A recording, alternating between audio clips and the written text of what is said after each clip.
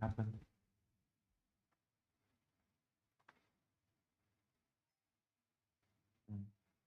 Happened?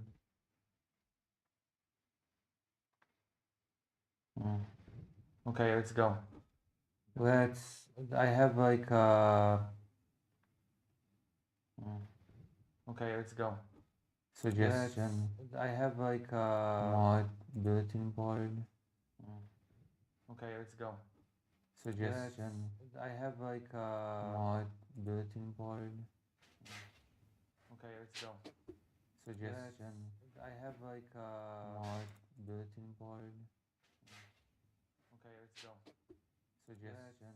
I have like mod bulletin board. Okay, let's go. Suggestion. Well, Starboard it was a nice touch.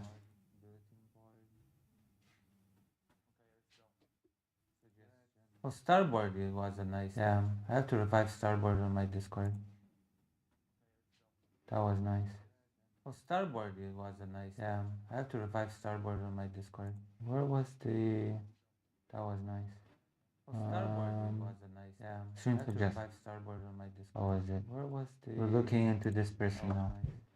Well, Starboard was a nice. Yeah, stream suggest. Revive Starboard on my Discord. How was it? There you go.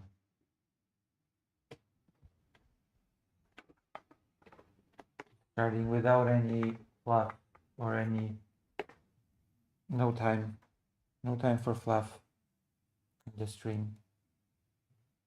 This is a fluffless stream, so without further ado, we're just gonna jump into this because I've been recommended this video, and I will. Been going. So this pretty big VTuber by the name of Leaflet has recently been going viral, and it all started from a clip of them basically refusing to disavow Nuxtaku and him having a Discord server where we all know a few people under the age of... Well, let's see what happens.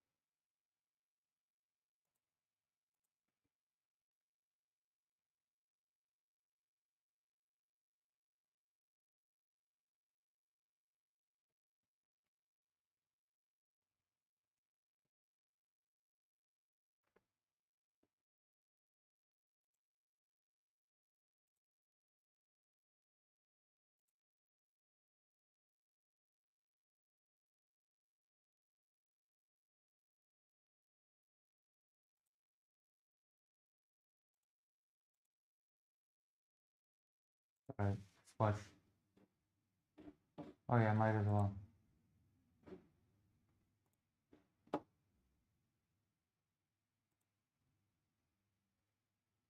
Let's see.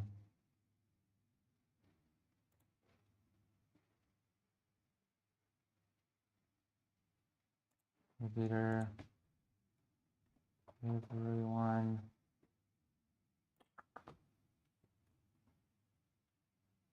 YouTube. Boom. Boom.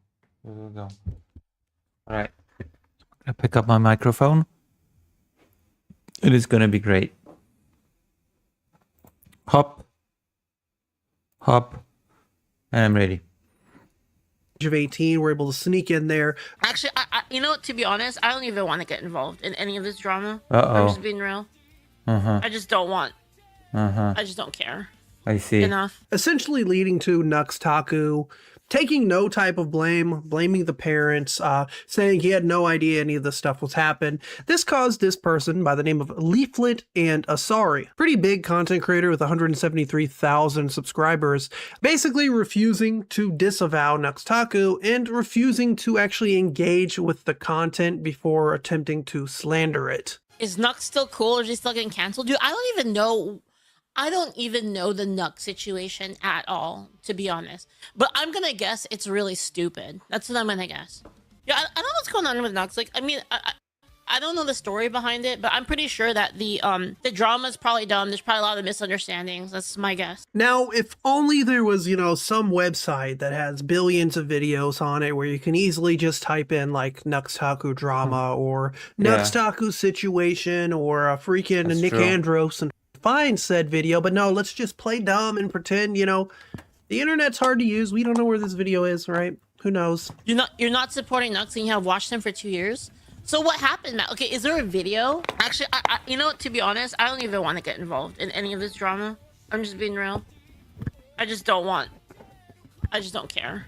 Of course. Enough. Now, you may be wondering who exactly Asari is. We know Leaflet is the topic of today's video. Asari is Leaflet's mother.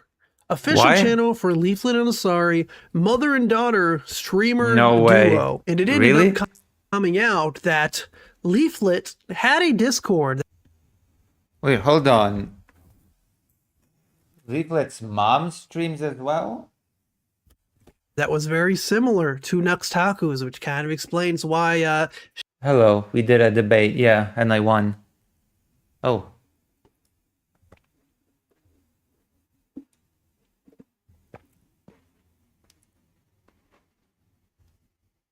Jesus Christ almighty. People in my comments are so obsessed. There are people that just comment 50 comments under my single video. This is insane. I'm just a very small streamer and people just obsessively comment, give me very big engagement, to be fair, but it's insane.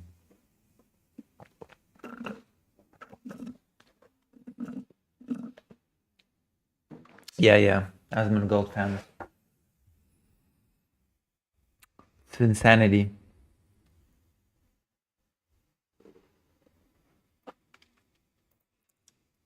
Saying how I'm a journalist and I know everything, sarcastically.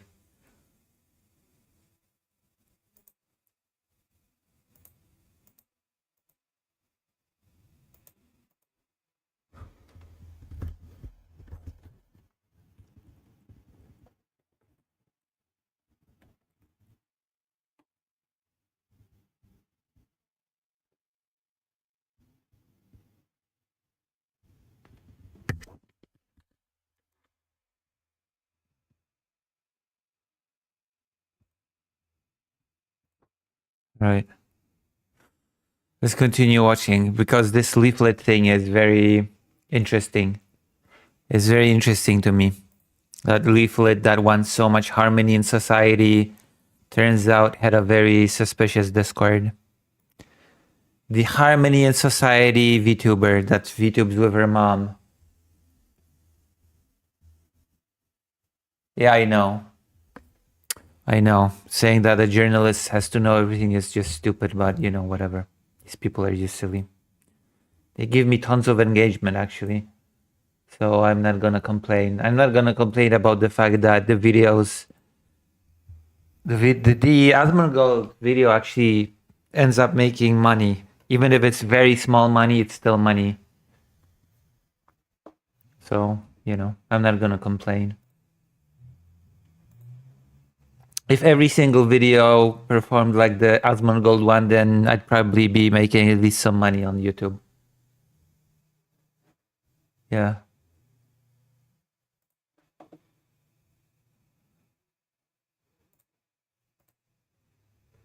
she had that XL broom out trying to sweep for the exact same thing that she was a part of. And the craziest part was that Asari, aka Leaflet's mother, Okay. craziest part was that Asari, Yeah. aka Leaflet's Yeah, I want to mother, see that again. Nuxtaku's, which kind of explains. Breaking. The reason Leaflet does not care about Nux's grooming server is because she runs a Discord with minors that allow stock of NSW content. In the rules list, see Rule 6 of Leaflet's survey, they allow minors and talk about NSW content. Uh-oh. Uh-oh. That's why she had that XL broom out trying to sweep for the exact same thing that she was a part of. And the craziest part was that Asari, aka Leaflet's mother, is the owner. Leaflet then confirms that her mom owns it. But did you start it, or people are saying that your mom actually owns it? The reason my mom owns it is in case that we have to it's to protect from like a crazy mom. Okay, so Nothing to do with me, it's my mommy. So it's not Leaflet taking accountability. She's throwing Mommy Asari, great-grandma VTuber, under the bus, under the goon bus, for the server that she also had that had minors sneak into it.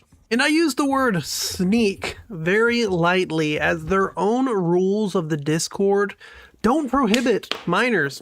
Number 6 says, act like reasonable adults. Even if you may not be 18, know that this is treated as an adult server. That sentence is disturbing.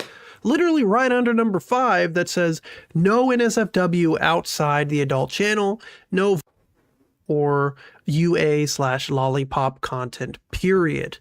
So they're literally saying that, hey, you can go post NSFW in the adult channels, but this is also an adult server. But you don't really have to be 18. Literally in the rules, right? This is not something where, you know, even in Nuxtaku's case, people were able to just click a I'm 18 roll and lie, which is still stupid. Right. You need definitely more verification than that. You don't even have to be 18. The rules of this server literally say that. Even going to the point where there was an adult member of this Discord who was messaging one of the younger people and sent them thigh pics. 15th Watcher says he's a simp and keeps wanting me to send. Oh my god. And people like this are the biggest protectors of, I don't know, societal harmony, say that trans people maybe should not disturb society with their transness and with their trans demands.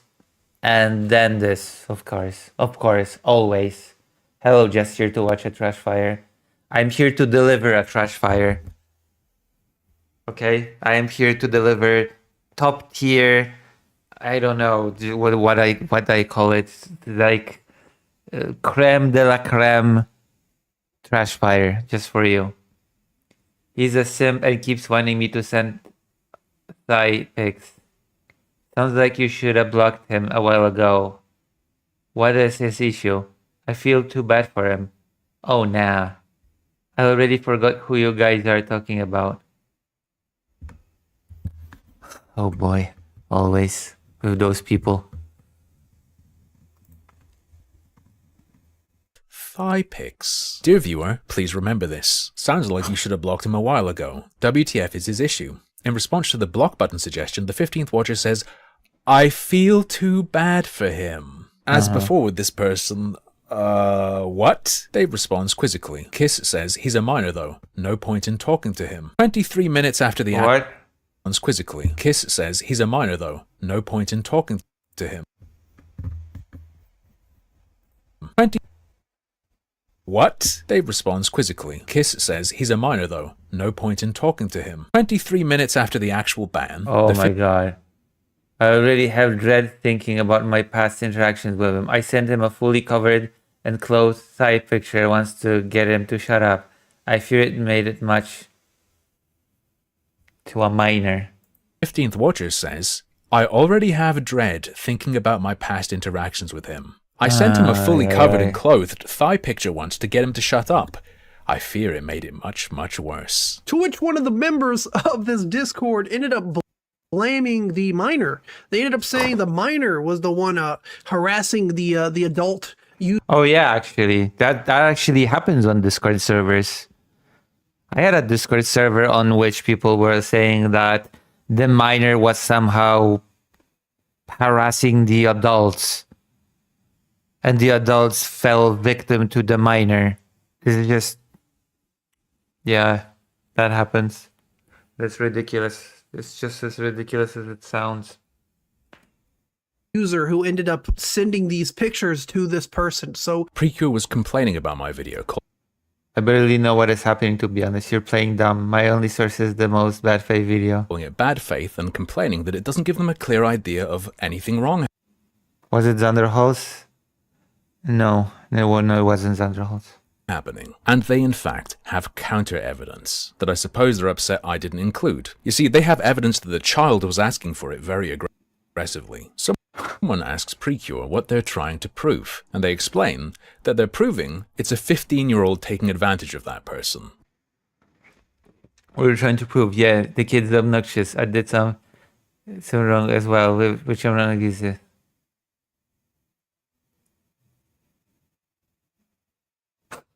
It's a 15-year-old taking advantage of someone. There is no power imbalance here. What?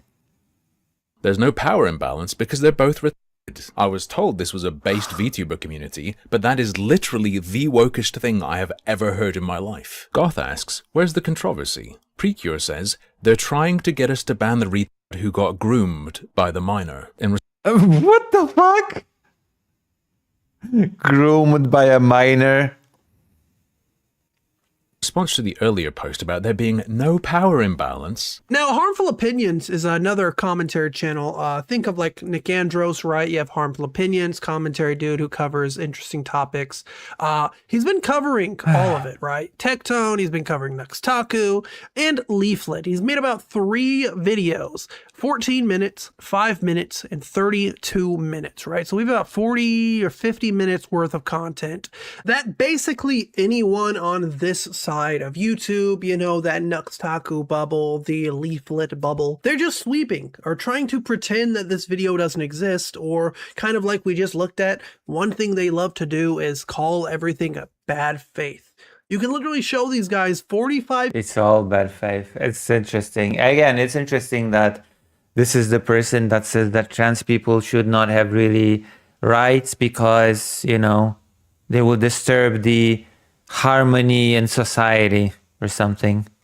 Minutes of footage of you just scrolling through a public Discord, literally nothing edited, no AI tricks here, nothing, no tricks up our sleeves, and they'll say, oh, this is just bad faith. Because like a year ago, I was definitely a lot more willing to talk to people, and I was a lot more willing to like engage with, you know, these kind of bad faith people. If I'm making these suggestions and pointing these things out in bad faith, it doesn't change whether my suggestions are good or not, does it? Why does she not want to make things better? In the words of Shia LaBeouf, just do it. They're not trying to communicate. They're not trying to like have an honest conversation. They just want to hurt you, Of course. for their benefit. Yeah. What do you mean?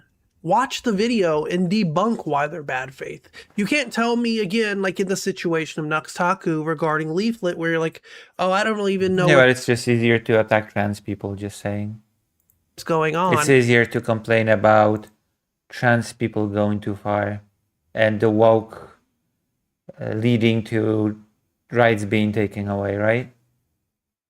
It's easier than addressing your own mess. But then also call something bad faith. You can't just throw out words when you haven't even tried to engage faithfully with the content. By definition, you're the only people here that are bad faith. Kind of like Chibi Reviews and all these other YouTubers out there who are basically trying to defend this and be like, oh, I know Leaflet and they're a good person. That doesn't matter. Good people do stupid things. Good people make mistakes. Good people apologize and take accountability. And again, Yeah, I don't think Leaflet is good people, but whatever, it's my personal opinion. an entire Who cares video about my personal opinions, right? is bad faith. Wouldn't you want to just make content on it? You know, just click start streaming and watch the video, laugh at it, and debunk everything? That's because you can't debunk any of it. Yeah, This all it's just true. happened. Again, all it will do is expose the fact that Leaflet is literally engaging in the thing that they're sweeping Nuxtaku for, when Nuxtaku and Leaflet, all they have to do is come out and say, hey, I screwed up. Hey, this stuff was happening again in my server. Uh-oh. This stuff was happening in my community. Yeah, Uh-oh. my mom might own it in the case of Leaflet. Yeah, it might be a Patreon server where you technically Shots fired, but also not true. have to have like a credit or debit card to join it, which a kid can get a debit card. Yeah, okay. Accidents still happen. It's still associated to you. It's still the Nuxtaku Discord. It's still the Leaflet Discord. Take accountability. That's all people want. Whether that be banning the Wait, what is not true? minors, right? Banning the kiddos, banning not safe for work. You still shouldn't really have a Discord with kids in it. That's just kind of weird. But that's one step in the right direction, right? Ban these things. People are in your eyes, bad faith, right? Some people would consider this like snarking. No, you're giving them content. By you just refusing to actually cover this topic, you're just giving them more things to basically cover and debunk because you're just digging yourself into a hole. And one thing that's so annoying that all these creators do is they will not take that accountability. They will blame course not. parents. They will say it's not my Oh, parents. Leaflet believes parents are at fault for minors being groomed in Nuxtaku's Patreon Discord server. Question: if the kid wandered on a Discord server, you can just groom them and it will be the parents' fault. Grooming them is immoral, and yes, it is the parents' fault. Both can be true simultaneously. Of course. job to monitor kids. You can by putting an age restriction. You can by Hello, forcing Kitty people Pablos. to have an ID check, as stupid as it may seem. You can by, again, putting up as many measures as you can to try to prevent people from getting in without, of course, shifting the blame to parents, without shifting the blame on kids, without shifting the blame on your mom, who was a gooner. That's still like an insane concept to me. Your own mom is also a content creator. Leaflet herself went onto Mama Arco's stream to defend this mod and respond to the situation in general. Leaflet talks about the Discord server not being hers. And you had already told me it's not even your server. Was it started by you, or how does that work? I can clear it up. My real quick. mom's. Basically, it's a server, like it's a fan server for the community. I don't get a vote in like who moderation. I don't do any moderation on it. Interesting. 12th of the 2nd, 2025. I don't personally get involved unless it's just an easy ban, says Leaflet. I don't normally involve myself in Discord since I don't run it, but if I catch you using slurs in a bad faith manner, I will personally send you to the Shadow Realm. 30th of the 6th, 2025. Don't post needlessly edgy jokes. It can get the server in trouble. Fair enough. I do the same with Twitch chat and stuff. So I'm going to have to time them out / remove them, says Leaflet. Like I don't actually do any enforcement action at all. If what I showed was the last time you were doing it, that's only been true for barely over half a year. And this is where I'm going to wrap the video up. As always, I highly implore you guys to check out Harmful Opinions video. Great stuff, well researched, and literally screenshots for every single thing.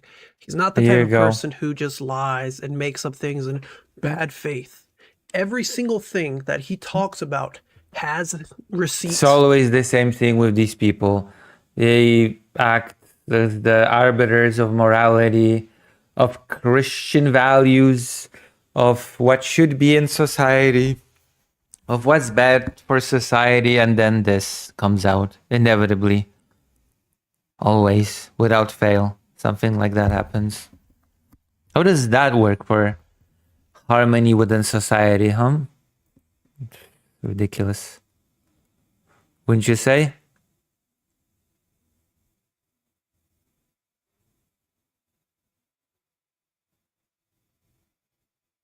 We need to talk about Hassan. Oh, what happened to Hassan? Uh-oh. Wait, is Hassan bad for trans people? Uh-oh. It's only 4 minutes as well. Supporting Hassan Pikas Hello, definitely a move. Hello, Inspector Lucy. Hello, Simon Pierre Dubé. How are you this fine day? Yeah, we're getting on everybody's ass tonight. Because I am trying to get money for rent, you know? So I have to be like, give you the good stuff. I cannot give you the lame stuff. I have to give you the good stuff. So I guess we're gonna see how Hassan is a transphobe now. Unfortunately, the era of heroes is done. Now we are in the fallen age and we're all doomed. Because Hassan is a transphobe. Let's see why. In this 4-minute video. I'm gonna press like. And you should too. This already has 4,000 views and it's just from 3 hours ago, so it's worthy. It's worthy content. Porting Hassan Piker is definitely a move, that's for sure. I feel like people are really invested in this guy and they True. People really are invested in this guy. And this guy is really not that great, especially when it comes to the topic of Ukraine. desperately want other people to hate this guy as much as him, and it's like I don't really care. Like, I don't give a fuck. Like, I'm not going to be parasocial about like defending this guy. It's really confusing that people expect me to. The obsession with Hassan and the industry of lies is confusing. He is speaking as a Marxist-Leninist, a quite principled and good leftist actor overall. I don't. Oh my god, Marxist-Leninism. That's just if somebody tells me, oh yeah, Hassan is great, he's a Marxist-Leninist, that's gonna be like, no, that's gonna do the exact opposite. It's gonna be like a shark repellent, Lucy repellent spray. It's gonna be like tear gassing me in the face. Hassan Piker's a Marxist-Leninist. It's like, I'm gonna feel like I'm tear gassed. I don't know why people give a shit. I'm rather represented by someone like Hassan than cater to someone like Asmongold. And I'm not really heavily invested into either. I'm my own person, and you can actually engage with someone's content and appreciate some things, criticize others, and That's true. actually take in the information that resonates with you and dismissing the rest. You do not have to unconditionally support someone, and you do not have to 100% align with someone. Even That's true. for me, right? Like, there are things that people in here can disagree with me on. Obviously, kind of, you know, like, depends. But like, No, nobody, just so you know, whoever's watching this, you have no right to disagree with me on anything. Socialix tried, and Socialix paid the price for his lack of vision. Like Luke from Star Wars. this is not a So like, picking a that's not good, Simon Pierre. I hope your cat is okay. football team, and you have to like support everything. Like, you can listen to artists and like some of their songs, and maybe you don't like every song, and that's okay, you know. Like, there's a new album drop, maybe 10 songs, and maybe you like 4 of them a lot, 2 of them are kind of meh, and you don't like the other 4, and it's kind of insane that you can't. Hello, Estelle. Feels like you're always deep in thought. You're always thinking deeply about something.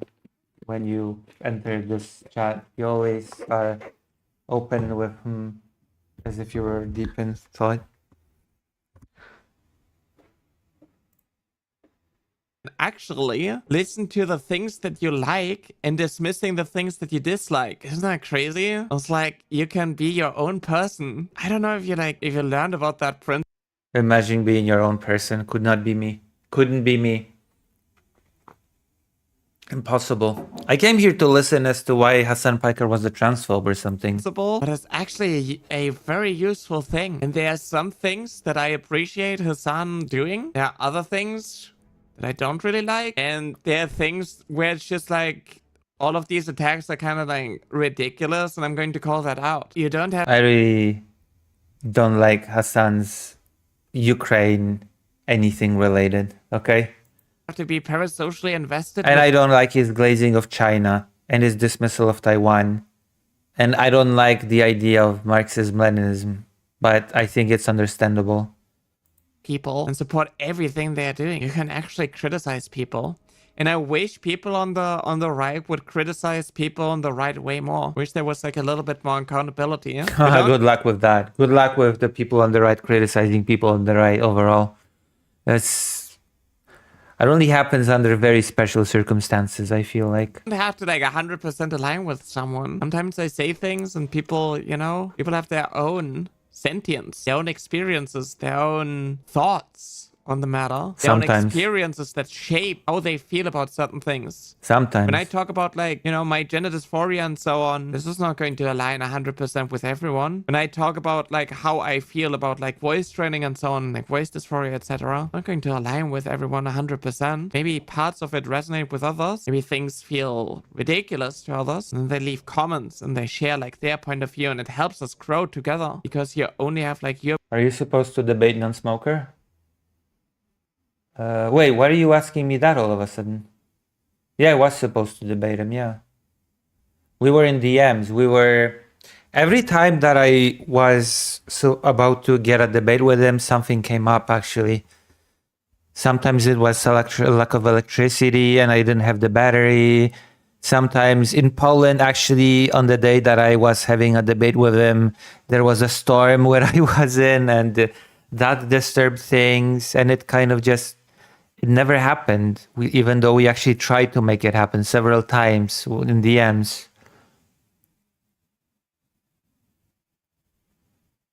Yeah, I was supposed to debate him, but it never materialized. And it's actually, embarrassingly, it's more my fault than his. I cannot even blame him for the debate not happening. That the fact that the debate has not happened is more my fault than his. Because I was the one flaking. Okay, I think he flaked once, maybe. But I feel like it was more on my side. Of things. But if you take in information from other sources, from multiple sources, and shape your opinion based on that, you're actually growing as a person. It's kind of useful that you can do that. That's just my take on it. And I feel Imagine growing as a person. What a ridiculous woke concept. There's this weird consensus that if there's a content creator that has like takes on certain things that you don't 100% agree with, all the other content creators that you watch need to denounce this person. Doesn't really make sense to me. I think that like people need to be a little less invested in certain things, and also don't really stop falling for like these weird campaigns of like, oh, his son shocked his dog, here's proof, and then there's like he has shocked his dog.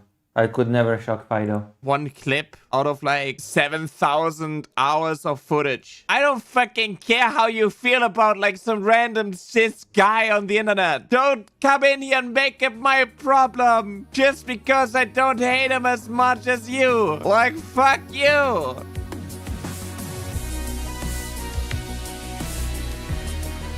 I feel like Hassan... Actually, I should make a video about how Hassan apologia is too much of a thing, okay? Hassan gets too much apologia. Although there are worse content creators than Hassan. At least Hassan has not been, as far as I know, DMing anyone underage. You can guess who I'm alluding to. You can make up your own mind. I'm not gonna tell it for you. I'm not gonna spoon feed you and tell you whom I'm talking about. I'm not gonna be that person. Will people want to be Hassan waiting room? Hello, Grey and wannabe. Is this the most insane call Jovan has ever had?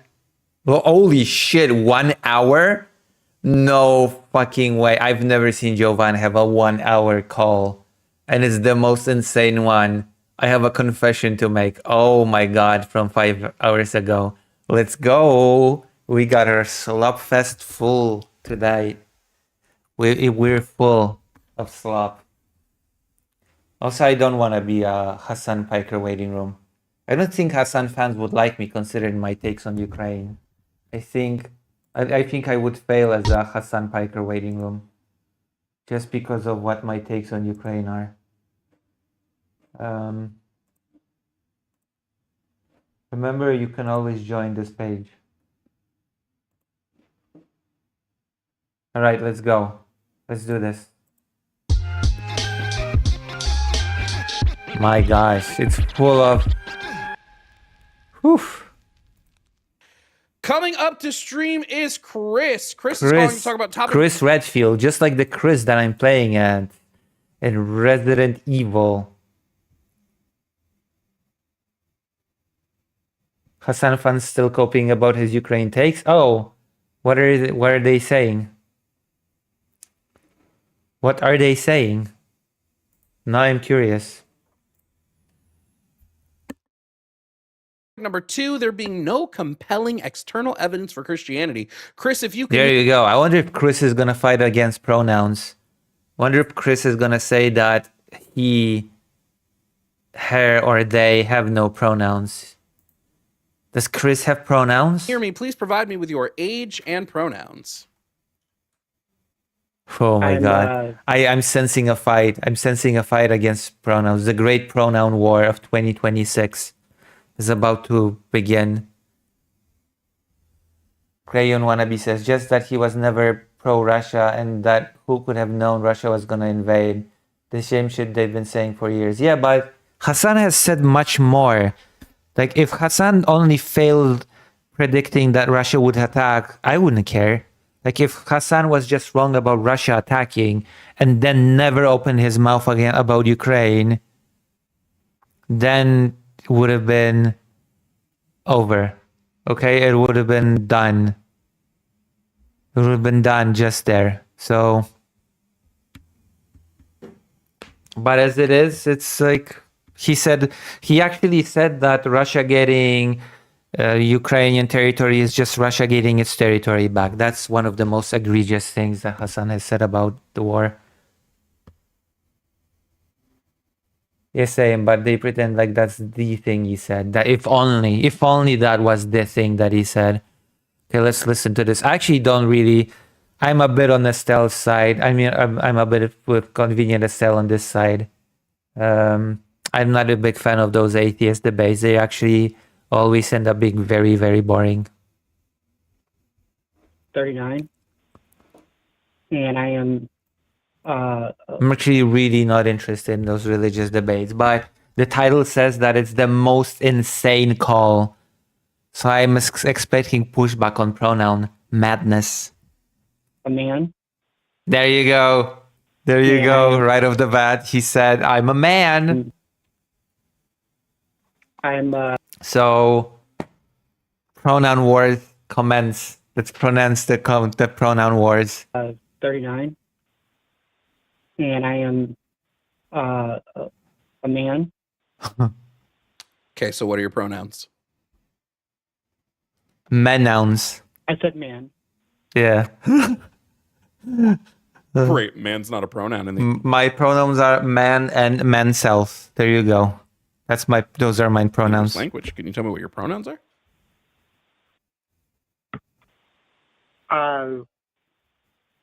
Well, I'm not. Here, do me a favor. Do me a favor. Do me a favor. Mm. Ask me what my shoe size is. Go ahead. Yeah, man and man self.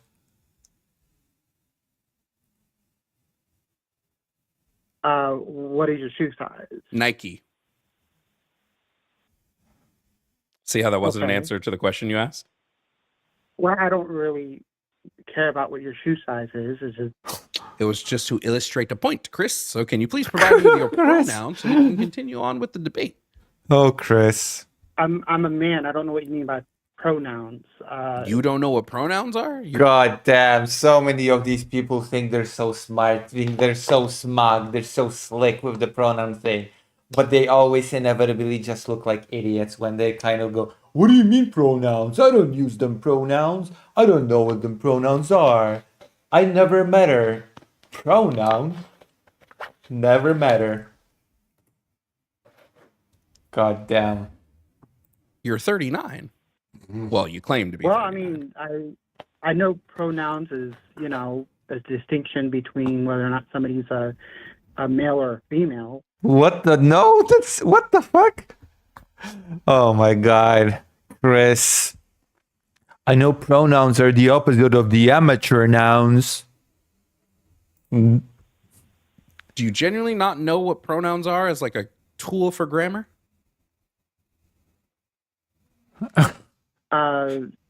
Oh my god, this is so embarrassing. People joke that American education has failed Americans, but goddamn. When I listen to those call-ins to Jovan and people are like, either I don't use pronouns, I don't do those pronouns things, and then just straight up not knowing what those are. It's so embarrassing. But it is true that American education system is not the best. At the primary and high school level, apparently the universities in the US are pretty good. Crayon wannabe. When I say American education has failed us, it's not a joke. But apparently the university level is actually pretty solid in the US. Even though you have to, I don't know, sell your soul and get in debt.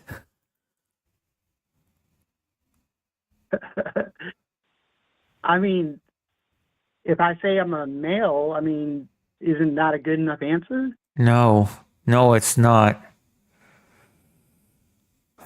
No, it's not. Oh my God. Nope. It's like, okay, Because it's not an answer to the question that I asked. Specifically, it has to be specifically one thing or the other. Like, it has to be the Well, it answer has that to be an you- God, I cannot believe how illiterate these people are. How illiterate these people are that call in. answer. No, it just has to be an answer to the question I asked. My question wasn't what sex I are think you? that is My question was what is your I think that pronoun? is as close to the answer as I can possibly Yeah.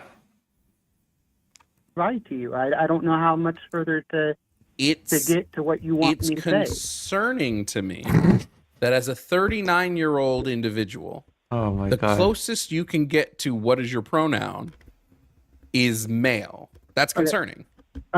Understand, I have never been asked what my pronouns are. I've never been asked. I work a full-time job. Chris, I'm going to tell you something. I I'm got just a gonna, family. Chris, I'm just going to be so upfront with you. Go ahead. I've never been asked Go to ahead. do a mountain of cocaine, but I know what my answer would be if I was asked that question. It would be no. See how even though I've never been asked that question, I would still know what my answer might be? Okay, so That was a very weirdly specific example, but okay. That was very weird. I'm a male. I'm a man. What more do you want? And What the fuck is happening? God. If it works. answer to the actual question, Chris. Here's the thing I want you to sort of understand. If I'm engaging in someone in a debate, and right off the bat, I ask them two questions, and they physically can't answer one of those questions. Oh my God. Oof. That's rough. That is rough. Crayon wannabe. Even back in 2019, I was threatened with non-academic probation for trying to get a campus group to stop flying the Bonnie Blue, unofficial flag of the Confederacy, until spreading actual lies. That sucks. That actually sucks. That does not lead me to a lot of confidence in the debate, Chris. True. Okay, so What are pronouns? I'm just wondering. But it's like already they haven't even started the debate proper. You've just been debating. They can't get the pronoun past the pronoun thing. White Hog Griffin, Donetsk, Luhansk, Kherson speak Russian though. They were conquered by Peter the Great. It's more complicated than that. Plus, most Ukrainians speak Russian. So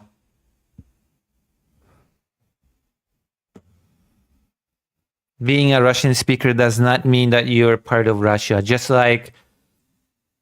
because Austria speaks German, it does not mean that it's just a part of Germany. Switzerland speaks primarily Germany, a version of German.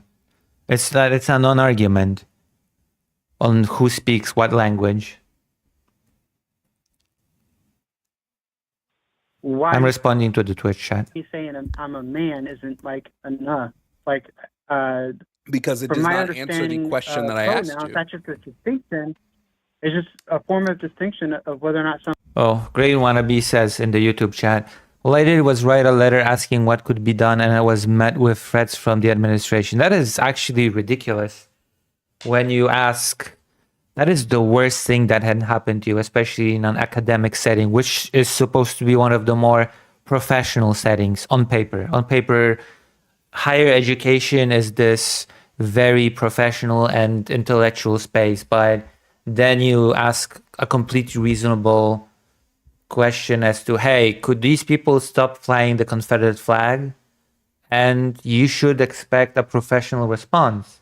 You should actually expect a professional and respectful response to your inquiry. That's my opinion. Crayon Wannabe, flying the Bonnie Blue was actually against campus policy, but the group doing it, Young Conservatives of Texas, had ties to Texas government, had won a court case against the college in the past, ties to the PUSA. I still think that you at least deserve a respectful and a serious response, not threats, not silliness. And when I asked what my rights were in responding to their free speech, they intentionally didn't tell me what would get me in trouble. I told them all I wanted to respect the rules of campus, and they implied me asking for those guidelines was me wanting to break them. Yeah, that's ridiculous. That is just stupid. Like, I'm sorry. It is very bad when that happens to you in a space that should foster professionalism and honest discourse. Somebody is male or female, and I'm simply stating that I'm a male.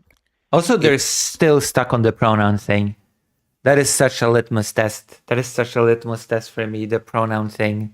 That people just get stuck on it and cannot get past it. Chris, we're almost on minute 4 on this debate, and debate has not even started because they cannot get past the introduction because the person calling in does not know what pronouns are. A native English speaker does not know what pronouns are. A 39-year-old does that. If you cannot, in good faith, answer the questions I asked you, then I have no reason to believe you'll be good faith for the remainder of our conversation here. A good faith answer to the question, what are your pronouns, would be saying the pronouns, but you're doing everything in your power, even though you're a 39-year-old man and you know what your pronouns are, you're doing everything in your power not to say that. Not to say, yeah. Because off rip, I assume. Or he's actually an idiot and doesn't know what his pronouns are. That's also a probability.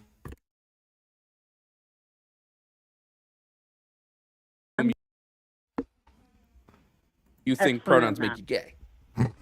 Understand this. I'm excellent at math, all right? I'm excellent at math. Wonderful. All right, but I've never been excellent at soccer English. is a sport. I don't, what do you, right, soccer is a sport. I'm glad we can talk about things that don't matter. I understand that if somebody was to ask me what a preposition is, I know the word, but it doesn't mean I could actually tell you what a preposition is. If So you you're ask telling me me what a pronoun is, I've you're heard telling the me word pronouns, but I... Okay, I'm sorry. You've heard the word pronouns. You've used a bunch of them in this conversation, but you don't know what they are. Is male not a pronoun? No. Wow. Is Then what male is? What's my... is male not a pronoun? Oh my god. Oh my god. The American education system really has failed people. To an embarrassing degree. What's my choices? Sure, I could go over all 111 pronouns in the English language if you'd like. 111? Yep. I'm pretty sure that's impossible, but... Here, I'll ask the question super simply, Chris. There are between you... This is impossible. Impossible. Grammatically, there are male pronouns. Yeah, there are male pronouns, but it doesn't mean that your pronoun is male. So the word male is not a pronoun still, even if there are male pronouns.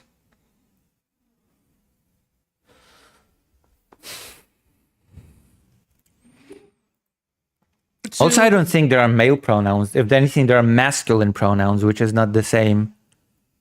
I think the term is masculine pronouns, actually, and feminine pronouns.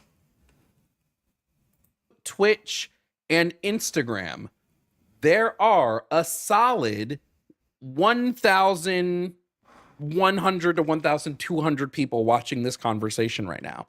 When they refer to you in chat, should they refer to you as a he, a she, a they, or something else? Well, I'm a male, so I am a he. There we go. That could have Okay. saved. So almost 6 minutes in, and the debate is about to start. Riveting. 5 minutes if you had just said that at the start, Chris. So you're looking for a specific word. Well, I'm looking for a word that would have been a pronoun, Chris. A word that would have been a pronoun, yeah. Any of them would have counted. But you And quite literally, sit there and say, well, any this of person them. says they're a male, so they're a he. Male isn't a pronoun. This person Male's not a This pronoun. person admitted they were a male, so it's a he. Chris, I know tons of males who don't use he, him pronouns. I don't assume. There That's you go. why, fun Okay. fact, that's why I did this really crazy thing, which was ask. Just, Right, well, I'm I not know. necessarily here to debate the, pronouns part. I mean, that's kind of weird to me, but Yeah. It kind of it's a- just it's a- it kind of just weirdly spontaneously happened, didn't it? Also, this wasn't a debate. This was just a person not being able to whatever. Let's Hey, question that's a question is, rule for what- everyone that what comes is- onto the stream. But go ahead with your question. just what's your issue with religion?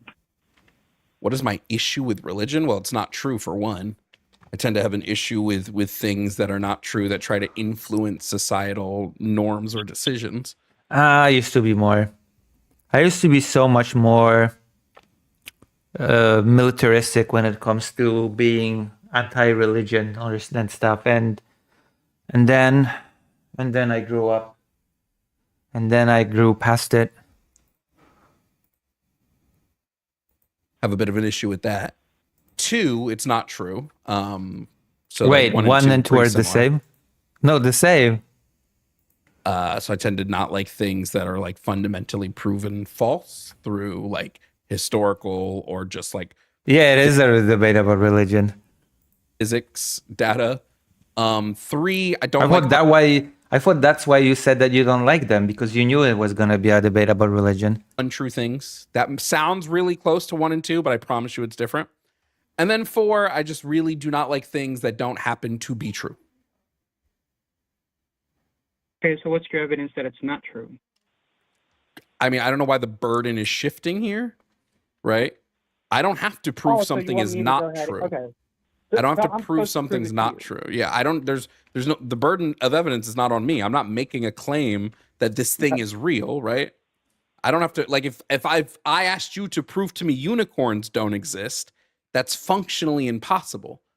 Because But anytime let- you let me go said, ahead and- hey, like if you came in and said, hey, look, I scoured the whole earth and didn't find a unicorn, I could just say, well, yeah, he came in, he showed up on the island after you left wait. the island.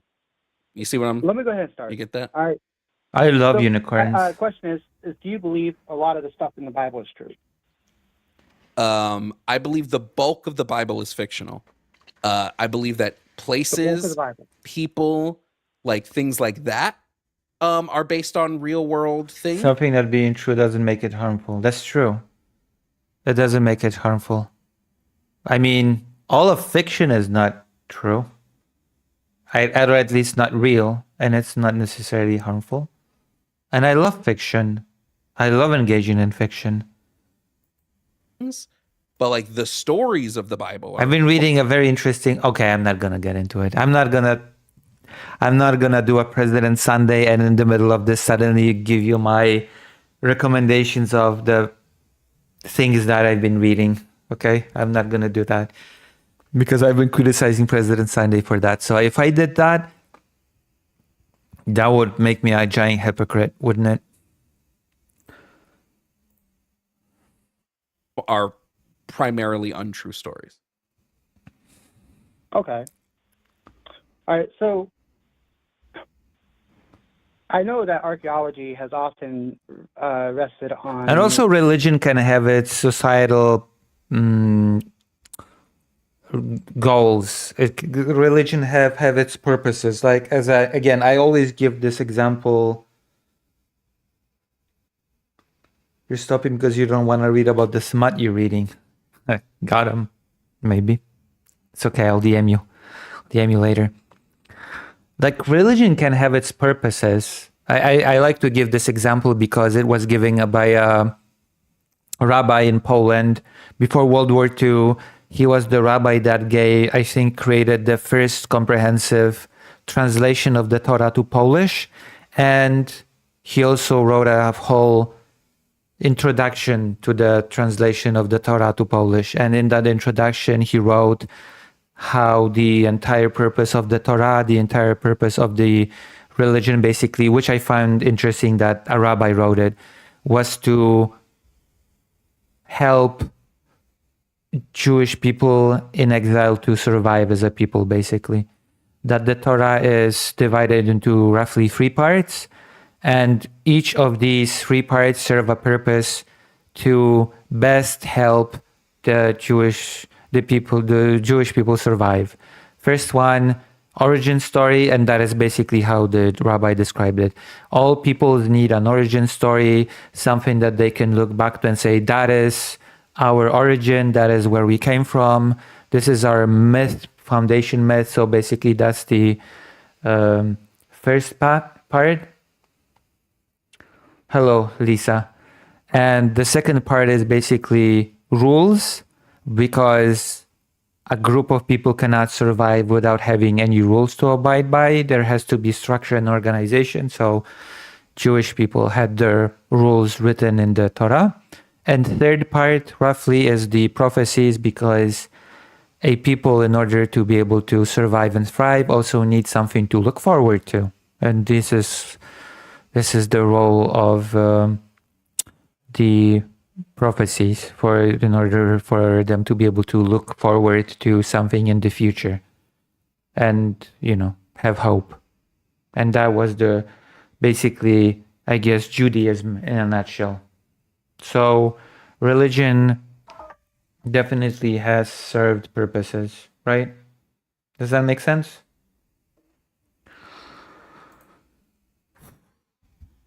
A lot of the historical items that are in the Bible, and they have found a lot of things that are just typically.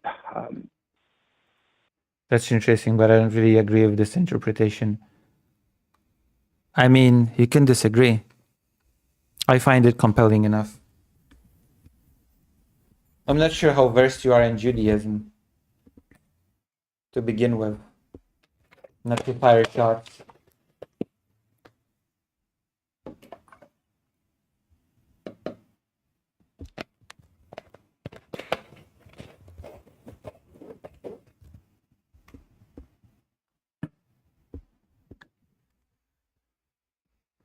Here you go. Let's continue. I don't know, just very in awe. They have found quite a few archaeological discoveries thanks to the Bible. So the very fact that we're able to use the Bible to begin with. As I said, I believe that people, places, things like that in the Bible are probably based on real people, places, and things. Because when people write... One moment. I mean, I don't think the society comes after the rules. Oh, no. No, you don't understand. The society didn't come after the rules. The rules came after the society. No.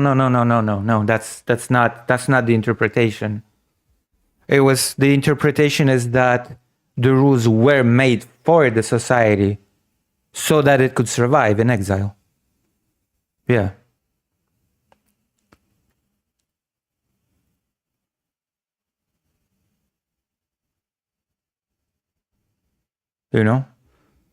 Like this interpretation of the Torah, very frankly claims that the Torah was constructed around the people, not the people around the Torah. So it's not the other way around.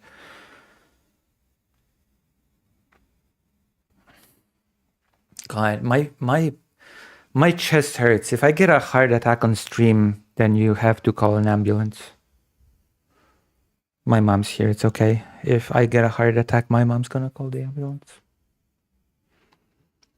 I'm feeling a really big, like, ache in my chest around this like area here, on the right side.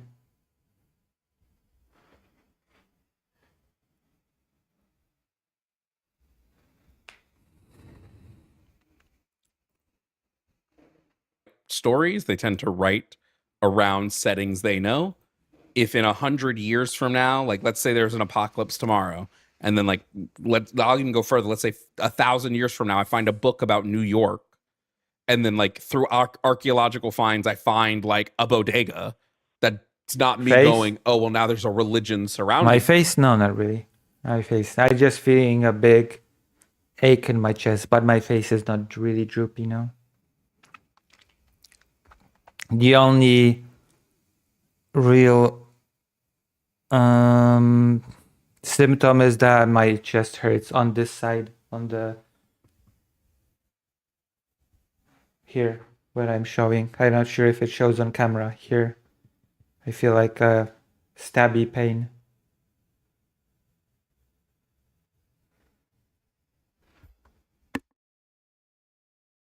No, I'm not feeling weak, thank goodness. So maybe it's not. Maybe it's nothing. But I do feel, maybe it is just a intercostal nerve pinch. I'm hoping. No, I'm sure it's fine. I'm not feeling weak, actually. No, I don't. I'm not having speech difficulty, no. Plus, if anything happened, lift your arms. If anything happened, my mom is in the next door, so I could just call her.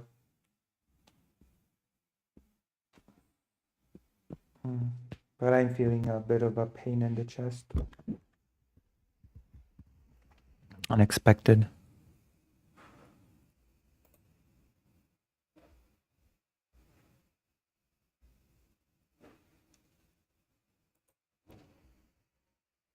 Do you have known heart issues? No, I don't. But my grandfather had heart issues, actually. When I was a kid, my grandfather had to have a bypass surgery. So I know that I have a family history of heart issues.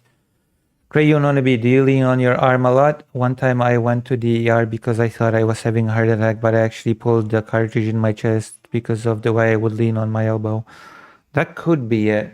I do lie down in various different weird poses, so that could actually be it. Yeah. It's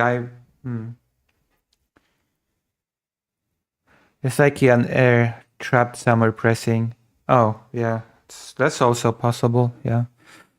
Because I'm not getting any of the symptoms that Estelle has listed, so. Plus it's actually lessened now, so I think, it might be nothing. Plus, again, if anything happened, my mom would call an ambulance. Okay, we'll listen to a bit of the debate. But yeah, we're gonna listen to a little bit of a debate, and then maybe Karas will call in, and we're gonna be talking about.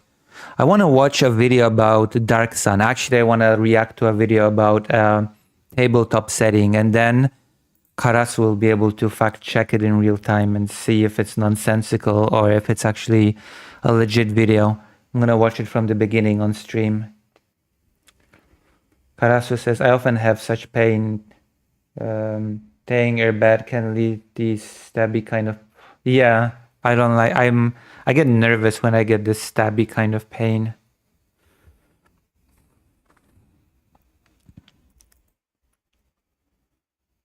In New York, right? It's just that people who are alive tend to write about the things they know. Okay. So We Also, I'm have pretty sure the Bible started with an oral tradition, not straight away with written. all these people throughout the history of the Bible, lasting. Let's not forget that Judaism, the pre-Judaism before the Judaism that we know now, was not even monotheistic religion. It had more than one god prior to the Exodus. About 6,000 years. Monotheistic. Each one of them talking about a central figure. Because there was the Judaism before the Judaism that we know now. It's actually pretty interesting to learn about it. Like God had a wife, then the wife was represented by the tree of life. And not contradiction with one another. Ooh, well, that's not true. There's a lot Whatsoever. of contradictions in, specifically, if we're talking about the central figure in the story of Jesus. There are plenty of contradictions that exist throughout the Gospels, especially if you look at like John and like in the Synoptic Gospel, or the Synoptic Gospels of Mark. Okay, if your mom is okay, if your mom is there, ask about George Louis Bourget, please. Oh yeah, George Louis Bourget. Who was the author that you told me about earlier when I talked about the 100 Years of Solitude? I think you gave me Louis Bourget. I'll be right back. I'll be right back.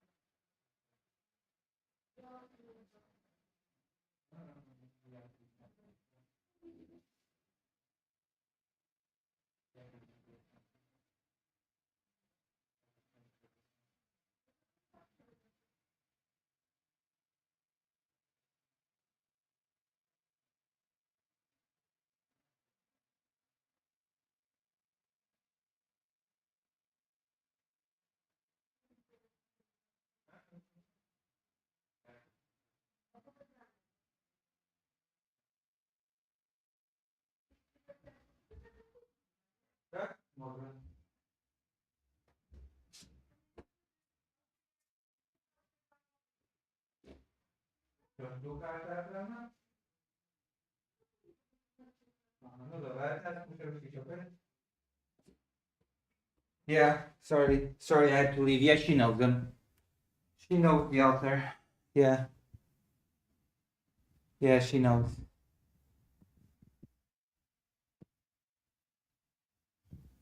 She knows them.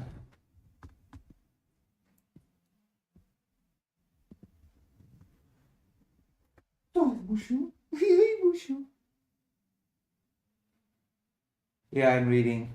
I have it here. Where? Hold on. I have it. I have it here. Yeah, I'm reading it. Because my mom told me to read it.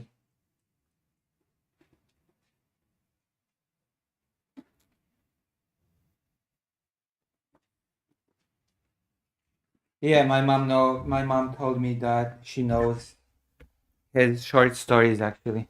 That is what my mom told me.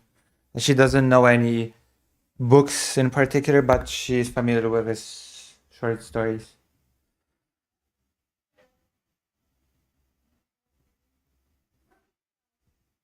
All right, let's continue the religion debate for a bit.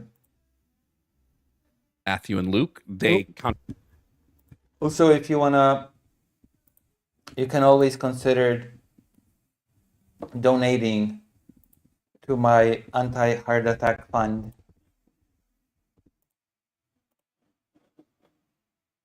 That could be good. Contradict a bunch of shit in John. Okay, so we're just gonna continue with the religion thing for a bit, and then I'm gonna fulfill the title of my stream, and we're gonna do some investigating into the Dark Sun because I got interested. Oh yeah, she likes. I have a very literally inclined family. Like I've always kind of been. It's always been. There's been this attitude that you have to know certain authors and books, or else you're just no good.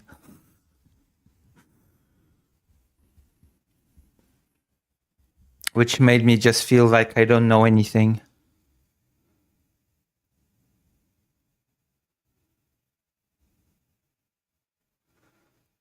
So talk about it, and then I can criticize you for talking books while covering other content. Yeah, I know. Like I criticize President Sunday when he talks about what he reads or watches. They're all written differently and They actually secondhand. don't. They do. So I had a fella. But again, not too just long ago Chris, bring- just I'm bring sorry, a list of hold on, topics. Chris. Because the just really religious quickly. debates are really not that interesting. I'm finding, like whenever Jovan has a religious debate, I usually get just bored really quickly. At least with the trans debates, I get the satisfaction of transphobes being put in their place, and with the religious discussions, I'm like, you know. I have previous heart condition because Lucy broke my heart, says Simon Pierre Dubé. Listen, it's still on the table. You can become a $1 Patreon and we will have that date.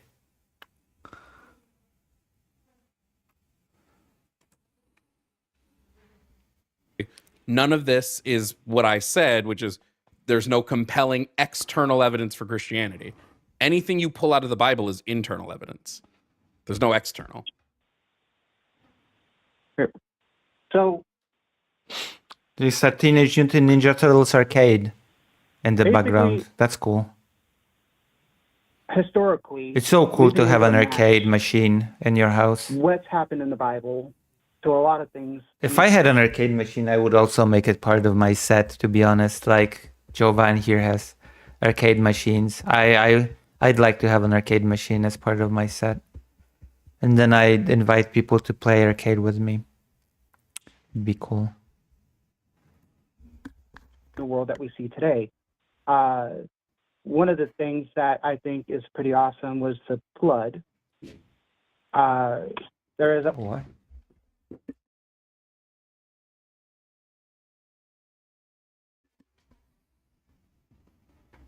Also, you can tell me when you think that the religion debate is getting a little bit boring. If you think that you can just tell me if you're ready to move on to other stuff.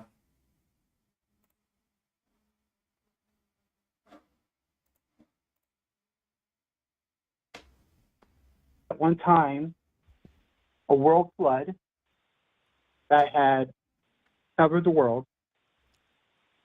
And according to the Bible, it was 40 days, 40 nights. Well, it was longer than that, but it was the rain So- part.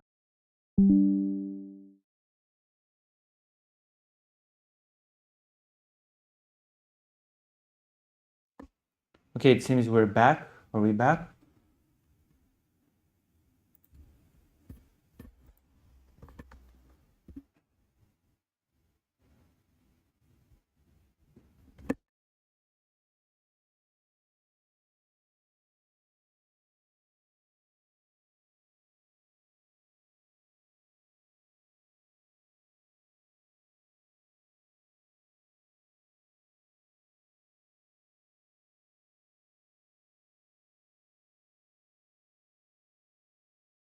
All right, perfect. We're gonna do a little bit of that debate with religion, and then we're gonna move on.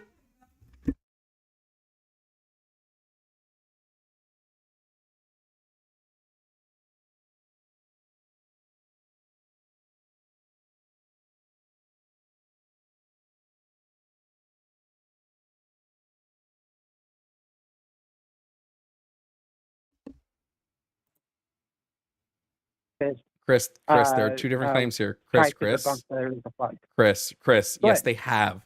There is quite literally Wait, who had a dispute? Sorry, we had a bit of a dispute this morning, but we cleared it up pretty quick. Wait, who? You and me? Wait, what dispute did we have? Hold on. I have to check.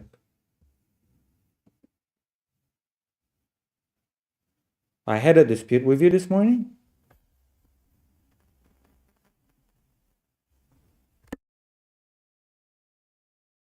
Oh. I'm sorry, I don't realize how I'm making things worse, and I'm glad when she's able to tell me. I mean, it happens. It happens, you know. Especially when you're close to someone, it happens, you know. It is inevitable. I thought everything was about me. It's my stream. Are? Kondo wa gemuじゃねえの? はい、今はゲームじゃないので、後でちょっとゲームするのです。だから、見れば、待てば、後で何のゲームするのか。テールズ・オブ・ベルゼリア。でもこれは後で。今はリアクト。と投げむテールズ・オブ・ベルゼリア。But yeah, Estelle, you just, it's like, I don't think it's a matter of getting or not getting in a dispute. It's how you handle the dispute. That's what's important. If you can navigate it, and if you can get into an understanding, then that's, you know, then that's fine.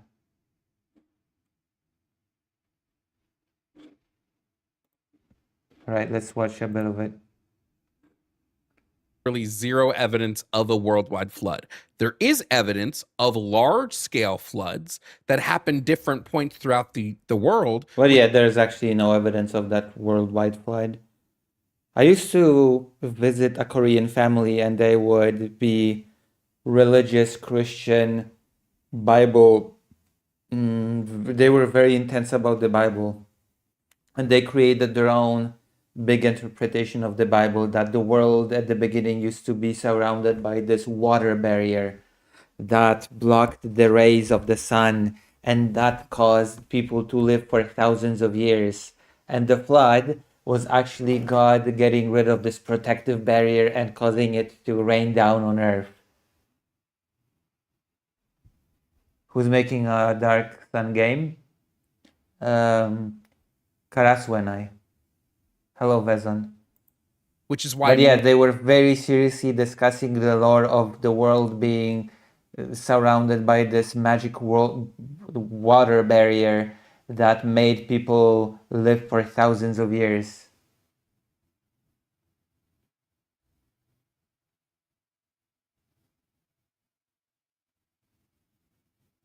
So...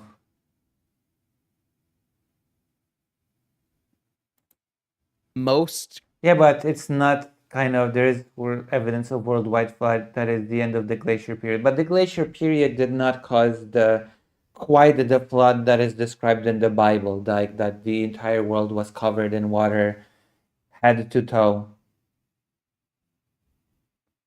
Right?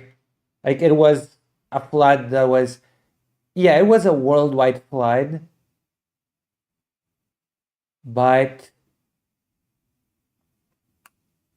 it was a flood that happened around the globe, but it's not a flood that engulfed the entirety of the globe. But yeah, Karasu is correct, of course.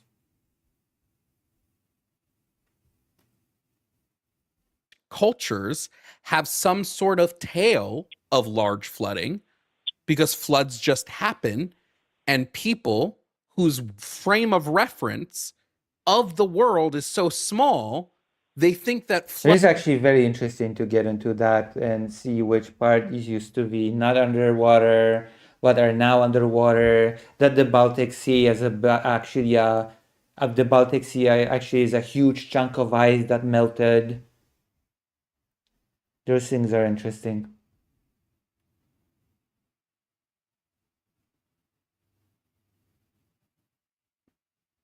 Flooding for them is flooding for everybody because their frame of reference is so small. But there is zero, and you have zero credible evidence that there was a flood that covered the entirety of the globe. All right. So geologists, they agree that there was at one time a worldwide flood. So are you going to sit there and say those No, they geologists don't. are lying? No, they do not. I mean, Karasu is correct. There was a worldwide flood. It just didn't cover the entire, but the flood was worldwide because we did have the ice age, so that's correct. And here's the thing: due to humans tending to settle near the water, even this flood could have been catastrophic on settlement. I mean, probably was, yeah. Okay. So I mean, considering that the Nile River, like there were pluses and minuses to the Nile River just overflowing, but even that kind of was very, it was very, what's the word? Relevant.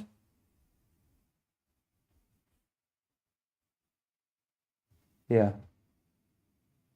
I could literally Google right now, does geologists do it. believe that there was a Go ahead. worldwide Do it. flood? Do it. And the very first sentence that I'm looking at right now is geologists generally agree that a worldwide flood, as described in religious texts, is it has, excuse me, is physically consistent. You know with what's the Earth's fun? geological You know what's fun about AI overview? It tells you different things. So my AI overview, no, the overwhelmingly majority of geologists and scientists do not agree there was a worldwide global flood. So I tend to not use the AI overview. So can you point me to like a peer-reviewed geological paper that says we found evidence Yeah, of nobody this? agrees that it happened as in religious. No one agrees, yeah. But the fact that like there being an ice age and the ice melting causing flood, that's just fact. That's just fact. That's just undisputable fact. Like nobody disputes that. It would be silly to dispute that. Like if you dispute that, then you just have to read about it because it's just treated as fact. Flooding? Can you point me to the Like again, the Baltic Sea is the melted ice, right, from the ice age. academic literature that says we know that there was a global flood? All right. So, I know of several scientists, one of them being, well, I don't know if he was a scientist or not, but he was a geological freak. Like he loved geological stuff. Not really the guy, but a guy named Kent Hovind. He had actually made multiple studies on it. I don't agree with everything that he. There's no way we did Kent Hovind, bro. I can't take a theist seriously if they bring up Kent Hovind. Just like Loki. I thought he had some compelling. Things because, like, in the Book of Genesis, it does talk about that there is a firmament in between the heavens. Karasu says you had territory between British Isles and today's France, for example. Yeah, you did. They used to be connected. Yeah. Those places used to be connected. Yeah, that's right. Sorry. But again, that's just indisputable fact. That's just indisputable fact. A firmament in between the waters. Firmament being air. Kent Hovind had this theory that the Earth is what one time covered in water. Whoa. Hold on. The Earth being one point covered in water is not the thing that we're disagreeing here. Because most scientists will agree that at one point in the Earth's history, it was covered solely in water, right? We actually agree on this, but this was billions of years ago. This wasn't when the Bible claims it happened, which would have been what, 3,000 years ago is the claim, or I guess a little over a little under 2,000. So like, Well, the thing is, we don't actually, disagree we're on talking that. 4,000 years. We don't 4,000 disagree that years hold is on, roughly. I'm just pointing out, we don't disagree that at one point all of the Earth was covered in water. The disagreement is that there was a massive flood that happened at the exact same time that then flooded the Earth after the Earth was now land and water mixed, and two, that a man built a boat and put 2 of every animal on there, and that's how we kept animals alive. Both of those things would be in massive contention. A big boat when you have Okay, two so of each there animal. was a person that actually explained the ark pretty well, and stated at the time that it was very much possible. He had stated that he probably didn't get every single animal. How many But, species of animals do you um, think existed at the same time as Noah? Well, At what do you think least- the species Well, I count wouldn't was? At least 100. At least 100, right? Elephants, giraffes, piglets, horses. Horses definitely existed, right? Horses existed an answer because we didn't. because the horses were saved on the ark. Vosh was able to have them on the never mind. Historically have any kind of records I going am on. funny. I am funny and I have funny humor, and you know it. You know I have funny humor. Last glacier period ended around almost 12,000 years ago, a little less. What species existed at that time. How big of a boat do you think Noah would need? Well, I did the research on this one time. I have a paper buried amongst other paperwork. Hold on. Wait, Chris. You just told me you have no idea how many species would have existed, but you were able to then do the research on how big the boat would need to be? No, I just said at least 100. At least 100 species existed. Yeah.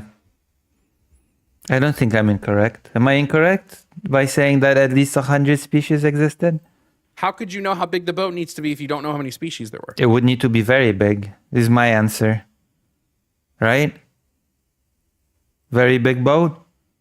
Quite a big boat? At least as big as that yacht that the crypto bros wanted to use as their independent yacht country, right? Do you remember the yacht country of the techno crypto bros that they wanted to live on the ocean in their yacht, and it was supposed to be neutral from any country, and they would just live with their families on the big yacht? It would have to be at least that, right?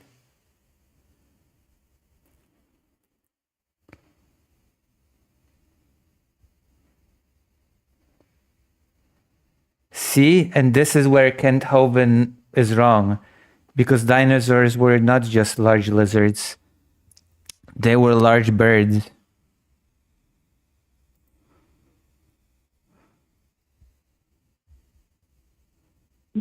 What I'm stating is that I at one time did the math of how big Noah's boat was. But you'd be missing a variable in doing that math. Hello, Greaterite. We're just talking about how big of a boat you'd have to fit at least two animals of each species, which is at least 100. And the Noah's Ark was at least as big as the Crypto Bros yacht that they bought to live as their independent little yacht country.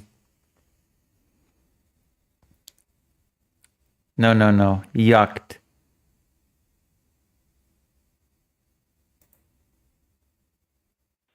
There's quite literally a variable you don't have an answer to. Zoshelix, does that account for the young offspring from each animal? It does. It was all animal incest orgy. Oh, piss off, it's not yacht. Yes, it is. It is now. Which is how many animals there were.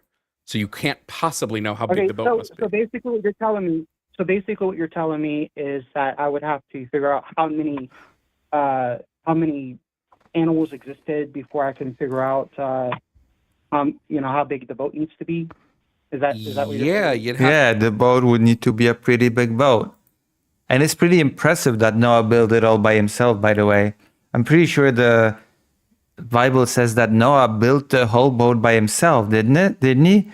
Did his family actually help him? Does it even mention in the Bible if his family actually helped him in building the boat? Did he build it all by himself?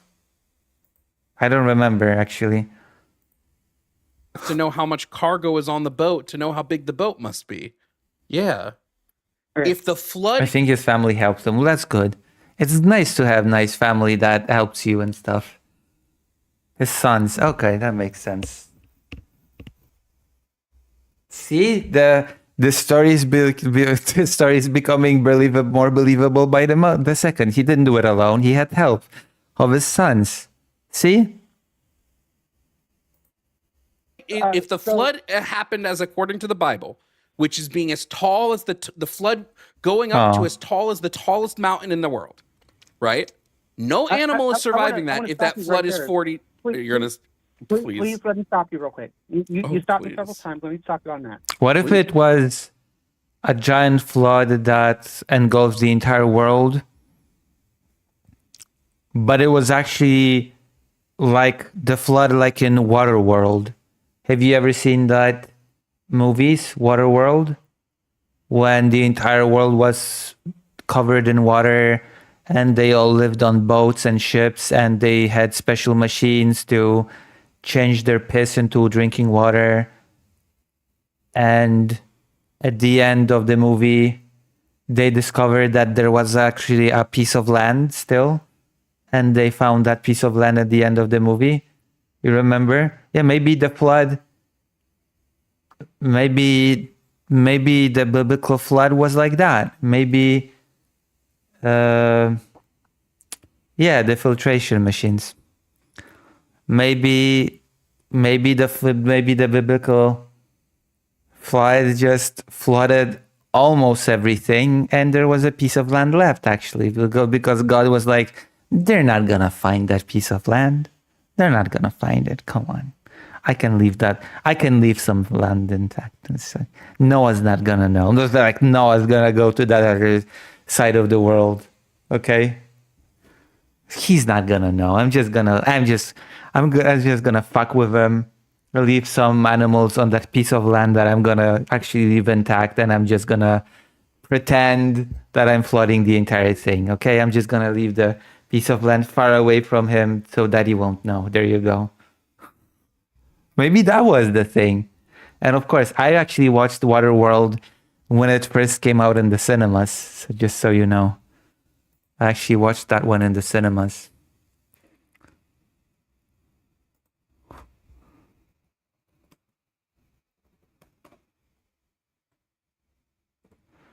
That's cool. Oh man, I want to play some Dark Sun. Understand something. All right, for a living. Also, they were not supposed to be debating the flood. I don't know. First, they were talking about pronouns. Now they're debating. They are not supposed to be debating the flood because it's not on the list. None of the things on the list say whether or not the flood was real. No compelling external evidence for Christianity. Like, it doesn't matter if the flood was real or not.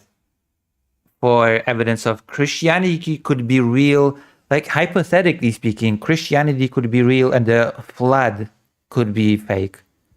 right? Christianity could still be real and flood could be a fake thing within Christianity. So the debate should not be about the flood because it's not any of the topics from the list.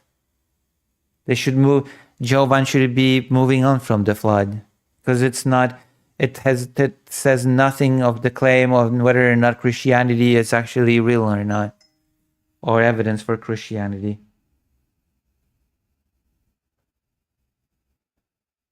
Right? Does that make sense?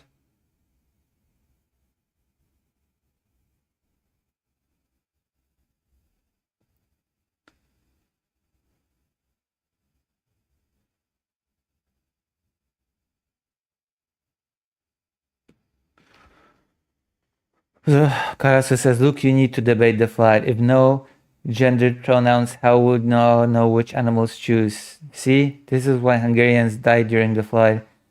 No gender pronouns, so us Hungarians are gender confused. True. That is true. For my secular job, I deal with logistics. Actually, the president of Hungary has visited Poland recently. And I was afraid that the Polish president would use that opportunity to endorse Orbán. We cannot use our godly given gendered pronouns in birth. True. With transporting objects. All right. I don't get to state I got so much.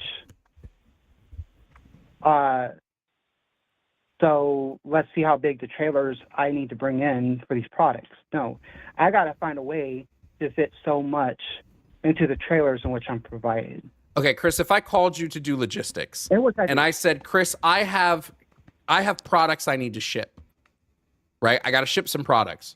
What would be the first fucking question you ask me? Let's say I'm shipping What do you want to ship? shoes. Chris, I got to ship shoes.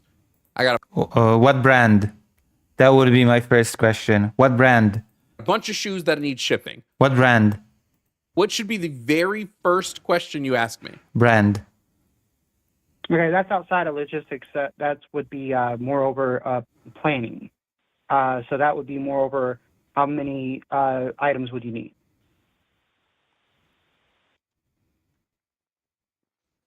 No, my first question would be the brand of the shoe. Did you just say that wouldn't be logistics, that would be planning? No, logistics don't plan for manufacturing. Logistics, they I'm not talking about receive and they manufacturing. ship I'm it talking out. about shipping. Logistics for shipping would be planning the shipping.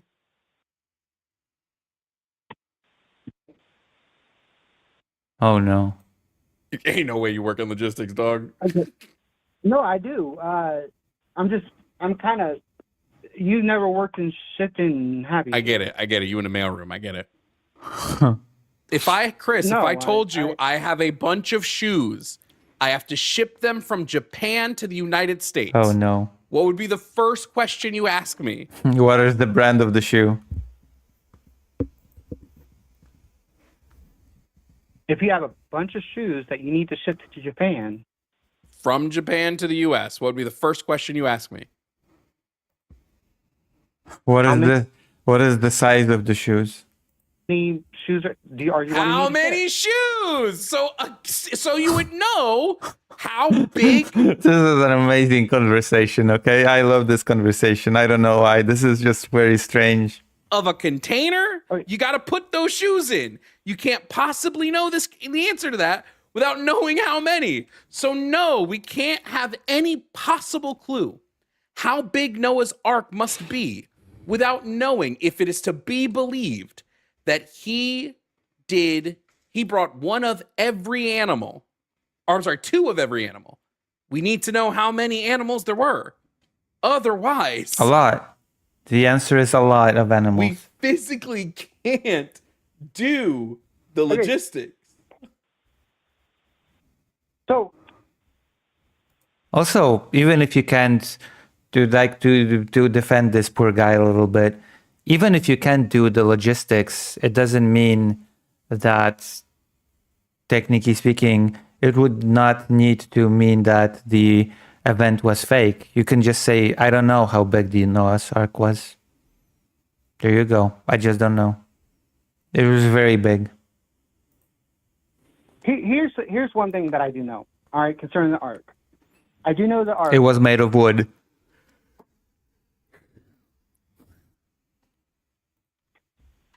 It was bigger than a football field.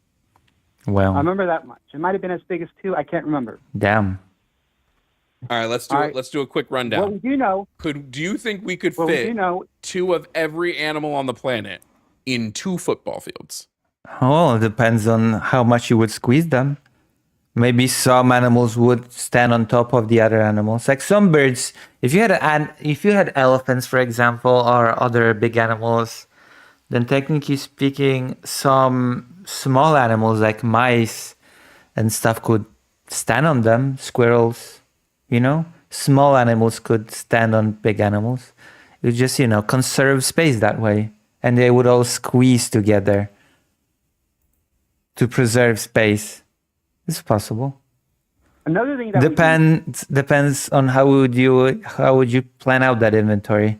we know Yes, is that by that, things yeah. that are built back then, built back then are built differently than things are built today. True. They're built Things that were different, built huh? back then, they still last today. True. They were built better. They still exist. Yeah. Okay. They're a lot tougher than we give credit for. Exactly. They were tougher. Maybe have you considered that Noah? Okay, listen to this, okay? You're going to be impressed with me now. I bet you did not consider this. You know what? Screw it. Actually, Noah's boat was very small. Noah's boat was very small. Noah's boat was like a small yacht that you take.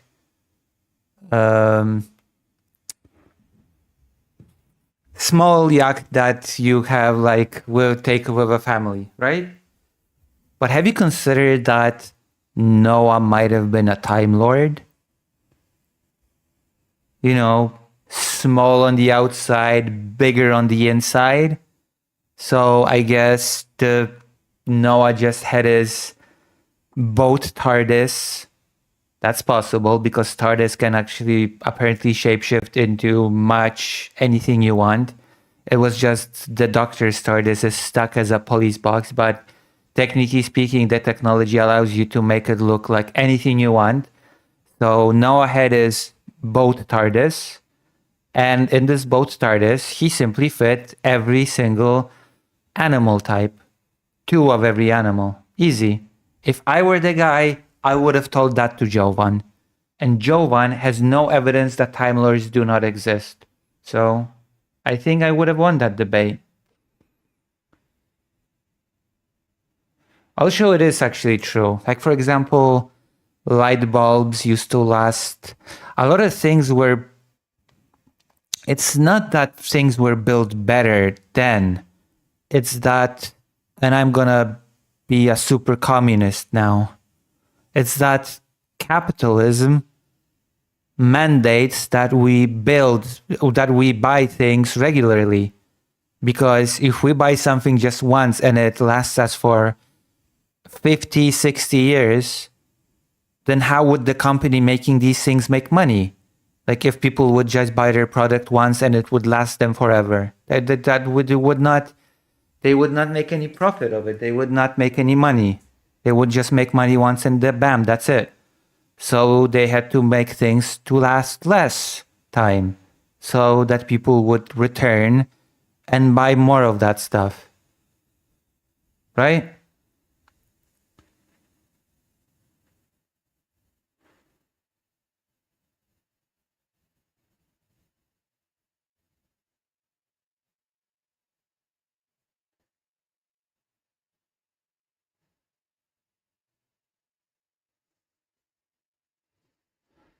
Or we have different light bulbs now still, so the light bulb technology now is different than it was.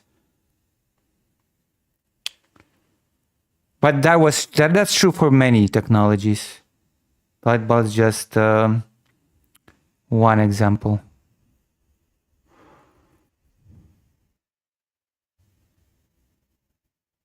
I'm not embargoing you, Emily. Aliens make more sense than the Bible.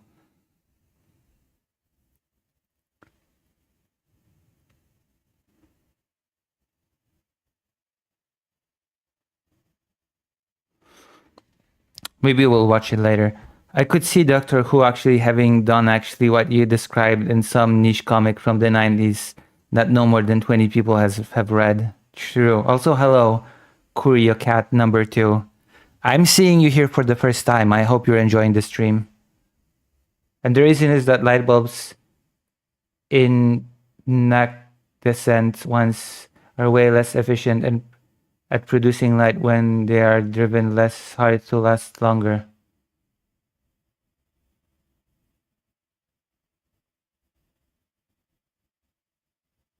So it's way more electricity for less light, I see. But I'm pretty sure there are examples of things that were just lifespan shortened. Then where's the Ark? The Ark? Well, they believe they found the Ark. Nobody As of right found. now, Nobody's, it's a nobody's political found the Ark. nightmare. Nobody's found the There Ark. was a whole scandal in Japan around that, actually. But never mind. Never mind that now.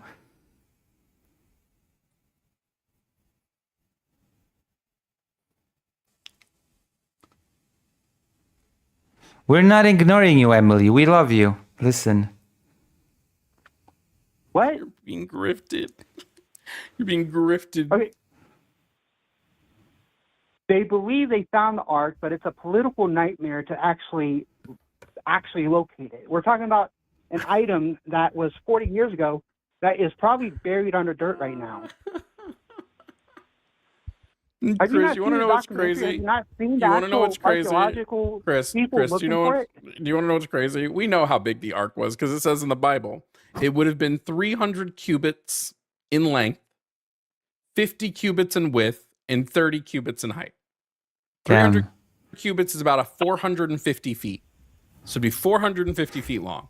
Damn. And then it would have been 75 feet in width and 45 feet in height. That's a big boat. Do you think we can fit 2 of every animal on the globe in that much space? Of course, it depends on how you handle that space.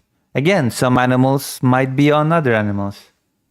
Bible had aliens, only thing that makes... Yeah, Time Lords. I believe it's possible. Just a Especially real quick. Are you a creationist or do you believe in the theory of evolution? No, I believe that we were all created. Yeah. Okay. I think There I believe... Whatever. are. to believe that we came from monkeys. Okay. Let's not no. count fish or birds, even though we'd probably have to count birds because they would need to land at some point. So let's not count fish or birds. So not counting fish or birds. Okay? Listen, I still believe my headcanon. I still believe my Waterworld headcanon that God actually secretly left a bunch of land unflooded and just didn't tell Noah about it. You can be a creationist and evolutionist. I was actually about to say that, but I refrained. I didn't want to go. I didn't want to get into it, but yeah, it actually is physically possible to marry these two concepts. It's not impossible. Dr. Jones says, depends. If not white people did a mega project, then it had to be aliens. Emily, neither humans were genetically engineered by aliens. By Time Lords. Okay, this is going to be the fun part. Not counting fish or birds, there are a solid 1.5 million species on the planet. Yeah. What of it? Okay, do you think there's 1.5 million species on the planet 4,000 years ago? There must have been because you don't believe in evolution. So where would these species have Well, come you from? wouldn't know because you weren't here 4,000 years ago. You just weren't here. None of us were. Chris, if None of you us don't were. The believe in only thing that we have evolution, to lean on- Chris, The only thing that we have to lean on is historical. Oh If my you're a God, Chris is embarrassing himself again. Oh, I thought it would be a boring religious debate, but it's just quite silly. It's a silly religious debate. Dr. John says, was those damn space Jews who invade from Mars and made us all right brain or something? creationist if you're a creationist, where did the animals come from then? Where did these species come from? The forests, I'm the depending on the mount. oldest book that's ever existed. Where did the species come from if evolution isn't real? God. I 100% believe that each and every single species came from God. There you go. So- Oh man, I anticipated the answer to that one. When did God create the animals? We know this because the Bible tells us. Currently around 6,000 years ago. And when was the flood? 4,000 years ago, roughly, give or take. So that means every animal that exists had to have existed 6,000 years ago because God hasn't created new ones. He hasn't updated. He hasn't you don't where does it say God made new species? It doesn't anywhere. Yeah. He made all of the animals in Genesis. Specifically, what was it? First day he made the heavens and the earth. Yeah, Gray Young Wannabe says, oh, he's not just a creationist, he's a younger creationist. Delicious, true. Second day he made, oh my god, what happened? I already explained how it's perfectly possible. I should actually add Jovan on Discord and tell him and explain him. This is a 6 hours ago video, so I should just add him and tell him how it was possible. I should do it right now. I'm gonna do it right now.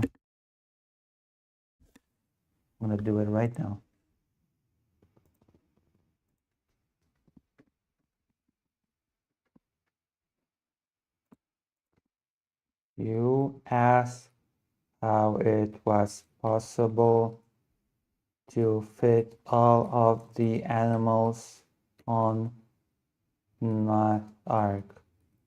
Have you ever considered the possibility that Noah was a Time Lord and the Ark was a TARDIS, bigger on the inside than on the outside? You should learn to keep an open mind.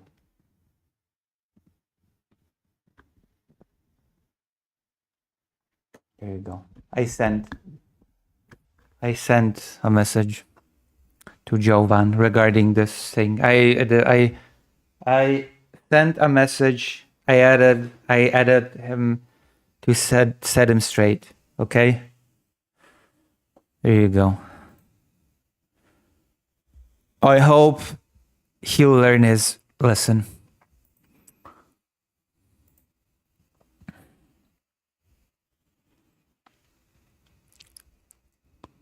See, now if I have a problem and I have something smart to add to the discussion, I can just direct those things to him directly. I can just tell him those things directly. Convenient. Days in Genesis. Either way, if you don't believe in evolution, and the Bible doesn't say God updated with Animal Patch 1.3, added fucking lizards, right? Because Adam named all the animals, remember? Yeah. So if God made the animals... Adam named all the animals in all the existing languages. You mentioned me? Oh, I have not mentioned you. Do you want me to mention you? To Jovan? This would have been on day... Oh my gosh. On day 6, he made land animals and humans. And there are at least 1 million confirmed species. That means all of those animals. Oh, yeah. You're not the only convenient thing around here. Would have had to have been on the ark. Every single one of them. You know what I believe in? I believe in adaptation to your surroundings. Yeah. What? And I believe that certain animals have ended up in certain areas of the world a couple thousand years So- ago, Evolution? and has changed.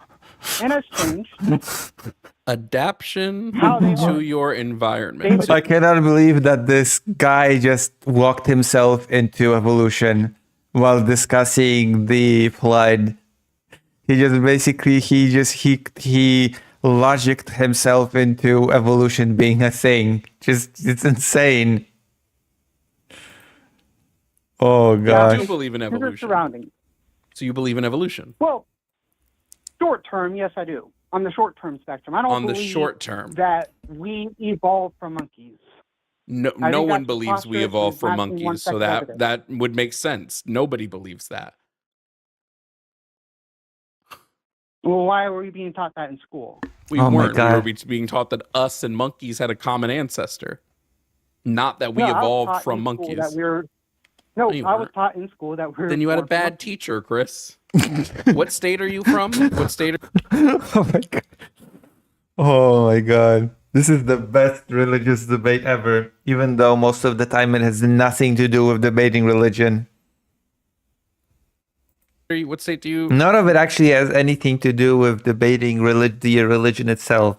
They've been debating the flood for a while now, but they've not really been debating Christianity itself at all. This is delicious, as someone has said in the comments, Did you grow up in?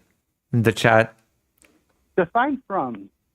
What state did you grow up in? What state did you go to elementary or middle or high school in? Defined from.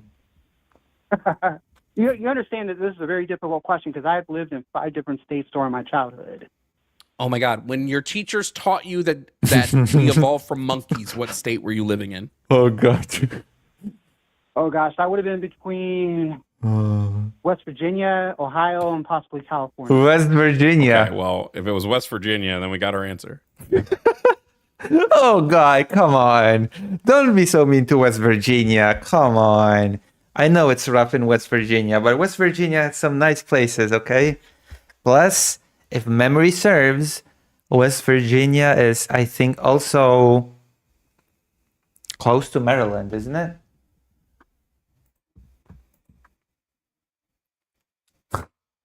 West Virginia explains. Now, you think, just so that I'm confirming, you think that evolution can happen short scale, but that it can't happen long scale.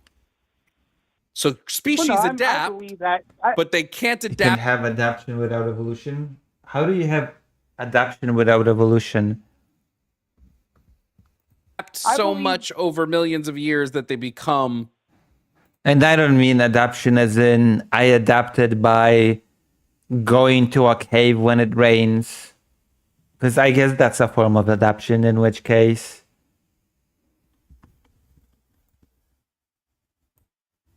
I'm gonna look up this word, Lamarckism. I knew that Marxism would enter the chat sooner or later in this.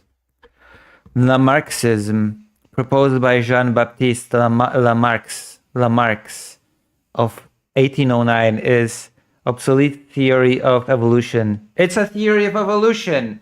How can you have adaptation without evolution if Lamarckism is itself a theory of evolution, suggesting that physical changes acquired during an organism's lifetime, driven by environmental needs and use of disuse of organs, are passed on to offspring?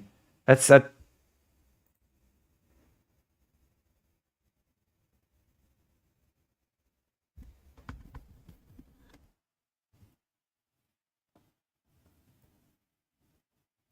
Yeah, it's an evolutionary framework.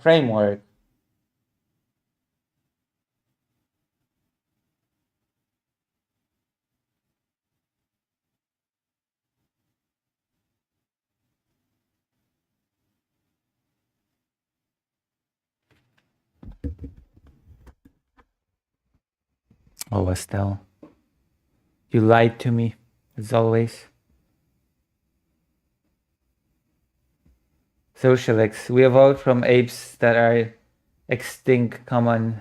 We are monkeys. What's wrong with being monkeys? Let's just embrace it. Other species. I believe if we existed for millions of years and evolution was still going, then yeah, it would. But So I what do you believe mean it's still going? When did evolution stop? Stopping is point. millions of years old. You don't believe it's million. And how old is it?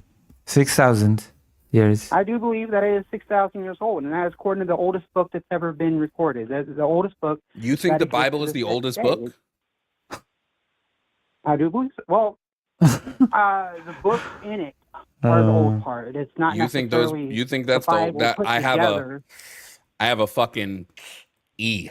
Ooh, Please tell me you yikes. understand what I'm trying to say. It's the books that are in the Bible that's been written, and before they were,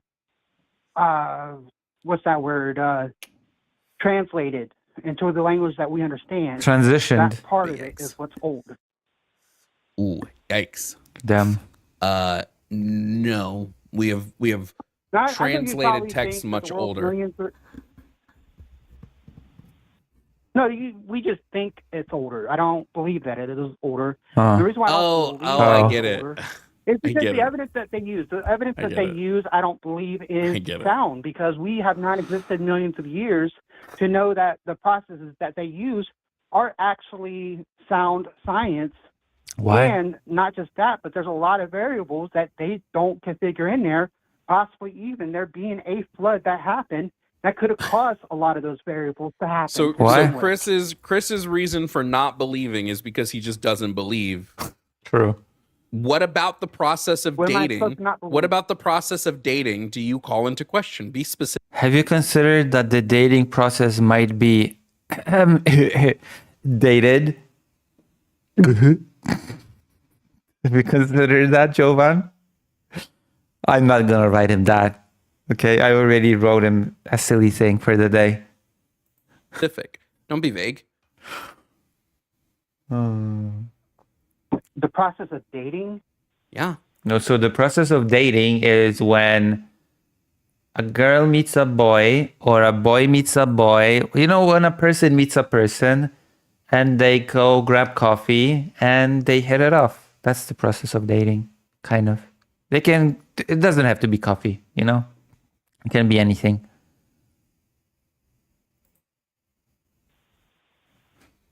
I'm not entirely sure what you're referring to. So when What do you we mean dating, find, like, when So we I find, describe whatever. I'm funny. Streamers are supposed to be funny and entertaining. I just gave you a funny joke.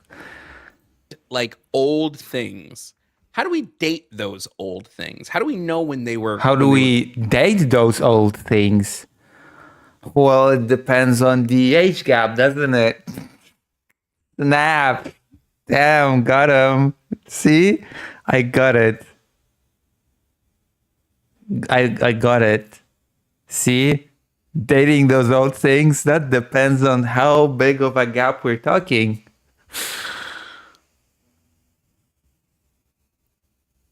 You don't appreciate me. You don't appreciate my humor.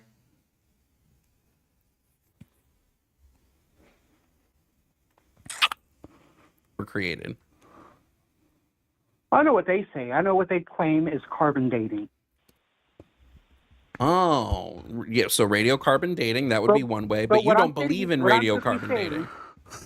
What I'm simply stating is that we haven't existed long enough to know if it actually works the way that they think it works. Dragon Wannabe says, the funniest part of your jokes is how self-satisfied you sound while making them. It makes me chuckle. And how do you what's your And- proof of that? You don't have any.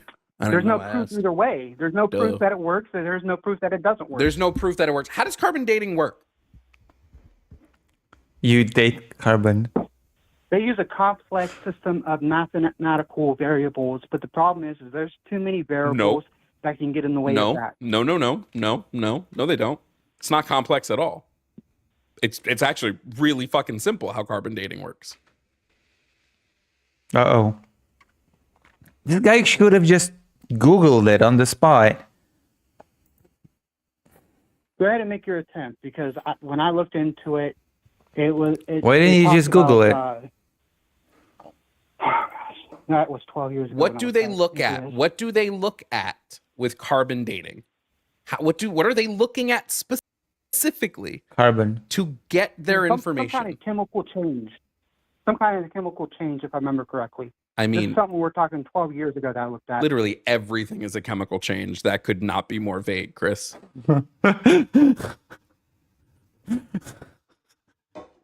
Let me walk you through it.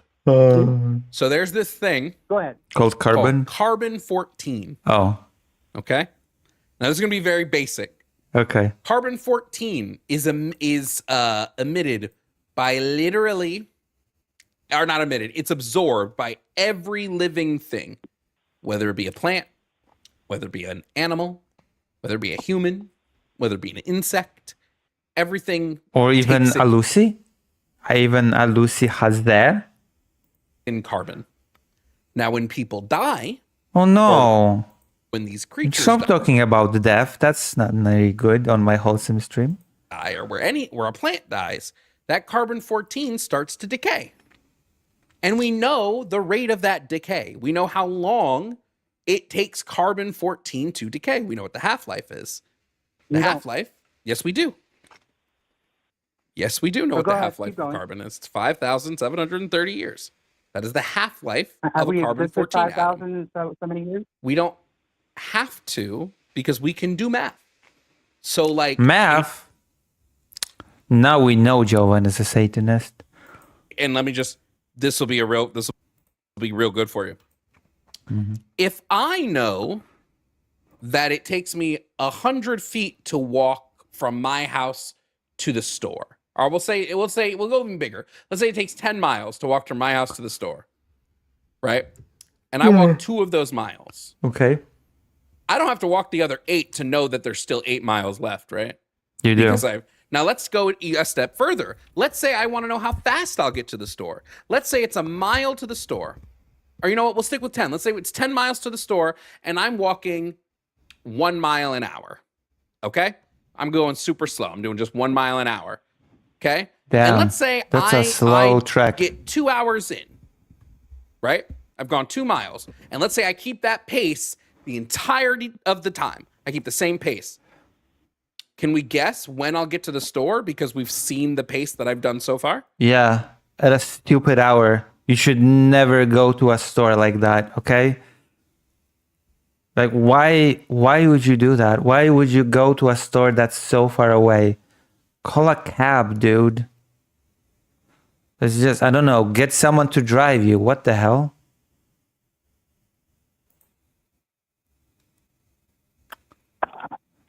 Too long would be my answer. Not worth going. I'm going to go ahead and say yes. Go ahead. Right. Keep going. So if I'm we look ready at to carbon, rebuttal when you're ready. if we look at carbon and we look at it in the short term and we see how much it decays over for say 5 years, can we then extrapolate out? He should have trolled him a little bit. He should have asked him, why would you go to such a faraway store? You should have told him that. My mom returned from the store just now. Using basic math. I'll be right back. My mom brought me something from the store, I think. I'll be right back, okay? I'll show you what my mom got me.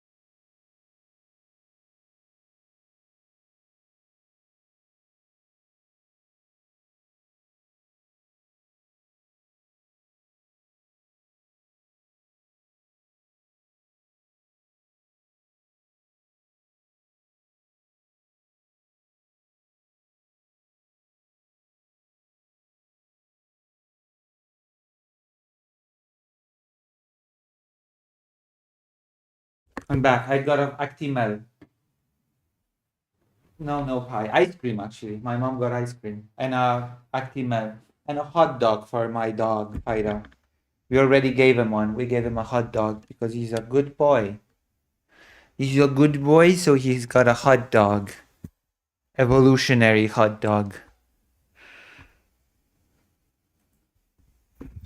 How much it will decay in 10 years? It's possible. 100 years? It's possible. It's possible? Or it's like It's literally just basic math? Basic math is possible. Some don't know it. but When it's you're ready, I'm possible. ready to rebuttal. Oh, please. I Rebuttal. can't wait for the rebuttal. Okay, so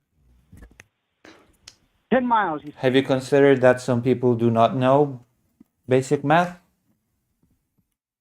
say, right? You're walking. You gone 2 miles, and you saw that going 2 miles. And then you broke your leg. And you're not able to go at the same pace as before. What now, big boy? What now? Have you considered those variables, big boy, big fella, big man? Took 10 minutes to walk those 2 miles. So now you can speculate. You know, so many distance. By the miles, it's going to take me this much time to get there. And you can make that guess. Yes, you can. But then a variable shows up. Somebody comes in a car, hop on in, and drives you the rest of the way. Can you Now point you're me there. to one variable that happens And within you- carbon and what within carbon happened decay? here- Can you I point me to understand one? what Can you happened point here. me to one variable that happens in carbon decay? What happened here is you got there a lot sooner than you thought you were going to. Can you point to me one variable that happens in carbon decay? You broke your There- leg. There is possible infinite amount of variables that exist Can you point to one? that could have Yeah. Can you that point to could one? have Yeah. Someone kidnapped you in their car and they drove you to the store. existed. Can you I'm point not to the one? scientist here. You know what? All right. You know what? You know what? You're right. You're not a scientist on this. You're not. You're not. So that's interesting. Would you like to speak to an evolutionary biologist? Because I have one waiting in the wings who will gladly talk to you. Oh, damn. Evolutionary biologist. Is it Richard Dawkins? Just kidding. Richard Dawkins is not an evolutionary biologist, actually.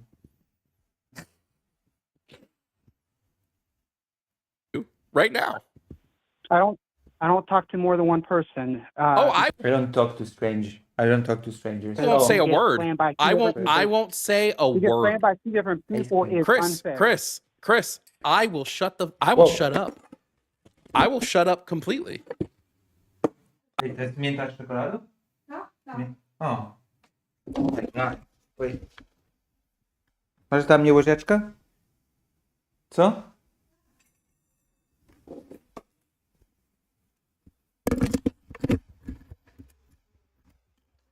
I got chocolate mint ice cream. I got chocolate mint ice cream.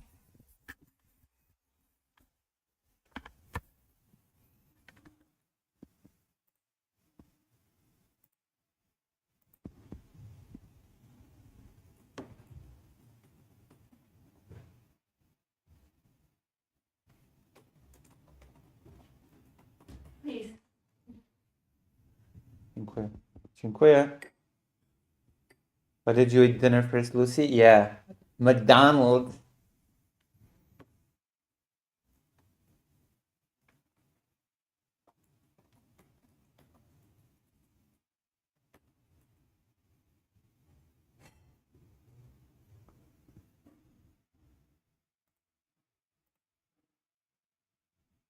I'm asking you if you would like to talk. You specifically, not me, not anybody else, but if you would like to talk to an evolutionary biologist on whether or not carbon dating or evolution is true. So good. Again, Well, I'm not I'd going to rather say a not word. be- be- Interesting. I'd rather not because Interesting. Well, no, You don't want it's to. not even that. Like, I'm not scared to. It's just, moreover, I already know that they're going to repeat exactly what you said. Why should I have to Well, listen to because another they person have say it? because they have degrees in these subjects, like No, I literal 100% understand. literal degrees. All You right, don't. Oh my god. Somebody spoiled. Yeah, me. I am spoiled. It's the fallacy of what do you call it? Appeal to degrees fallacy. Giovanni, you can do better than that. I don't want to talk to someone with a seen degree doctors- in evolutionary biology, but I've you dealt disagree with with doctors it. who have degrees in medical science, but does it mean that they're going to be able to cure any illness that I'm dealing with? You understand? We're just practicing in this world. We don't know everything. We don't know. What it, Chris? There you go. Stop your appeal to degrees fallacy. What it sounds like is the minute an expert in the field, is ready to come in You here, call him an you got expert. scared. That's what it sounds like just happened. You call him an expert. Okay, you're not going to use fear tactics against me. That's perfectly fine that you think that I'm scared. I'm not going to sit there and try to defend myself one way or the other, whether or not I'm scared. Chris, I have limited knowledge on evolutionary biology and on carbon dating, but I have someone that has immense knowledge on evolutionary biology and carbon dating. So then what I think would be best then here, right, if we both have limited knowledge, what I think would work the best is if we brought in an expert on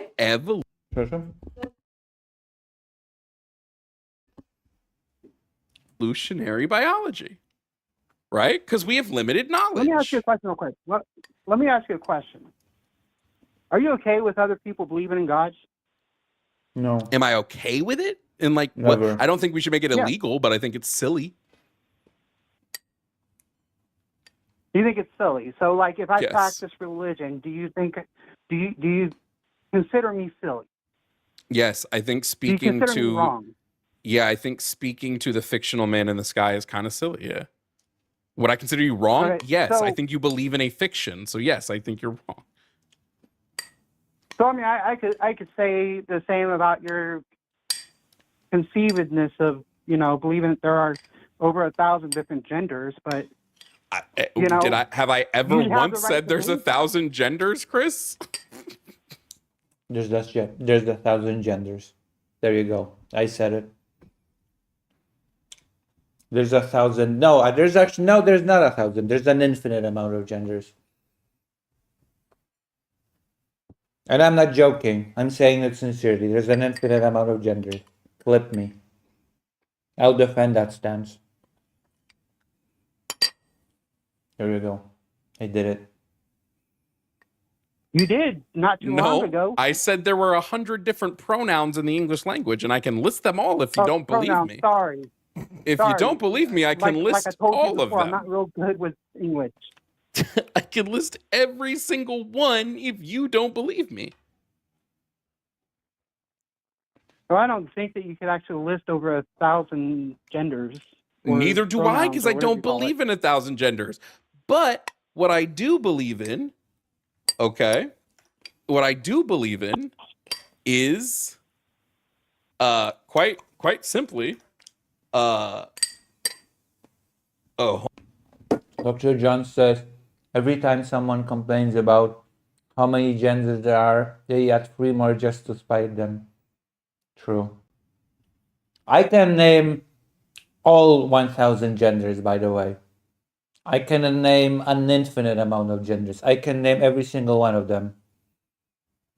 I do believe in at least 7 billion genders. That's a small number. I believe in an infinite amount of them. The infinity plus. Because apparently infinity is not even infinite. Infinity is just a big number that's incomprehensible to our mind. That's why you can add infinities in math.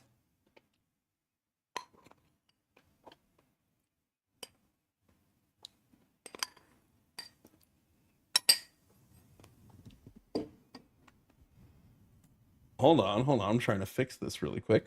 What I do believe in is 100 different pronouns. That Do you believe that God? Do you believe God is kinda evil, can't- or people that believe in God is evil? Do I believe God is evil? I believe the Christian God is evil 100%. You believe the Christian God is evil? Chaotic evil, lawful evil. What kind of evil is God? According to the D&D chart. Yeah, he's done like really fucked up shit. I thought you said you didn't believe in him. Yeah, I also think Voldemort's evil, and I don't think Voldemort's a real person, right? Like fictional beings can be evil. Is God inherently evil? Or is God like the new woke evil? That's super redeemable and sympathetic.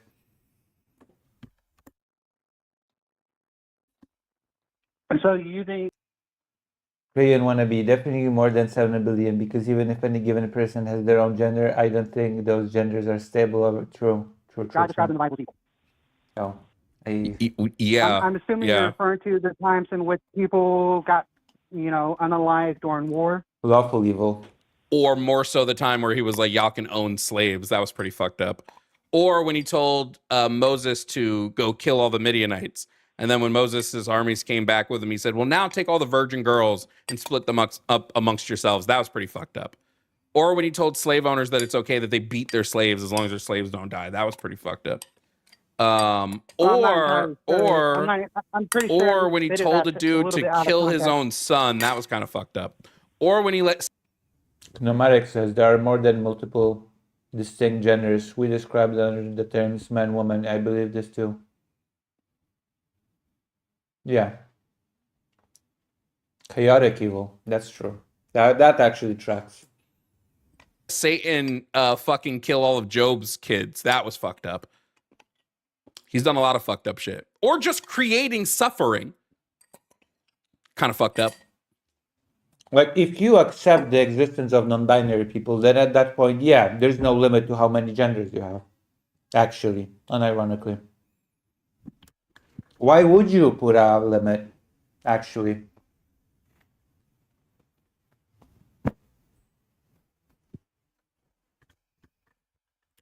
So yeah, I'll defend it.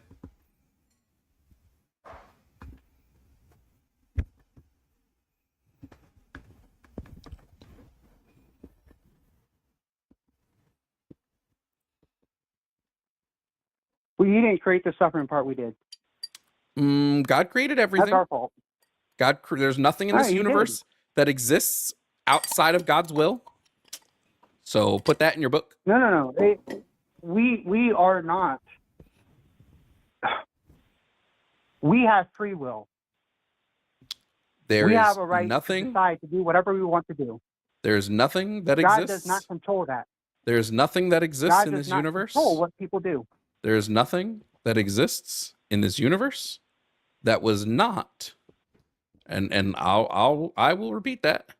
Let me say it again one more time.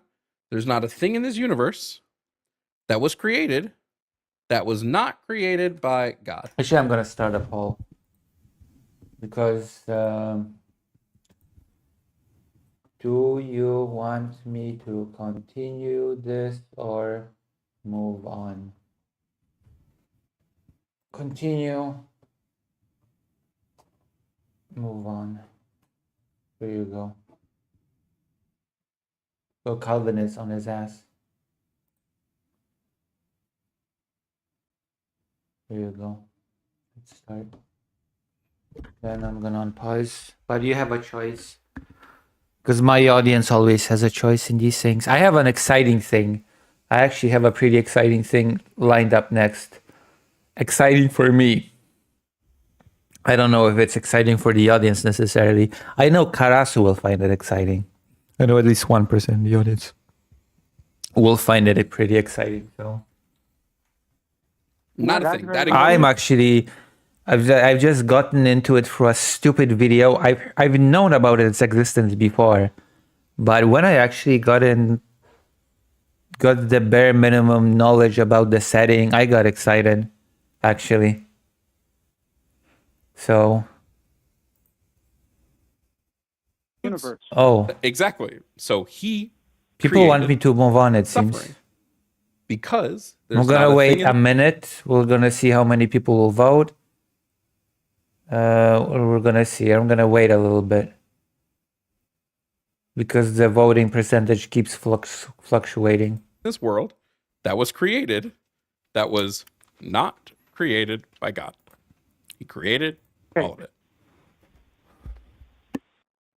All of it. He did create the concept of suffering.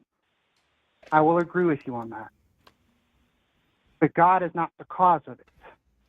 Also, if God is all-knowing and outside of time, the concept of time, then there is no free will. Yeah, of course he created suffering. If he created everything and he created suffering, then he's the cause of suffering. Also, God created evil. So if I decided to, I don't even like to think of me deciding to do anything bad. Oh gosh, let's see here. Let's say if I'm going to go ahead and use somebody, I'm not saying that this is true, so please don't take it that way. Let's say he takes Obama and decides that Obama is. Let's say Obama decides to Send aid to Ukraine in 2014. kidnap a woman. What? I don't know if there's a cleaner word for kidnap. I apologize. Okay, why? What the? Why? What is this example of? Why are we here? Why are we talking about Obama kidnapping women? And make Obama. her suffer. That's not Obama that did that. No, that would be God creating God the ability created all for that? suffering. God created the ability for suffering in the first place. Yeah. Also, God created evil. So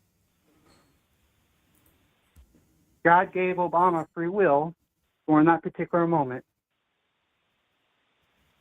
Let me And the just very fact let me that Obama used wait. It's real simple. the It's very real fact that simple. It's real Obama simple. used that free will It's to really make simple. somebody suffer is God's Wait. fault. It's really simple. Why does God care more about Obama's free will over the suffering of the woman? Uh-oh. I believe simply because God understands life a lot more differently than we do. This God life works in that we're mysterious living is a ways. Got him. temporary fracture compared to eternity. When we die, That we didn't don't answer a die. single question I We asked you. simply get transformed. That didn't answer a single question I asked you. Why does God care more about the free will of Obama in this instance than he would of the woman that's suffering? Why does he care more about like let's say I'm sure you let me ask you a question. Let's say you were walking down an alley. Okay? Okay. You personally, you yourself Me, were myself. walking down an alley. Okay. Okay? Okay. And you get to this alley. All right? Yeah. Let's say you get to this alleyway and you see a Yeah. woman getting raped. Oh, damn. Okay? And you have the full ability to stop it from happening. Yeah. Right? You could very easily stop this rape from happening. Oh. Okay? Yep. You would do it, right? Maybe. would. Maybe. Yeah, of course you would. Nobody, like, why wouldn't you? Okay? How come God doesn't? How come God sees So what is up with this debate? It's wild. It's a wild debate. Hello, Incub. women getting raped daily and you don't do shit about it? I'm 100% sure that God is up in heaven angry. Furious. Wouldn't just start Armageddon right away. He looks You down, he think- looks at it and says, I want to do it, but I'm waiting Why for is it about rape? I don't know. I don't know why it has to be about rape. a bit longer. Okay, hold on. I'm just confirming here. You think Go ahead. God is up in heaven Mad. going, I will eventually I'll help all the rape victims. Yeah.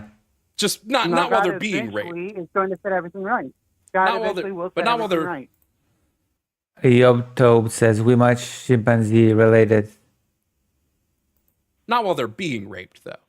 Fuck them while they're getting raped.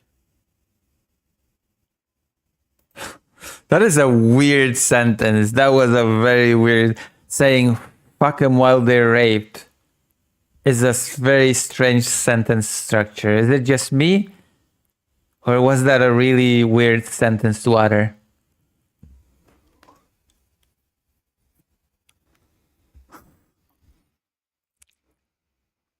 Well, we do. This is bad in the eyes of God as that rapist. It's bad in the eyes of God. Anytime you tell a lie, and the Bible does say that lying is an abomination, every time you tell a lie, that's as bad as raping somebody. To God. Oh, Okay. I think the evolutionist the great evolutionary has joined the chat. Well, Our rules that we created for ourselves are not the same rules that God has created for us. Mm-hmm. God is more complex. He's a lot more. He's on a different playing field.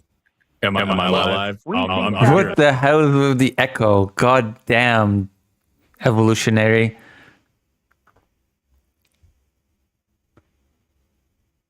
No, that's awful. Oh, 1 second. I'm going to fix that. 1 second. 1 second. I just want to throw out while you're fixing that. I'm going to take this out of my ear because I can't handle hearing my own stupid fucking voice. But like, I was listening a little bit. Oh my god. It's crazy that evangelical never read the biblical scholars that wrote on the question of why God doesn't stop evil. Before I came in and I heard this argument about whether or not God creates suffering or anything like that. My brother, have you heard of Isaiah 45:7? I form the light and create darkness. I make peace and create evil. I, the Lord, do all these things. Go ahead. I know. Oh my god, now the guest is... I just need to, now everything's going. Yeah. You guys got to give me a second now. I haven't had a co-host since I switched all my vMix stuff. So I'm gonna just. Why we have everybody here? Oh yeah, because it was really funny that you didn't want to talk to Forrest, and now Forrest wanted to talk to you, the evolutionary biologist. Everybody, welcome Forrest. The great evolutionary. He wanted to say. People. I'm not talking to two people. I heard him earlier saying that he would just leave me alone. If that's the case, I'm just gonna hang up. If that's the case, you're not. Wait. Hold on. Whoa. You're confused because you're not gonna talk to two people. I'm making my stance. You're only going to talk to me. I'm making my stance. No. I'm making my stance. It's either one person. Exactly. You are only going to talk to one person. No, you're only going to talk to one person. You're only going to talk to one person. There's only one person. Then I'm gone. There's only one person you're going to talk to. It's just not me. And it needs to be you. It needs to be you. No. Chris, just to be clear, I'm not going to have two different. The echo thing is just annoying. That's a professional streamer, okay? This person has like 1 billion viewers. Jovan has 71,000 subscribers, and he's a pro at this. What the hell?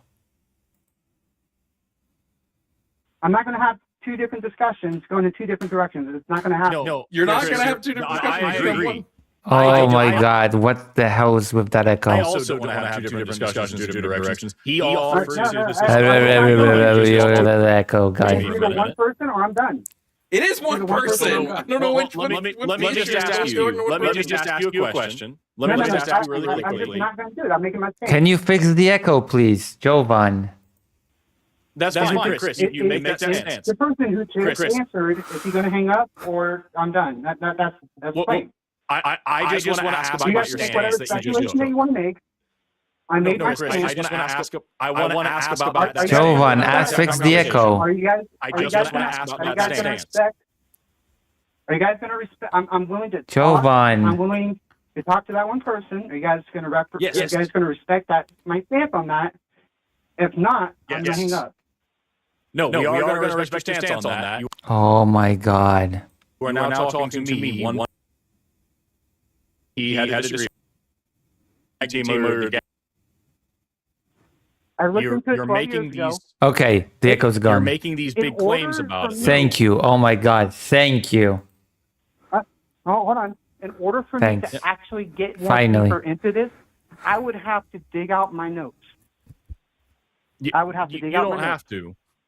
to look at. You don't have to just have a All right. casual conversation about it. What I got is Jovan. I was sitting in the other room and Jovan just texted me and said, I'm arguing with a Christian that doesn't believe in carbon dating. And I just texted back, let me in there. And so like, if you have an issue with carbon dating, or I'm guessing evolution as well, we don't have to have an academic discussion about it. I can just take your questions. Hold on, because you said something that is wrong. Yeah. I don't disagree with carbon dating at all. I just don't believe that we have That is existed real. long enough to know that it works in the long time effect. Also, for everybody being saying, taught I to us did that it works. just really quickly, guys. Right. I did But see with all that said- see you guys do the Shadow with Realm all that stuff, said- but I gotta let this play out. So I will With all we'll that talk about that said- in a second. So the With all issue that here, said, the issue with what you just said, Chris, clearly, my stance, is that we don't clearly my have stance to is be not around. respected. Well, no, it's not Clearly, your my stance isn't is not respected. respected, so I'm gonna go ahead and go. He brought in I hope you have a somebody great who day. could talk about this, and what you just said doesn't make any I hope you have sense. a great day. God bless you. Chris, I'm Chris, gonna pray. what you just said doesn't make any sense, and because you don't have to I'm be gonna do around a long volunteer time to see if it twice as works that hard. way. I'm going to It do volunteer actually- twice as hard now, because supposedly I'm serving an evil promise God you, You are. that is Yeah, so Jovan- terrible. Chris, in I which promise you, I'm going to performs me lead to- at least to 5 times feed people, as homeless many people people, away from Christ as you to- will to lead to clothe them. homeless That's not what we're people. talking about here. I'm You serving just this said that evil we God can't know that carbon dating that is real compels me- because we haven't been around long that enough to see it. compels me Chris, to just do all these relax, evil bud. things, Chris, like just take care of listen for a children second. and take care of other people. Chris, You guys have a entire good day. fossil fuel Chris, just industry is listen reliant for a on it. second. Just listen for a Damn, second, Chris. Chris. He ran. Don't forget to take your ball on the way home. But like, fuck, dude. Like the last thing he said there, he's saying my stance wasn't Okay, respected. that's over. He said something that didn't make any the decay rates about these things, and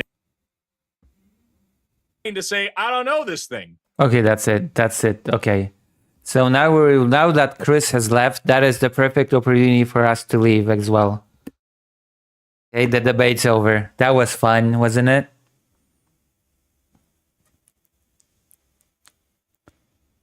Grayun wannabe. It's a character flaw of mine, but one of my pet peeves is the word supposedly. It's supposedly. Exactly. They didn't respect my sense of no echo. Listen. Actually, you can use echo in all the raids in Final Fantasy. Echo buffs your stats when you die against a powerful boss. So you can have a little bit of an advantage. But if you want to be a tough person, then you click this on this little button, no echo. And then you have no echo for the raids. Okay? You don't get that buff if you want to be super tough. Yeah, I started playing FF14 again. Let's go. Okay, let's go to the very funny. I know, I'm a funny person, okay? I'm an entertaining streamer. Okay, let's go to the content that I wanted to go through. This is Dark Sun, D&D's most brutal setting explained. It's a 34-minute video, and Karasu will be able to fact check it in real time. Exciting. Karasu, are you here? What's your max level in FF14? 90. 91 actually. No, I leveled up yesterday on a roulette, so 91. 91 is my max level. My highest level right now. It goes to 100 at the moment. In most Wait, Karasu, are you here? I'm gonna DM. Yeah, Dark Sun, exactly.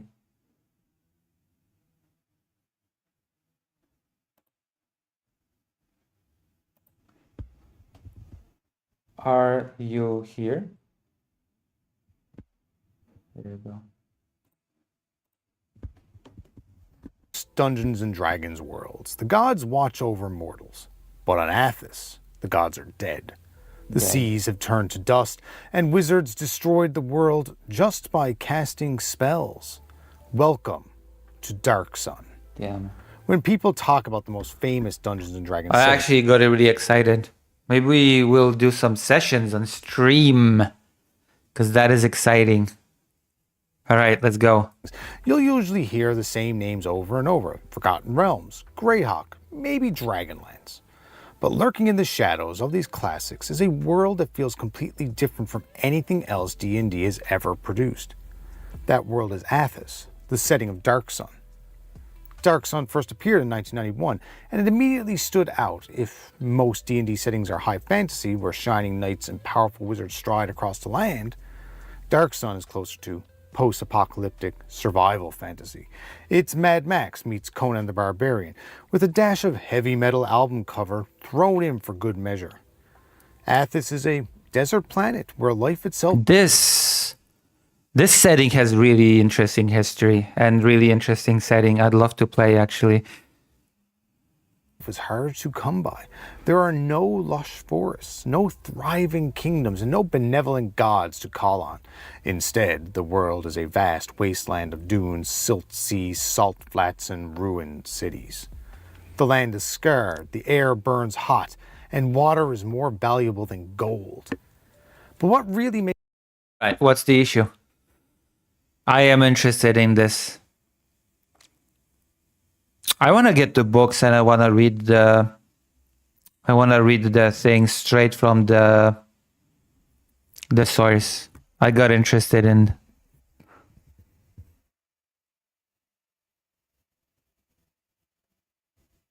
Waterworld setting.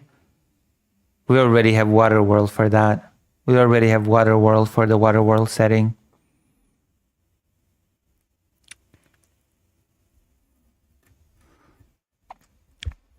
I'm not sure.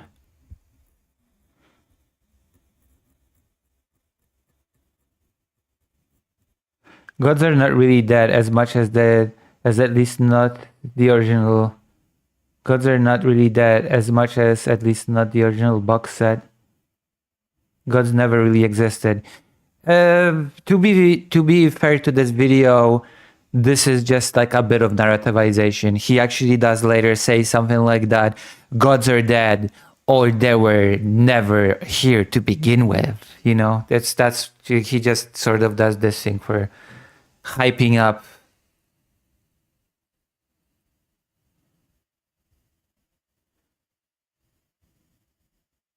Taina, that will be introduced in the 4th remake, the edition remake.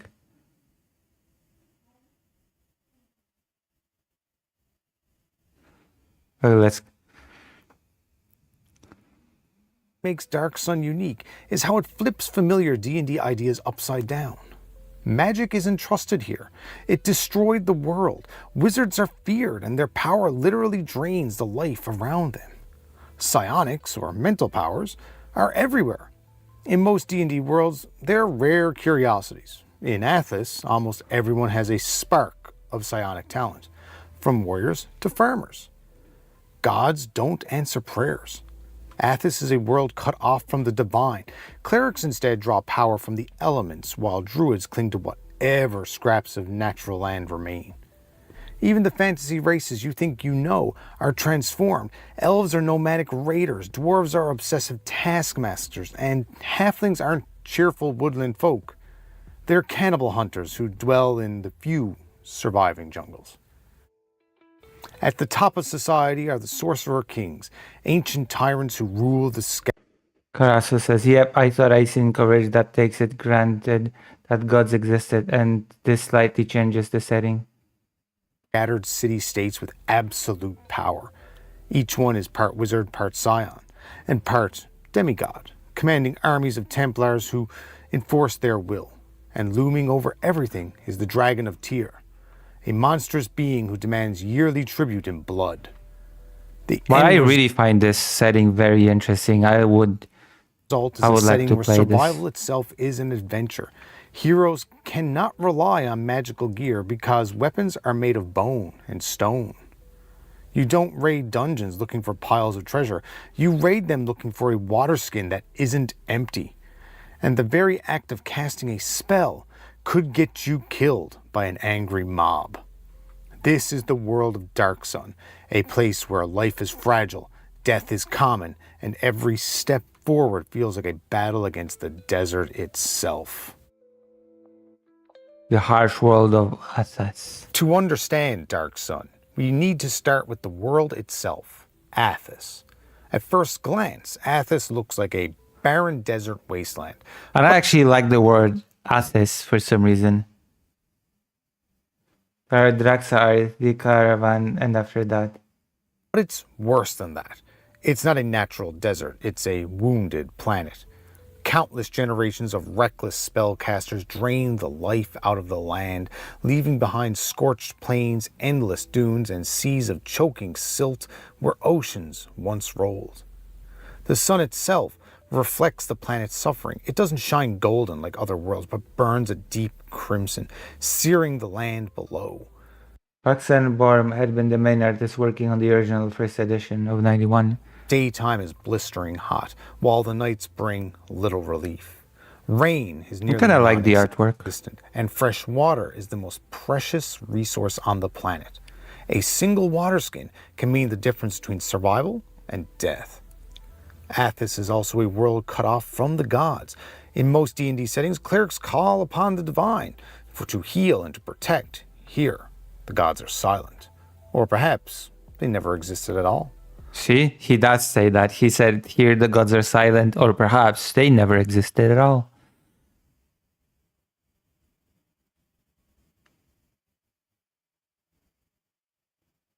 Instead, elemental forces like fire, earth, air, and water empower those who can channel them. Druids guard what little natural life remains, while shamans and elemental priests fight to preserve balance in a world collapsing under its own decay. But the environment itself is more than just a backdrop, it's an enemy. Travelers faced hazards that are as deadly as any monster.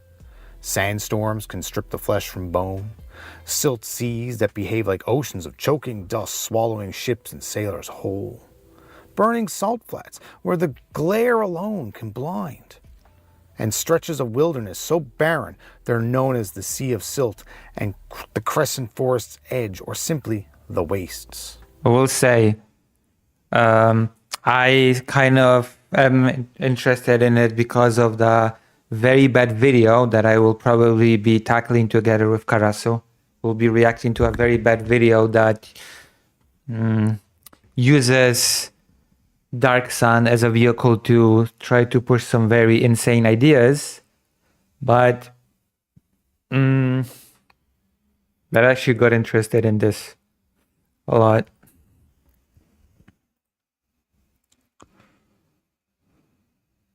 Even finding food is a desperate task. The plants that do exist are often poisonous, thorned, or aggressive, and animals have evolved into monstrous predators.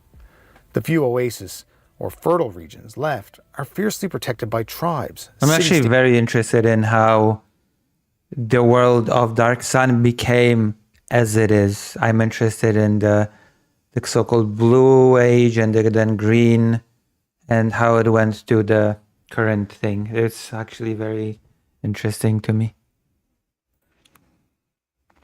States or druids who know just how fragile those places really are. And unlike many fantasy worlds, metal is nearly absent.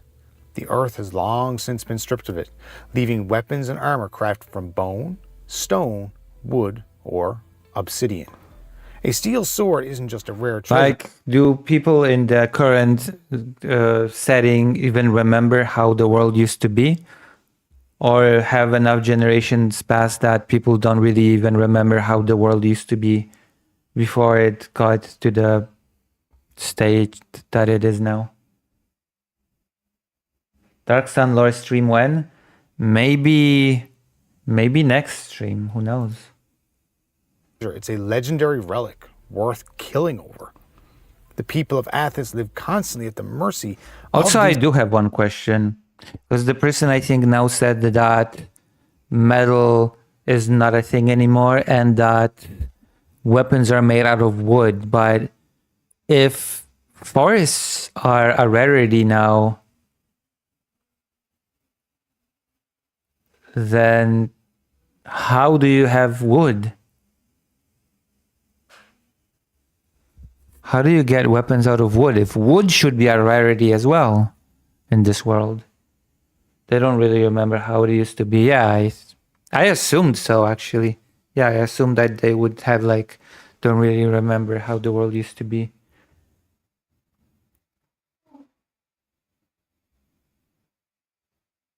Only the Sorcerer Kings and the Dragon remember what it was. These conditions. But I assume that wood should also be. There are some forests, yeah, but if there are some forests, then that still should make wood somewhat rare. Villages huddle around scarce wells, nomads wander the desert in search of food and water, and caravans brave the wilderness, knowing that both monsters and raiders lie in wait. Every day is a struggle. Like you have forests on this little map, see, but you have some forests on this map, but survive. This is the harsh reality of Athos. also apparently there's some series of books in which one of those sorcerer kings was killed, and that caused rains to reappear in certain parts of the world. Dying world where the desert itself is as deadly as any foe, and every step into the wastes could be your last. Every world has an origin story, and for Athos, that story is one of ruin. Long ago, Athos wasn't the wasteland we see today. It was a world filled with lush forests, deep oceans, and thriving civilizations. But it all changed when mortals discovered arcane magic. Unlike in other Dungeons & Dragons settings, magic on Athos draws directly from the environment itself. Casting a spell doesn't just... Also, it might be a stupid question, but if the Sorcerer Kings destroyed the world through drawing power from the environment and creating powerful magic, then doesn't it mean automatically that once they destroyed the world, they should become significantly weaker because they don't really have anything to draw their power from, because the environment they're surrounded by is dead?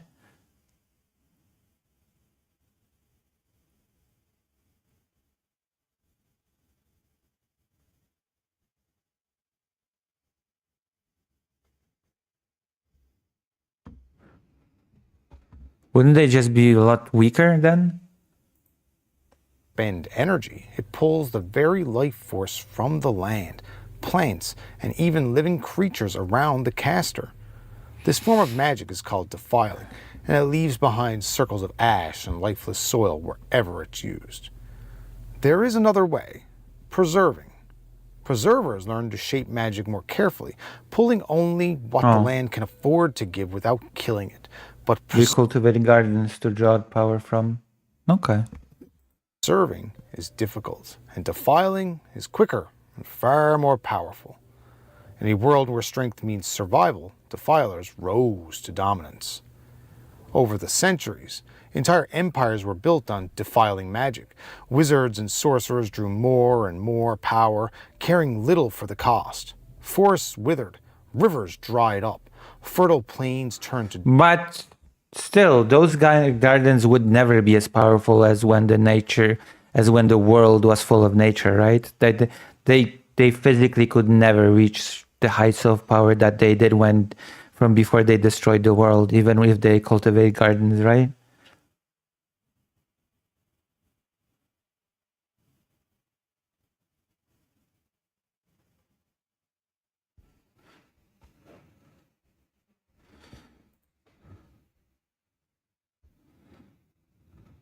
Desert, even the skies grew dimmer and hotter as Athos itself was consumed. But the destruction didn't end with the land.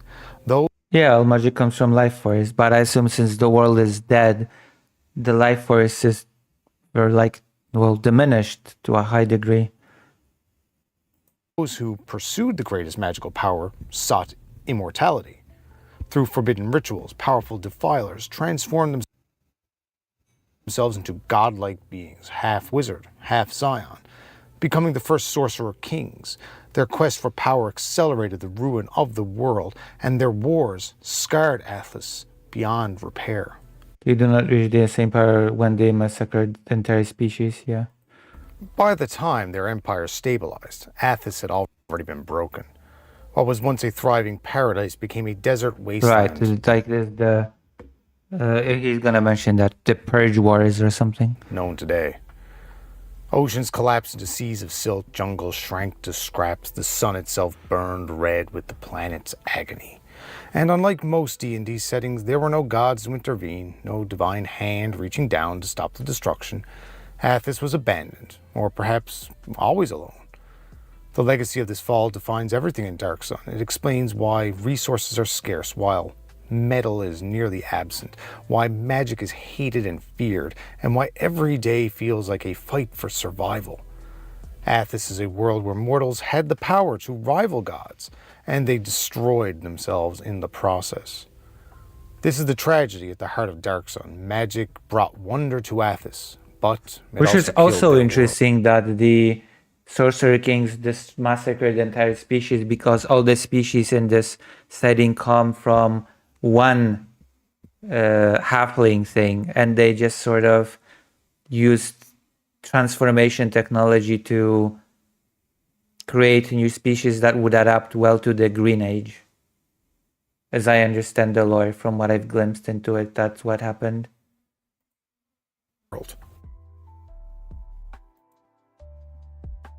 If Athos is defined by survival, then those that rule it are defined by domination. At the heart of Dark Sun's civilization stand the Sorcerer Kings, immortal tyrants who rule the last great city-states of the world. Each Sorcerer King began as a powerful defiler, a wizard who drained life from the land to fuel their spells. But they wanted more. By merging arcane magic with psionics, the natural mental power found throughout Athos, they transformed themselves into something greater. These beings are not gods, but they claim divine status, styling themselves as the chosen of elemental forces or as living deities to keep the people in line.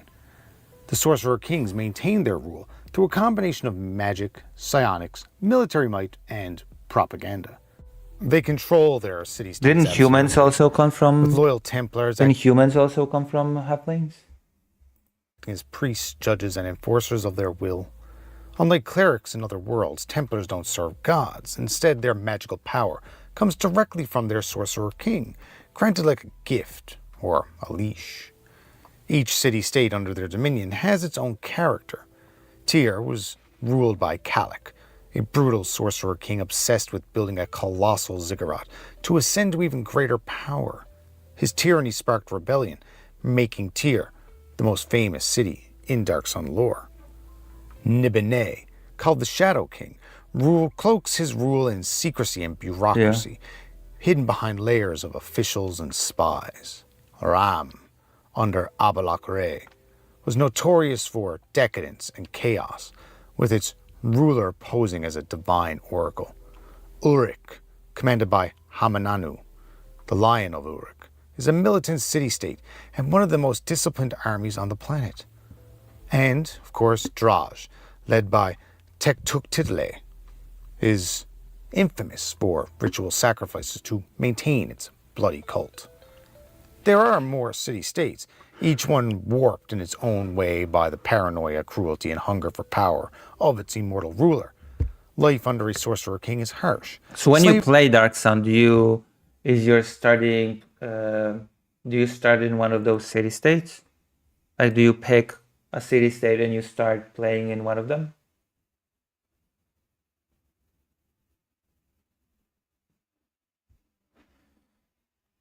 Or do you start outside in the desert? Slavery is common.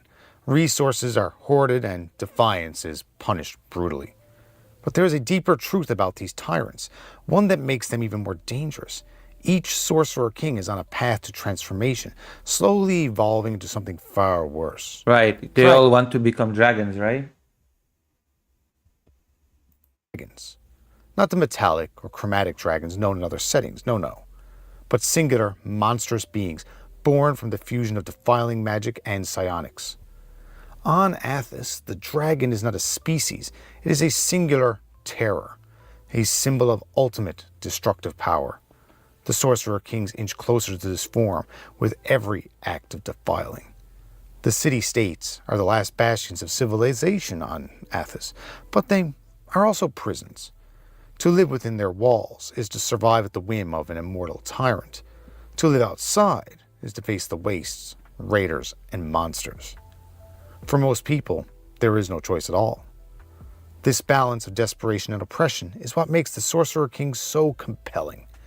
They are not just rulers, they are the architects of Athos' suffering, reminders of the world's fall, and living warnings of the price of unchecked power. On most D&D worlds, magic is a great Yeah, there is one dragon right now, but they kind of want to become dragons as well, right? equalizer. But on Athos, where arcane magic is feared and hated, a different force takes center stage: psionics. Nearly every living creature on Athos has some spark of psionic ability, from wild beasts in the desert to ordinary farmers in the fields. Mental powers are woven into the fabric of everyday life.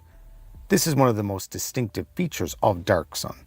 Where, in other settings, a scion is rare, in Athos they're common, even expected. Psionics take many forms. Some people develop simple gifts like the ability to communicate telepathically, move small objects with a thought, or sharpen their senses. Others train to unlock devastating talents, conjuring psychic blasts, shaping matter with their minds, or manipulating time and space itself. Entire cultures on Athos have built around this power.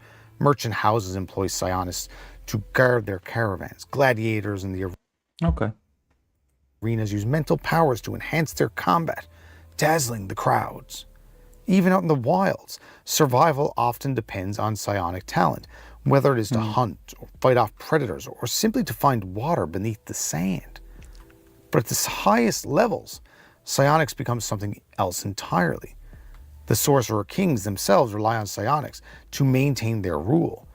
Some are said to rival even the mightiest dragons of other worlds, not through spells, but through pure mental dominance. The Templars, too, are often combine the blessings of their tyrant with their own psionic training, making them doubly dangerous. And then there are the secret orders. Across Athos, hidden psionic societies gather to preserve knowledge, train initiates, and resist the control of the city-states. Some are noble, seeking to protect Athos from further destruction. Others, of course, are ruthless, willing to wield their mental gifts for domination or revenge. Psionics also shape Athos' monsters. Many of the twisted beasts that stalk the wastes possess psychic abilities on their own.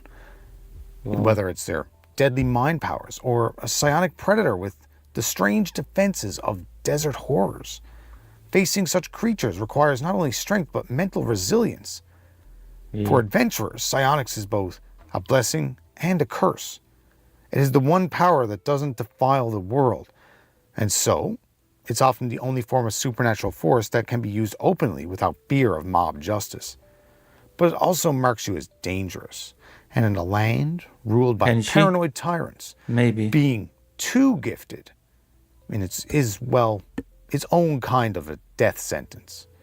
On Athos, the mind is often stronger than steel, and those who can master psionics stand the best chance of surviving. But power on this scale, well, it always has a price. And in the deserts of Dark Sun, nothing remains uncontested for very long.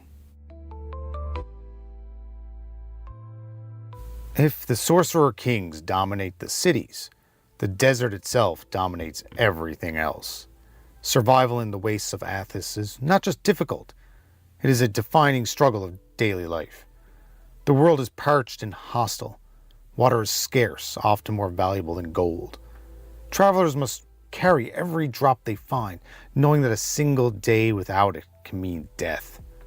Villages rise around hidden springs or ancient cisterns, and wars are fought not for treasure, but for wells. Food is no less precious. Farming in the blazing sun requires ingenious methods. Terraced fields carved into rock, crops bred to withstand heat, and livestock adapted to survive on almost nothing. Even then, most people rely on barter and trade caravans for sustenance, and hunger is a constant companion. The danger of the desert is more than thirst and hunger, though. Sandstorms can strip flesh from bone. The burning heat can kill the unprepared within hours. And the wastes are filled with predators unlike anything else in Dungeons & Dragons. Giant insects, scaled horrors, and psionic monstrosities all stalk the open desert, hungry. It was first published in 1991. For the unwary. This constant struggle for survival shapes Athasian culture.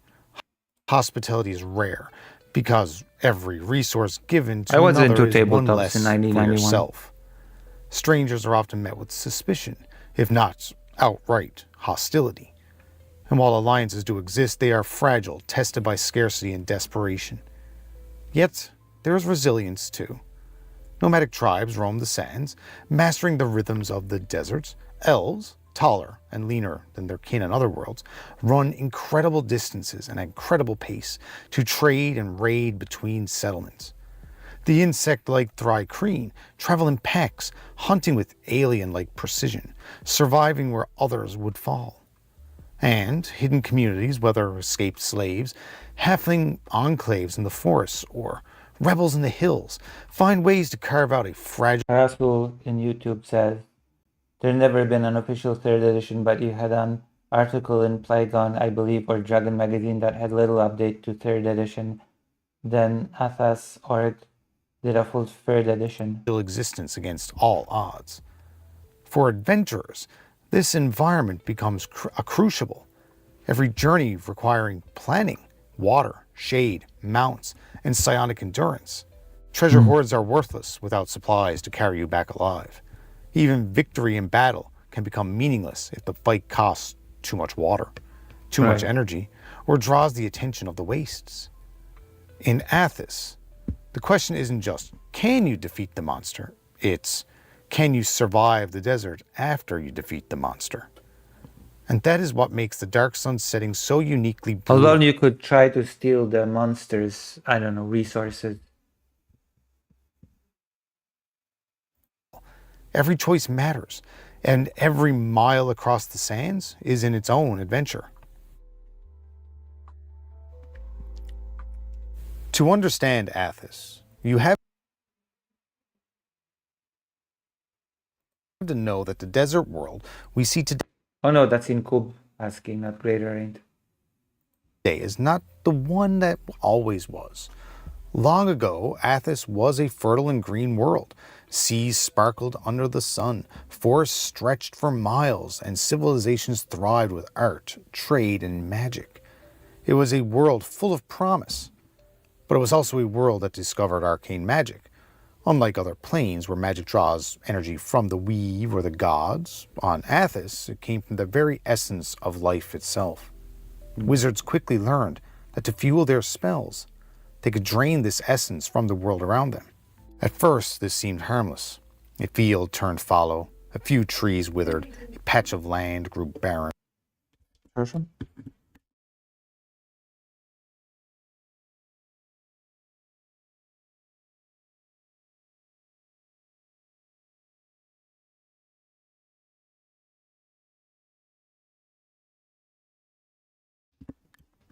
Second edition is the best. But as the practice spread, so did the devastation. Wizards consumed life to power their spells, and entire landscapes withered into dust. Two paths soon emerged. The Defilers, who took magic recklessly, leaving nothing but ash in their wake, and the Preservers, who tried to practice their craft carefully, minimizing the destruction. But even Preservers couldn't stop the tide of ruin once Defilers gained dominance. As Defilers rose to power, the world began to collapse. Fertile plains turned to desert, seas evaporated, and forests burned to dust. The balance of nature broke, and species after species after species went extinct. Crops failed, animals perished, and famine spread across once thriving kingdoms. And in the chaos, the most ambitious... Could be interesting to have a... Could it actually be interesting to have sessions in that era when the fall of the world was happening. Of these defilers rose higher still. They learned to combine arcane power with psionics, transforming themselves into immortal tyrants, the Sorcerer Kings. To fuel their rise, they drained even more from the land, accelerating the devastation. This was the Cleansing Wars, a campaign of genocide and conquest. The champions of the Sorcerer Kings, each devoted to exterminating a specific race, scoured Athos in blood and fire. Races like orcs, goblins, trolls, and others were driven to extinction. What was left of Athos's diversity was forever shattered. When the dust settled, the world was broken. The lush oceans had become a lifeless sea of silt, once The Cleansing Wars. fertile fields were now endless desert, and the only powers that remained were the Dragon of Athos, the immortal Sorcerer Kings, and their Templars. Athos, as they knew it, sun-scorched, dying, and desperate, was born from this collapse. And the people alive today live among those ruins, clinging to survival on the bones of a once great world. At the heart of Athos's nightmare stands the most feared being in the world, the Dragon of Tyr. To most Athasians, the dragon is not a creature of myth, but a living force of terror. Every city-state dreads its coming, for the dragon demands a tithe of thousands of lives each year. Refuse, and the dragon will destroy your city utterly. But what is the dragon? In truth, the Dragon of Tyr is not a natural being at all. It is the result of defiling magic pushed to its absolute extreme. The first defiler to attempt this transformation was Rajat, the first sorcerer who unlocked the secret of turning a mortal into something even greater, a being both arcane and psionic, fueled by the life force of the world itself. Through this process, the dragon became something beyond imagination, a massive, scaled monstrosity with godlike psionics and devastating magical power. No army can stand against it, no fortress can withstand its fury. And so, the dragon rules in terror, ensuring the survival of the Sorcerer Kings by keeping the people too afraid to rise against them. The Sorcerer Kings themselves, the immortal tyrants of the city-states, are echoes of that same transformation. Each began as a mortal defiler, mastering both the arcane and psionic power. Over the centuries, they've reshaped themselves into something no longer human, each unique, each twisted, each tied to their city through the devotion of their Templars. From Tyr to Nibene to Ram to Draj, every city-state is a reflection of its ruler's cruelty and paranoia. These Sorcerer Kings claim to be gods, demanding worship and sacrifice, while secretly fearing one another and even the dragon itself. The Templars are their hands and their voices, mortal servants empowered through a magical bond with their Sorcerer King. Unlike clerics elsewhere in D&D's mythos, Templars do not draw power from God. I kind of find it weirdly funny that all of this happened because long ago, halflings wanted to increase the bounty of the sea during the Blue Age and created a calamity that killed everything.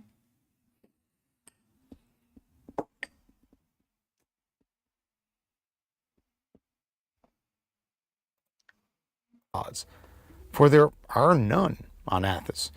Instead, their spells are gifts from their master's arcane might, a cruel reminder that even magic itself is just another tool of their tyranny. But the dragon's existence raises a terrible truth. Each Sorcerer King seeks to complete the same transformation, to rise higher, to ascend, to become as unstoppable as the dragon itself, and if even one of them succeeds, Athos could be pushed past its breaking point into a wasteland where nothing survives. For the people of Athos, there is no question of good or evil in this balance, only survival under tyrants or death resisting them. The dragon's shadow looms over all, a symbol of both the world's ruin and the terror that keeps it from changing. If I was playing this game, I would set up as the goal of my character's life to kill all of the Sorcerer Kings.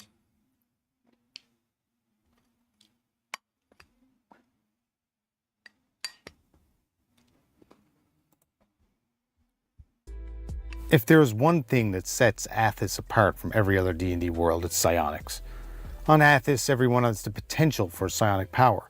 Farmers, merchants, slaves, nobles, even children born into the harsh desert often discover strange gifts of the mind. Even children. Why? Because when the world was ruined by defiling magic, something in the fabric of reality shifted. Where divine magic vanished and arcane magic poisoned the land, psionics flourished. The mind became the last great frontier of power, untouched by the scars of the defilers. For most Athasians, psionics is subtle. Small powers like moving an object, shielding thoughts, or sensing danger. But for those who dedicate themselves to mastering it, psionics can rival the strength of sorcery itself. Entire disciplines exist: telepathy, psychokinesis, clairsentience, psychometabolism, and psychoportation. A skilled psionist can reshape their body, walk through walls, move objects with invisible force, and even shatter an enemy's minds. And unlike arcane magic, psionics carries no task. I'm ambitious. Also, apparently in some books, as I said before, apparently in some novels they killed a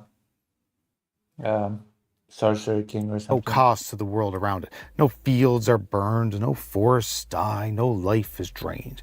This makes psionics both feared Not and sure who respected. they are, but It is the one path of power that doesn't destroy Athos further. Even so, psionic talent can be dangerous. In the city-states, sorcerer kings keep a close eye on powerful Your offense. psionists, recruiting them as enforcers or eliminating them as threats. Out in the wastes, tribes and raiders often follow psionic leaders, whose gifts make them near invincible in battle. And then there are the legends, stories of psionic masters who could level entire armies with a thought, or ascend beyond mortality itself. Some whispers that psionics may even hold the secret to restoring Athos, though others fear it may simply lead to new tyrants.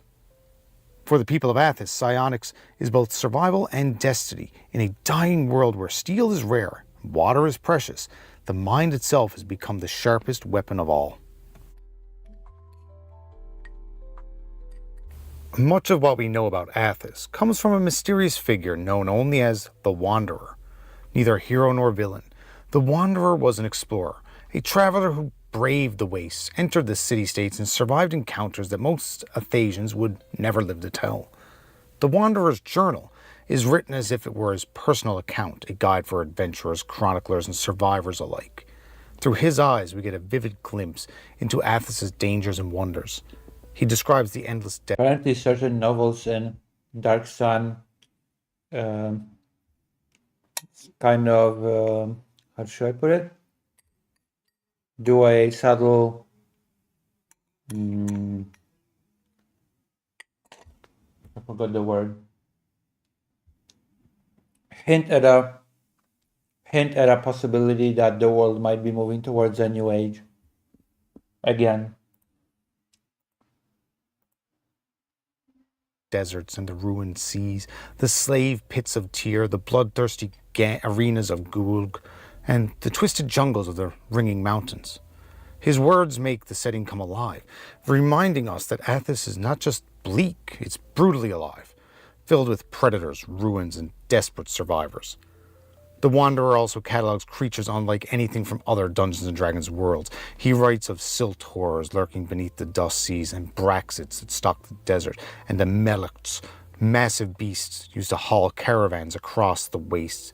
He warns of halflings in the forest ridge, cannibal tribes who seek outsiders as prey rather than guests. But perhaps the most striking thing about the Wanderer's writings is his tone. There's awe in his descriptions, but also bitterness. He speaks with respect for Athos's survivors, yet never hides his disgust for the corruption of the Sorcerer Kings or the devastation left by defilers. Some believe the Wanderer was more than just a chronicler. His knowledge of psionics, magic, and even lost history suggests he may have been a powerful figure in his own right. Others think the journal is a collection of many voices, gathered under a single name to protect the writers from retribution. Whatever the truth, the Wanderer's words remain one of the greatest legacies of Athos. Interesting. Without him, the world might feel like nothing but dust and despair. But through his journal, we see that Athos is still a place of stories, legends, and the desperate hope of survival. Interesting, huh? Dark Sun is legendary, but it's also one of the most controversial D&D settings ever created. From the start, it pushed boundaries, but some of those boundaries, well, I think it's today's fascinating. age haven't aged well. First, there's a depiction of slavery and gladiatorial combat. Slavery is not just a backdrop, it's integral to the setting. Player characters often begin campaigns as slaves, as much of the city-state economy revolves around forced labor. Gladiatorial arenas I mean, I don't know. I don't think it's that controversial. I don't think there's anything wrong with having a fictional setting in which slavery exists. Because just because something exists, it doesn't mean that it's glorified or that it's treated as something good. This world is supposed to be bleak and wounded, as the author of this video has described, right? So of course things like slavery, like if you have city-states ruled by tyrannical sorcerer kings, then yeah, of course you would have enslaved peoples, right? Halflings get all the bad name, but they're not alone. I mean, most races come from halflings, no? In this setting.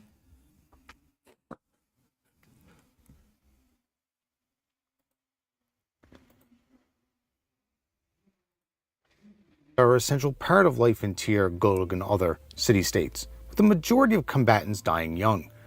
While this creates high-stakes gameplay, it's understandably a sensitive subject for most modern audiences. How Wizards of the Coast is going to identify this in what appears to be an upcoming retelling of Dark Sun, I would like to see. I don't know. I feel like... What do you think, Arasu? I don't think that it's bad to have settings when you have bad things happen, like slavery, etc. Very interested to see. But then there's more ambiguity and survival-based ethics.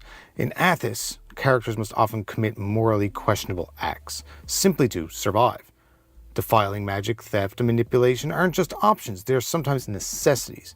This forced compromise can create compelling storytelling, but it also raises ethical concerns when viewed through a modern lens. We can talk about in voice. What you want to call? I can call you. You want me to call you now?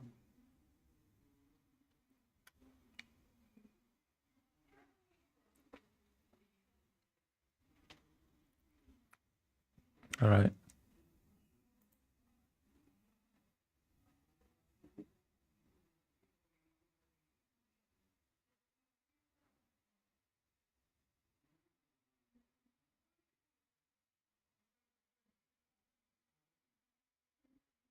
Ah, okay.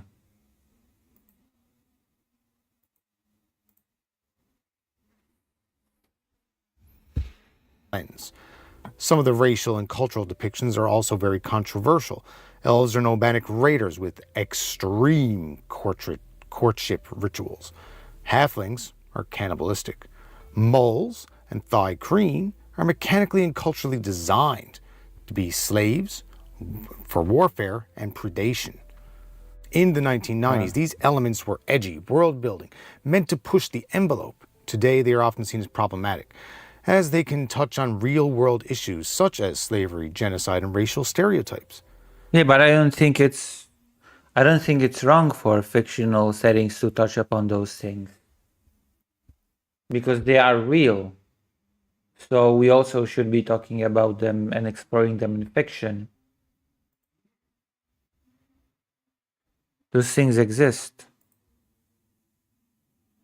Wizards of the Coast has explicitly stated before that these topics contribute to Dark Sun being considered too problematic for 5th edition support. That seems to be changing. Despite this, many fans agree that the harshness is also what makes Athos compelling. Survival in a brutal, morally gray world creates tension, strategy, and storytelling opportunities unlike any other D&D setting. The key is handling these elements thoughtfully, acknowledging the darkness while allowing players to explore heroism, resistance, and resilience. In short, Dark Sun is both beloved and controversial. It's a world that asks hard questions and forces characters to make impossible choices. Yeah, kind of, yeah. It's controversies are inseparable from what makes it iconic, but they also explain why Wizards has always hesitated to bring it Well, back I'm not even sure if I would call that controversial. into modern editions. Despite the controversies, the difficult themes, Like, I don't know why there's, like, I understand if the material glorified certain elements as good and admirable, that would maybe be controversial, but it's not really, you know?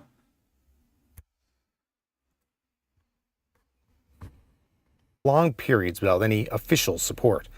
Dark Sun has endured as one of Dungeons & Dragons' most memorable settings. Its appeal lies in what makes it unique, a world defined by scarcity, moral ambiguity, and survival under an unforgiving sun.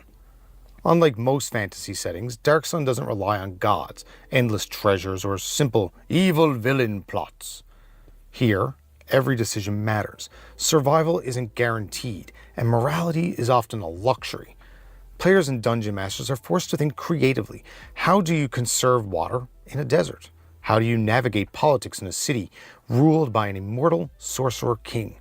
How do you fight a psionic predator without any steel weapons? These questions create a high-stakes experience unmatched in other D&D worlds.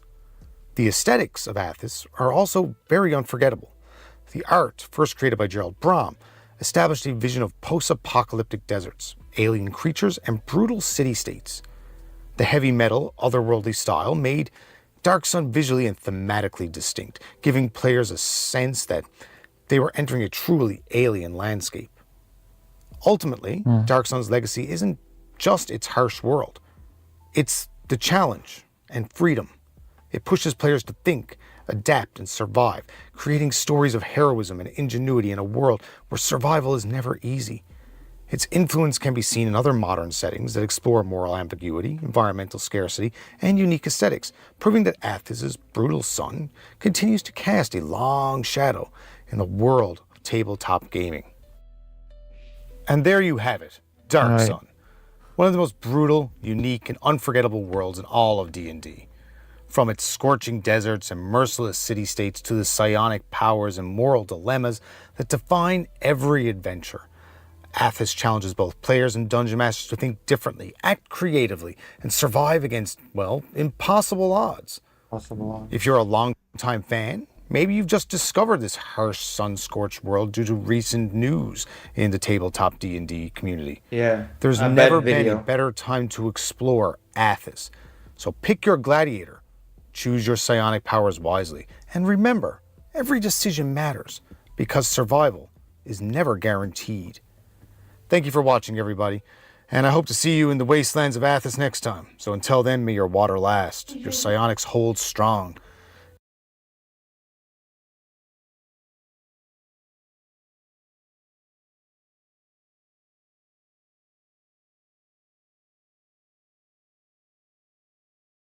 and that your sword, made of bone, never breaks.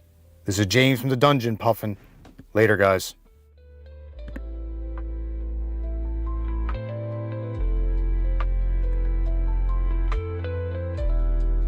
I'm gonna make a call to Karasu, and I'm gonna have to ask Karasu a few things because I have to logically do the thing.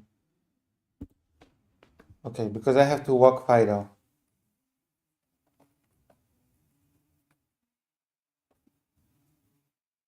I have to walk my dog real quick because my dog is needy, and then I'll come back and we continue, okay? Is that okay?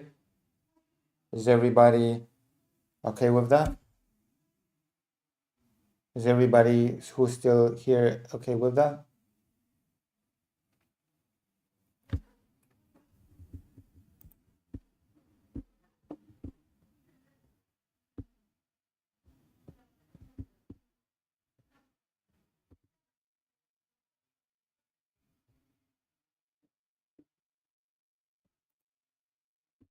All right.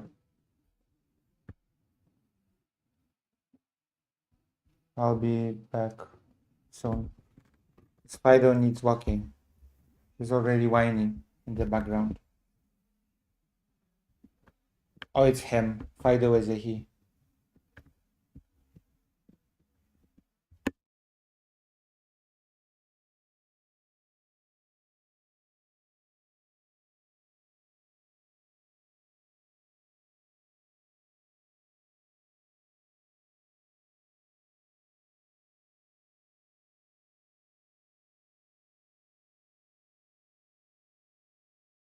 I'll be right back.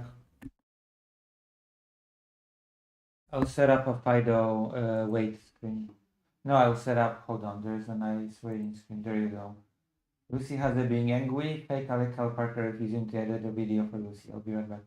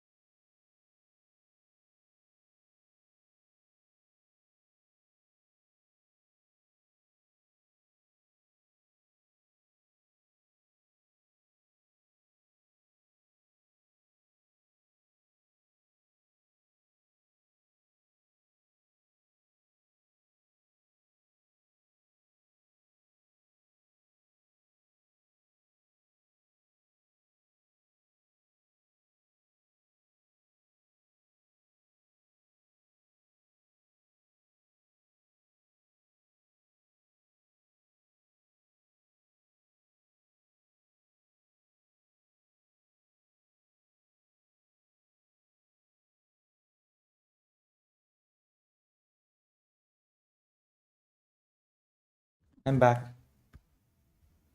Is everybody still here? Is anybody still here? Oh wait, I'm gonna go grab Coca-Cola. One moment.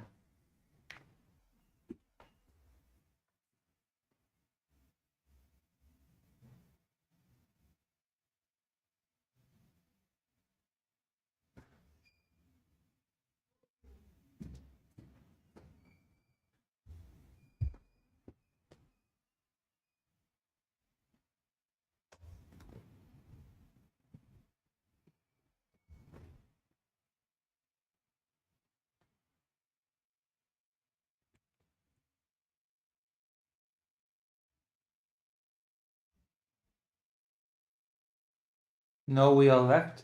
Why did you leave? Come back. Okay? Don't be like that. Come back.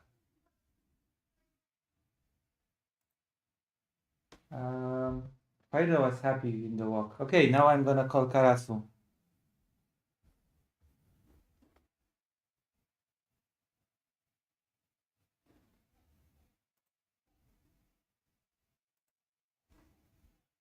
Karasu, I'm starting a voice. Hello. Guten Morgen. Guten Morgen. God, I get so much hate from the Asmongold crowd. I have to upload more Asmongold. Hello. Are you here? Hey, can you hear me? Oh yeah.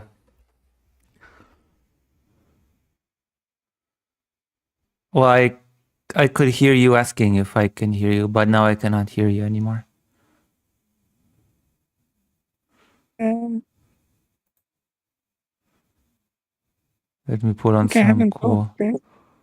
Some cool art. Yeah. You're breaking I'm just trying to find out if I should watch the. I'm gonna have a picture on. There you go. Watch the stream. I could just. What do you want to watch a video with me? And you in the studio, If you yeah. watch that video, then it's better to be shared in the screen.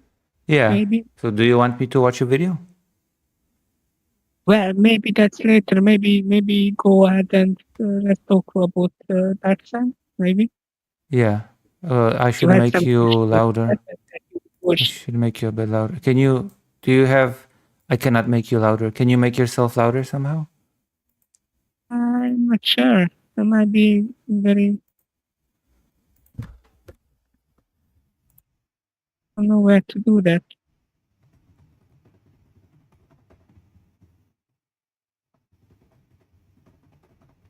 Could you maybe talk closer Maybe I to try the mic? to talk.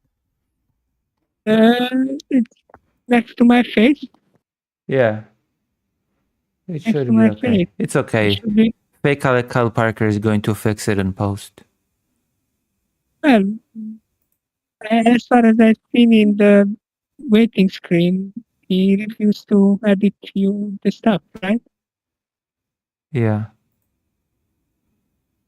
I wanna. You've been told in the waiting screen that you are angry and he's not editing you. Sorry. Can you? Yeah, you've been telling us in the waiting screen that he's angry or you are angry. Oh yeah. I'm angry and he doesn't wanna edit videos. Yeah.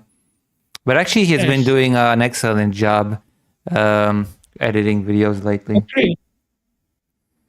Actually, he created that picture. I see. Okay.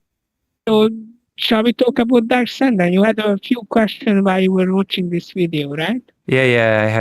I've had a few questions. Like, let's do this first. Maybe I heard something, and then we can watch that very strange esoteric Nazi video on Dark Sun. Yeah. Like, I have a few I've had a few.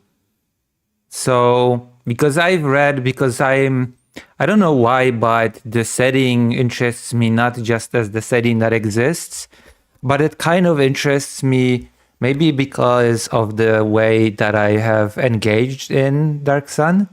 But it feels to me like, I'm not sure why it feels to me like that, but it feels to me, even though it probably is not as true as I think, that it feels like a very not static setting. If that makes sense? In a sense, yes. I mean, okay, so when it first came out, that was the 91's first edition box, okay? Mm-hmm. So in the first edition box, you had these, I think it's 7 city-states, and those 7 city-states had the sorcerer king. Yeah. Even if they are women, they are called sorcerer kings. So that's the way it goes. Yeah. Okay. And later on, couple of years later, I think it's 95. I sent you a picture of what was in the box set. Mm-hmm. You can show it. I sent you a link of visual. It's like a bookstore. Mm-hmm. Let me ping it. I found it. Did you find it? Yeah, I found it in our DMs.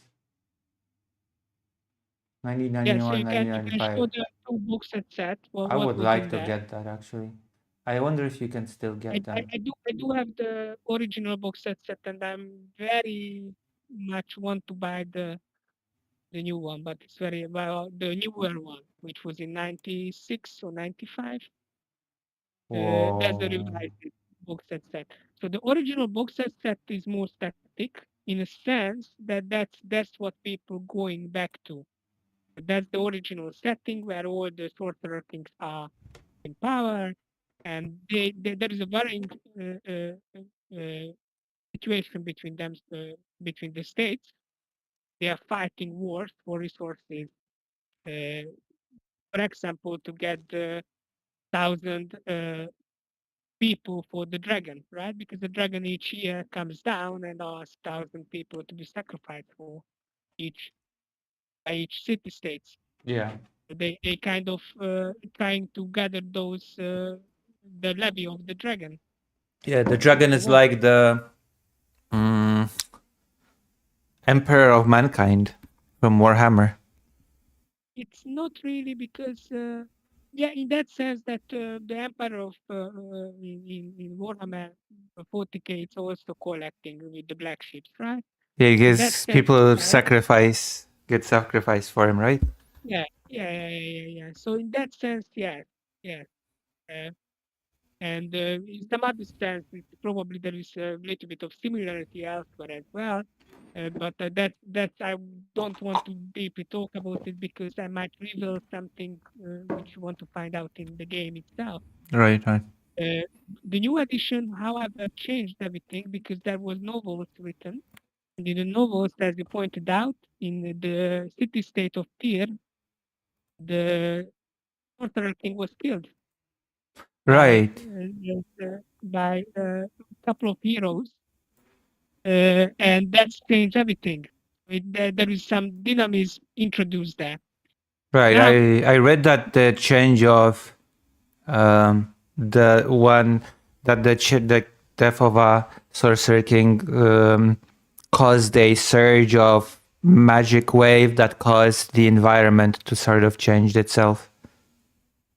I mean, there is a new storm appeared, and there will be wizards drawing power for that storm. And there are other changes after that, but I don't want to talk about everything because when you play, Yeah. these things might be revealed. So there is so there are two kind of role-playing setting approach. One of them trying to be, I think, so give a mood, give a kind of relationships, but it's not necessarily a very narrative in the sense that there is no heroes there is no big events. You are putting there everything what you want. Right. And in this sense, the Dark Star first edition was this one. Right. And the second edition had to deal with that the novels were very narrative driven, right? There was heroes, there was big events, and a lot of people didn't like it. And I have something. So if I would start the game, I would start in the first edition because I'm more like the person who doesn't like the. I like changes, but I don't necessarily would start there. Right. And I would leave it open-ended that if the players experience that change or if it's played out that way at all. By the way, later on, because I thought that there was a third edition adaptation in one of the magazine, I think it was in Polygon magazine. They also changed it, so they made the setting a couple of hundred years later of the tea revolution. There was a lot of changes there for obvious reasons, because third edition introduced new species as playable, and they wanted to bring those things into the game, right? Mm-hmm. Let's not forget, this is a game. This is not this is a game of made for D&D or AD&D at first, right? So you had the main rulebook for AD&D, and then you bought the box set for the setting. You still needed the main rulebook. It has to adapt it to what is in the main rulebook for some extent. And Dark Sun was one of the setting which changed a lot from the main rulebook. A lot of other settings didn't change as many things, right? Mm-hmm. But you needed those main core rulebooks, the player's handbook and the DMG. Right, right. I kind of feel like I get this feeling from the series that there's there's this dim world, but it's kind of moving towards a different era again, if that makes sense. It's definitely a different era, but it's not necessarily better, right? Yeah. It's just different. I mean, the novels moved into a different era, and but I don't want to reveal these parts. It's better to talk about, and this is spoiler as well, but it's a spoiler which characters won't experience, because that's the past. We can talk about the past stages, and if somebody wants to buy or get a hand of the old editions, the second editions, probably the revised edition is better, because it has a more extended history written in that. The Yeah. first edition is really good. The first edition have the Wanderer's Journal, and that's a really good narrative, how it's introducing is the surrounding, because there is this enigmatic figure, the Wanderer, who goes around and talks about all the different people, the city states, the environment, and stuff like that. Yeah. And it's like almost like a guidebook, right? Of somebody who is traveling, not necessarily a reliable narrator, but it's a narrator, and that was a fun way Right. to Yeah. introduce that. That's a good way to make a guidebook. Yeah. Yeah, I think that a revised edition doesn't work like that. The revised edition is more uh, factual, I believe, but Mhm. I don't exactly read as much of that anymore. I know the history, right? And they introduced this history of the three ages: the blue age, the green age, and the brown age. And we are in the dark sun setting. We are in the brown age, where everything is desert. The sun is this crimson sun, which is deadly. Uh, but before that, there were different ages. What this video failed to introduce, and what I didn't like, what he was doing, is the psionic and the previous technologies, because he pointed out very well that it's a very environmental setting. Yeah. This is the 90s, right? So in 90s, early Yeah. 90s, we already had uh, in common talk about the global warming. In the 80s, you had the ozone layer. Yeah, I uh, remember that. and About that's again fridges and sprays. that was at least accepted as a real threat at the time, because what I really hate Margaret Thatcher, the Iron Lady, but at least she was a chemist and she understood the threat of the ozone layer. So she absolutely accepted that there should be a global change towards how we produce these gases, what destroys the ozone layer when we are using it. But anyway, this was more accepted, less challenging perhaps than in today. Obviously, a role-playing game in the 90s was trying to tackle all this stuff. Then you had a lot of movies about similar topics in the 80s, late 80s, like the Mad Max, which the video maker mentioned as an impact on the game. And I absolutely agree. Mad Max was a huge impact on Dark Sun, or obviously Conan, the Conan movie, or the Conan itself, the Conan series, the Sword and Sorcery. But there are other influences. Anyway, the climate change is really important here. And all the previous technologies, magic is a new technology emerging in the end of the Green Age. And as they use it, is turning the Green Age into Brown Age, destroying the plant life as the defining magic draws energy from the life force itself, life force of the plant, life force of the human beings. Um, but Yeah. there were previous technologies which was also problematic. So in the first stage, as you mentioned it, not the video, that in the Blue Age, the halflings were the dominant species, Yeah. and they kind of developed kind of biotechnology, like modifying creatures into tools And or an into environment. other and to other environment, right? Yeah. And they started to develop a kind of organism what's supposed to help to uh, yield food from the oceans, and this started to destroy the water. Yeah. It By the poisoned the way, water and started killing yeah, the life in it. by the way, this itself, it's if I'm not sure about this, but there is a environmentalist called Lovelock.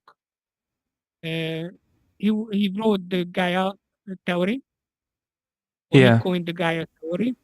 And in his book, about the Gaia theory, he posing a situation where there could be a total collapse of, and that was a similar example that we develop a kind of uh, uh,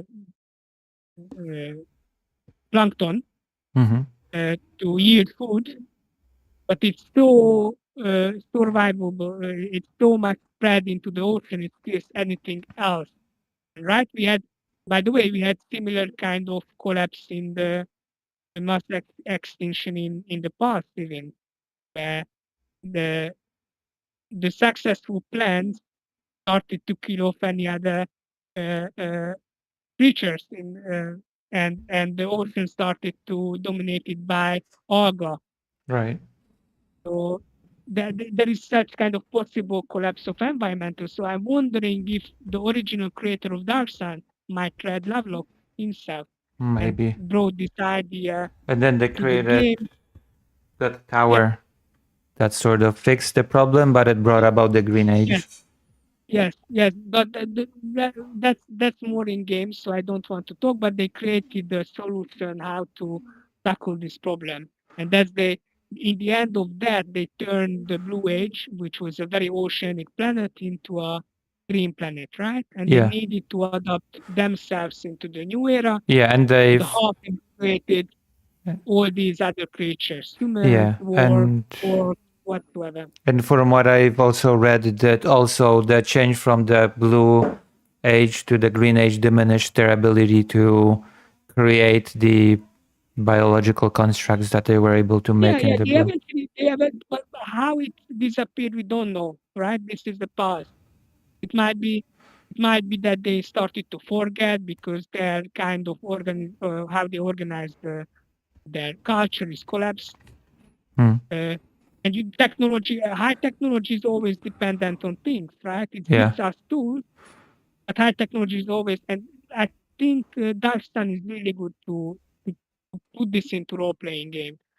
Uh, And we later on talking about this when we talk about how the metro disappeared totally. So there is no metro, there is only one iron mine in the whole area of the T region. And that Right. T state itself. And not because the people doesn't know iron, but because they overmined already. Right. And when they run out, all the technology depending on iron is disappeared. They cannot make it anymore, Yeah. right? Or limited amount of What can be happened made. to all of the already existing? Couldn't they resmelt the already existing iron? I mean, some might be disappeared under the sands, right? So Yeah. it's not that I they just heard find out. Fido bark at my mom. Use that. One moment, I mean, okay? I just heard Fido bark at my mom. One moment, okay? If,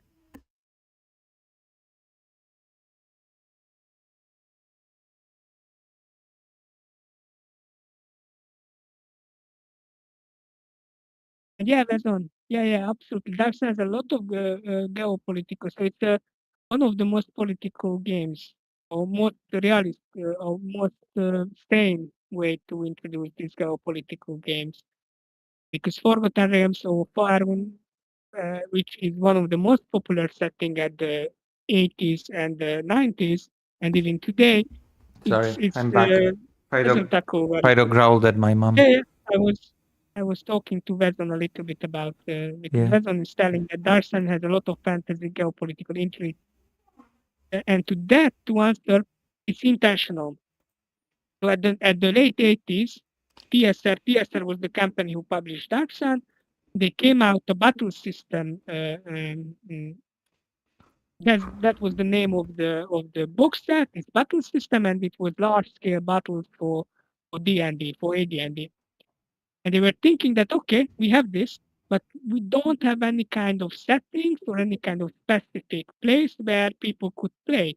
Who will buy it if all the settings are concentrated on characters, right? They were thinking, let's develop a setting which relies on this large-scale battle mechanism. And that was the idea how they started to push for the making of Dark Sun.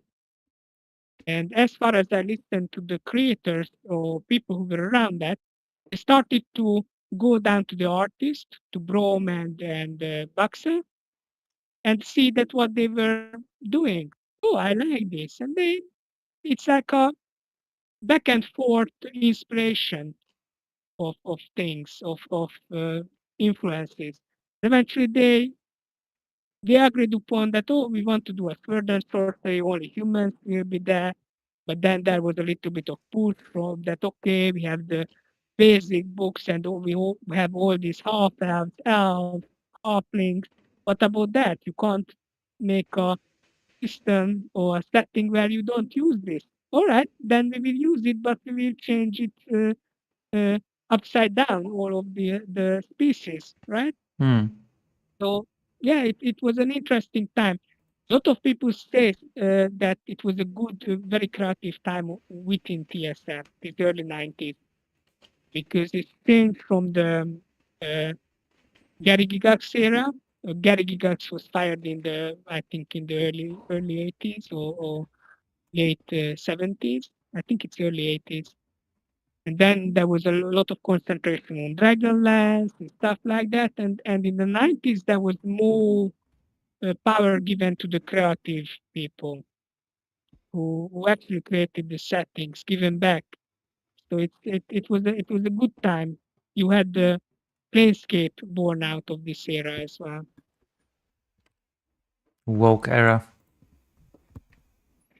I mean, yeah, in a sense. I mean, I don't know what would the people say. Okay, little side note. Forgotten Realms at this time full of bearded women, as all of the dwarves that depicted as bearded women, or a lot of dwarves depicted. So probably Yeah, it was it came considered the way norm, out. at least to dwarven women to have Yeah, beards. yeah. That was It is when I was come small. That today was as an just art. considered the norm. Yeah. But if it's come out today as an art, people would, oh my God, Woke, yeah. the People would cry. LGBT woke lobby is changing the that thing. So it's actually I had this argument in one place where people were crying that oh the woke people and the trans people want to change everything, and I was starting to show the books from the 80s and 90s that look all these dwarf women depicted with beards. What are you talking about? And anyway, that's I don't. People doesn't know the history of the game or the role playing game, what they're using later for political agenda. And you will Yeah. see this video, right? Yeah, it's sad. Yeah, Darsen is a very environmental the environmental issues are one of the primary things. But And the slavery is the I wanted to. Oh my gosh, I had something on my mind regarding Dark Sun. I don't know. I forgot. Sorry. But I had some. other issue is a social issue, right? The slavery. So Oh yeah, right. I wanted to ask you what your opinion is on what the person from the video said, that certain things are problematic now, and like slavery, etc. But I don't think I do it's. agree that certain things is problematic within Dark Science, I think, but not the things he mentioned. And I do agree with you that depicting slavery itself is not the problem. It's how you Yeah, depict. exactly. The same about every kind of issues. You want to create a world where there are problems. Yeah. That's what creates conflict. That's what creates characters to do something, right? Yeah, This exactly. problem can be very small. Than role-playing games. What tries to tell Miyazaki style Kiki delivery service kind of issues, right? Where the issue is not necessarily slave society, Right. but how to resolve to deliver the bread, right? Yeah. But you might want to create a place where there are high stakes, where you start as a slave and your concern is how to break out because slavery is really evil. You might die if you don't escape. If you will play the game is about this, the computer game. You start as a gladiators, and if you don't escape at time, you will be dead because eventually you will face some kind of creatures will definitely kill you. So it's not nice. It doesn't depict slavery as a good thing. It depicts as a very evil, very, very exploitative things, right? Mm-hmm. I think that shouldn't be an issue today. Yeah. I think the issue is that they don't have enough brave that they can handle it good. Okay? Right. So I think that's the real issue. They don't feel competent enough to tell Good stories that with it. way to tell that way that they really depict slavery as a bad thing. Yeah. That's the issue. Because there were settings where the slavery depicted slightly more positive way. And one of the setting in AD&D was Akadim. This was a kind of Arabian night setting, so it's a very much an Orientalist setting. Mm-hmm. But at this time they accepted that it's an Orientalist, so it's not a real Arabic word they're depicting. They're Yeah. depicting the word that how the late 19th century and early 20th century Western world see the Arabic culture or the Middle Eastern cultures. And but they're depicting the slavery as slightly more positive thing because obviously they depicting the Mamluks and the Janissaries and some of the slaves as Janissar or Mamluks had a relatively big power, right? Political power at times.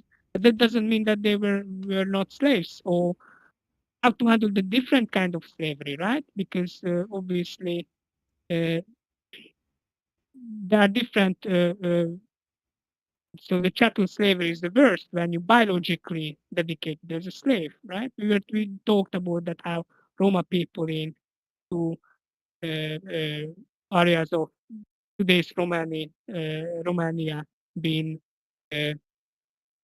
chattel slaves, right? So if you're born as a Roma people, you ended up slaves. Now in Darkstan, it's a chattel slavery. It's one of the worst kind of slavery. In most of the places, you can't buy your freedom. There are some places some states can buy their freedom, but a lot of places they are just resources to be thrown away. It's a very it's not play around. It's depicting as really bad.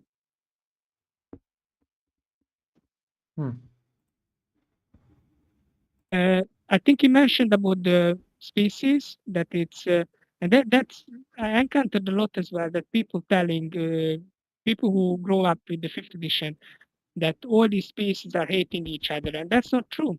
In Dark Sun, there is no kind of racial enmity between species. I think There is only one. it feels like there's not enough of the races left to be this kind of like. It's more like that there is no real biological determination or cultural determination to hate each other. There is only one kind of conflict. There is this mantis, praying mantis people called Slickrines. Mhm. And they are eating, they are like to eat elves. But that's not all Slickrines. And that doesn't mean that the Slickrine cannot be friendly of elves Right. either. A lot of elves hate Slickrines in the same time, but that it is not a racial thing. So then, in original second edition P8, the player's handbook, the dwarves get bonuses against killing goblins because that considered as a racial enemy. And if you play the dwarf, you get that racial bonus. In Dark Sun, there is no such thing. So in the sense, it was more woke, more getting away this kind of determined racial enemies of the old AD&D or the other settings. Yeah. It's not even true. There are problems, by the way, and this is the real problem. So the one of the real problem, and it's more about the novels than the books itself, Mm-hmm. because the books later on introduce a very nice breakdown of this. But the elves, how the elves were depicted, that was really much a problem because it's depicted as the worst kind of stereotypes of the Roma people back in captivity or By the meaning way, the book that I'm reading want to actually has Roma cheat you people in it. The 100 Years of the Solitude. 100 years of solitude. Yeah. So that's a bit of problem how they depict it, and especially in the novel itself. It's very much you can't trust of the elves. They are cheaters. They are liars. They are Right. trying to sell you useless stuff. They are stealing. It's kind of depicted here. Now the book of the elves of the Atasian elves are more complicated, and they depicting them as way much better. Actually, one of my favorite AD&D book of the time because of the artist who worked there, Tony Diterlizzi. Actually, that's Depicting an elves that interesting thing, right? Because those races came about during the Green Age, and I assume those races operated and lived differently during the Green Age than during yeah, the current yeah, age, right? absolutely. Yeah. And, but kind of they try to introduce this kind of racial concept of how these people have to think, right? In the novel, that they are all cheaters, they are all Right. and in this book, the role playing book, this is like a additional book just concentrating on the Atatiana. They introduce them a way more complicated people, where not all of them are the same. They're very different. Not all of them are raiders, by the way. He's talking that elves are raiders, stealing stuff. No, Yeah. some of them are herders. adding animals called kank. It's like a giant ant-like or between spider and ant-like insect creature. Yeah. And they're harvesting their honey. And that's what some of the elf tribes lives from. Some of them are raiding, some of them raiding by necessity because there is no other things to do. Maybe the head of their conks, that's the name of the animal, died, and they have nothing else to survive from just by raiding. Yeah. The books itself, not the novels, but the books itself are much better, I believe. The novel is also not You mean bad. the books but for the tabletop, right? yes, yes. Mm-hmm. The novels are also not as bad because it talks a lot about freedom and break that chain of slavery, right? Yeah. So that's the main theme of the novels, at least the beginning of the novels. That's also have a positivity inside, but some of the depiction are not good in that. Hmm.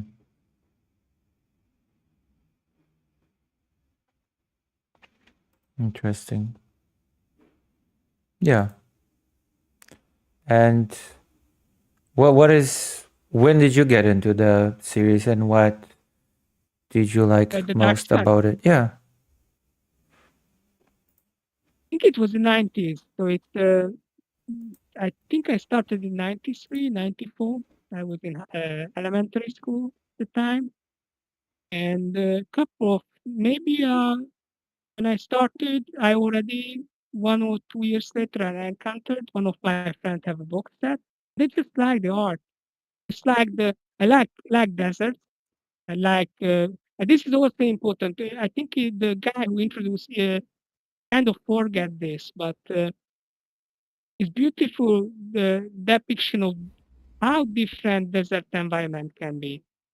I know a person who runs the Org. I mean, I don't know him personally, but I was following his stuff, and he was telling that he get into dark sun because he grew up in desert environment in US, All right. Yeah. and That does have how those. different it can be, like the rocky badlands or rocky deserts, and then because people usually always depicting, especially Europeans, the Sahara Desert, right? The sand-like desert. Yeah. But it's way more complicated, way more different, lot of different, and it's very Although much alive. although deserts also have some green patches and deserts also have Yes, oases. we we start sun. There are a lot of green patches here, or a lot of areas where there are green scrubs surviving. So it's not like you shouldn't just imagine as a sand everywhere. There are lives here. The life is very um, fragile because the magic exists, right? Yeah. But it exists, and the life is adapting. So, right, I wanted to talk about the psionic. The psionic he depicted very, I think, wrongly In because the the video. psionic was yes. Mm-hmm. So he was depicting some kind of technology that challenges the magic, and it was quite the opposite. The psionic was the technology of the Green Age. In the Green Age, psionics ruled the world. Okay. Uh, and then the magic emerging, and the magic brings a different kind of power than dynamics. And a lot of powerful scientists started to experiment with the magic. And one of them started to teach the magic to other humans. And those humans became later on the champions, and they became the sorcerer kings. Right. Uh, the psionics And the are not, first one that not taught them became the dragon, right? no, Oh, okay. no, no. I won't tell who is the dragon, but no. Um, that's when you play and when you realize the main. metaplot, right? Right, right. Yeah, I was looking for this word metaplot. So there are some games like Vampire the Masquerade who has a very strong metaplot. And the Dark Sun First Edition didn't have this, but later on it became like a very strong metaplot where you have a really big named characters and they shaping the how the world will look like. And Right. these are mostly the heroes of the novels and the sorcerer things. I don't want to ruin the experience of yours if you have the chance to play. Right, right. Yeah, but yeah, the video was relatively correct. I've seen other videos as well. I do have a problem about the gods because gods that didn't exist in the first edition. They never talk about that. Maybe that was it's more the fourth edition brought it in. And the problem is that I've seen videos that started to interpret that, oh, this kind of destruction exists because people turned away from the gods, right? That's the narrative sometimes, that if people return to the old gods or the old religions, then it would be a kinder world. That's not true, or not necessarily true. And by the way, a lot of because there are kind of clerics of elemental power who Yeah. revere the water, the four elements: water, air, earth, uh, and fire. Yeah. And they are lot of them are very positive. So they're trying to save the existing sentient species. So it's not like that there are no uh, people who want to change positively the world in the setting. There are. So, and they don't need to be religious people or religious in the sense of venerating a god, right? Right. There are things when there are groups in within the setting that thinks that one of the sorcerer things But there maybe was a moment, I'm not sure if it was in the Green Age or in the current age, when there was a faction that wanted to make the halflings dominant again and return to the Blue Age.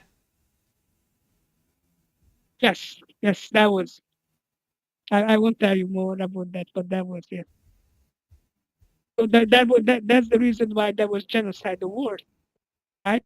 Some Right. person wanted to make it returning to the old Blue Age, where everything was good, everything was nice, and all of these other species are just a taint of the earth or the Atlas, right? Right. So, Although it makes no yeah, sense that person was because very. that makes no sense. Well, but you know. I mean, yeah, it's genocidal stuff doesn't make a lot of sense to me, but some people believe it, right? Right, We've but it seen extra the makes no sense because but those other species are just this species that shifted no, to adapt to the. but there is some ideas about the degenerating, right? Yeah, yeah, That yeah.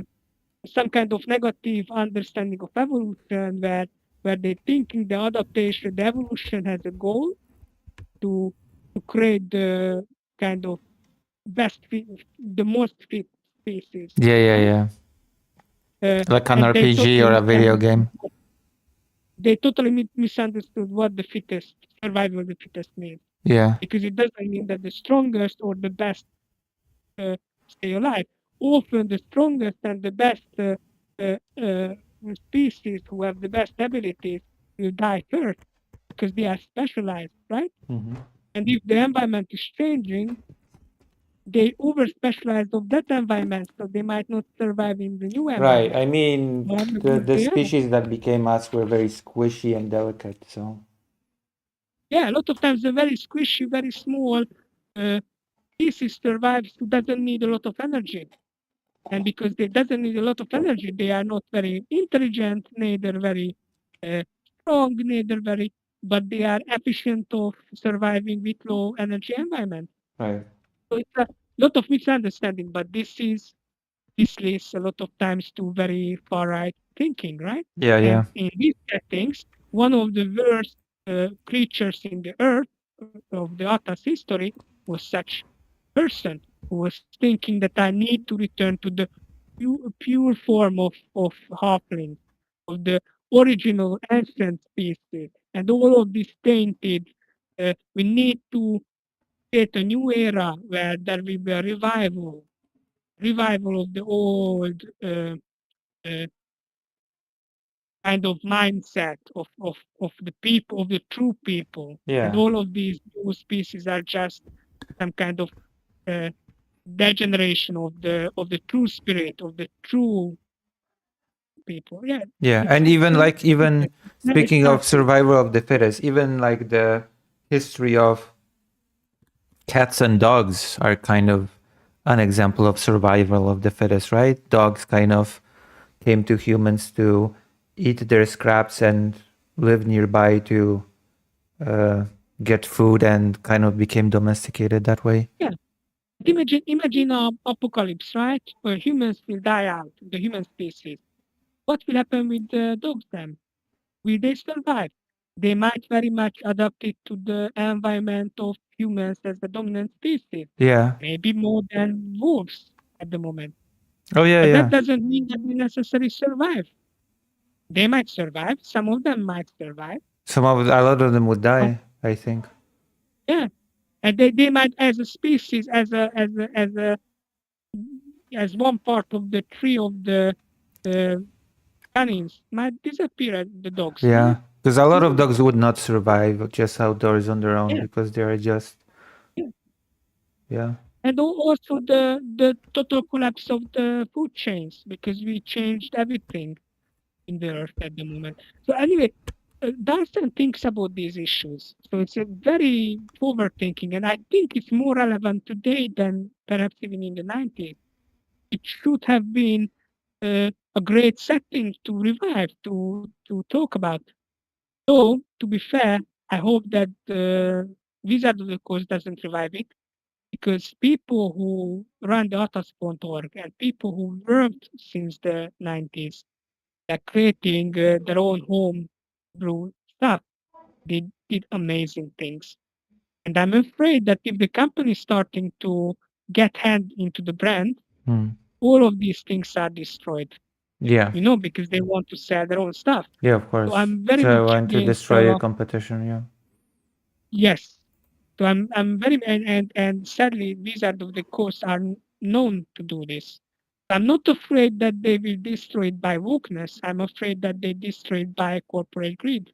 Yeah. That they Classic want to get story. hand of the of the decades of people putting energy into making this as an amazing setting. So one thing we forgot to talk about, and that's one of the reasons why I fall into love with Dark Sun. Uh, I later on became studying anthropology, and I had an interest about cultures of peoples living outside of Europe and other histories. And Dark Sun is very much a setting where it's not a medieval age European setting. So the closest European settings are maybe a ancient Greece-like city-state called Balik. That's the closest of the European setting. But most of them are based on Mesopotamia, some of them, or ancient Egypt, or the Khmer Empire, or that Khmer is arguably either Khmer or either South India, which were interlinked, by the way, historically. But there is a lot of non-European stuff put in there, or uh, pre-colonial Africa put it there, or Mesoamerican city-states. So all of these city-states have their unique kind of uh, non-European uh, fantasy blend, Yeah. and that's really attractive to me. And also, I also attracted that there is no metal armors, no metal things. So people are creative. People using bone, wood, obsidian. Uh, Metal is rare, so all these things are very attractive. Yeah.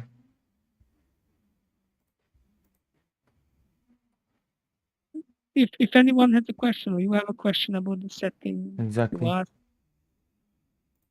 If not, let's watch this Far Right guy perhaps and Yeah, go to you wanna politics. watch? I mean, we could, but you need to share the screen so I Yeah. can read what. I don't need to because I think I will echo if I watch the stream and it will be Yeah. a couple of seconds late if I watch you in YouTube stream. All right.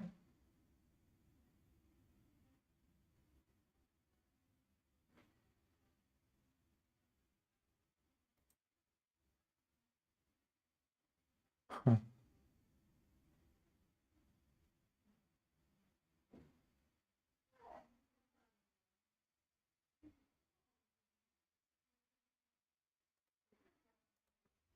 All right, let's do this.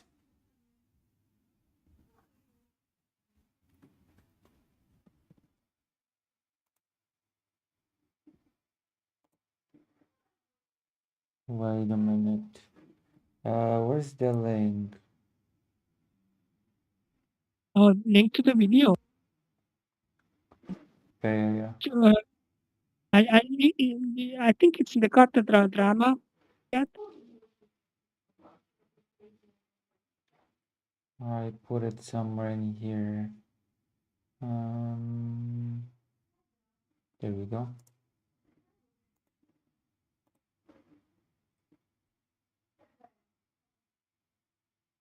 Oh, you are watching Arduino.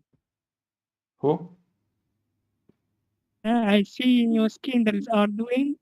About Arduino. That's a very different game, Arduino. That was before the second edition. It Yeah. was a kind of competition of D&D. Some says it was a horrible game. I don't think so. Or I think it was a little bit more input. Some says that it was even before Gary Gygax created the D&D. So one of the first role-playing games, perhaps. Oh, see you.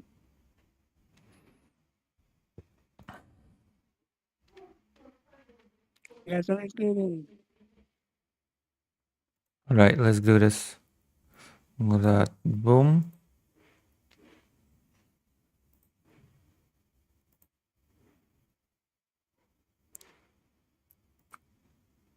Boom. I'm sharing. Can you see it? It should be, I hope. You can see it, right?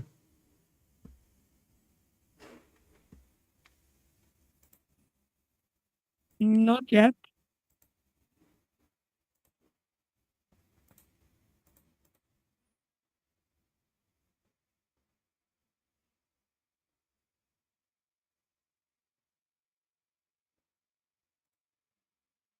It might not work.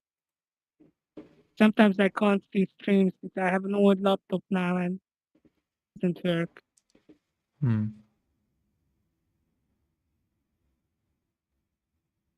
No, it doesn't load. I might watch you in the stream, The in stream? the YouTube stream, and but that will be a little bit Delayed. late, right?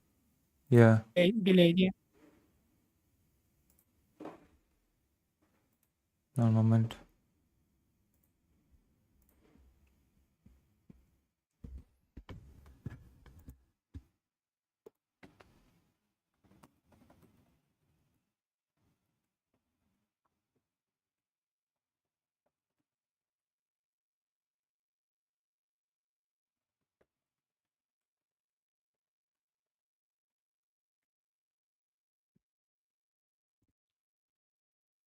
All right, I'm starting the video, okay?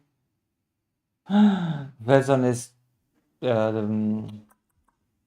cheating on me with a different stream. See you, Vezon.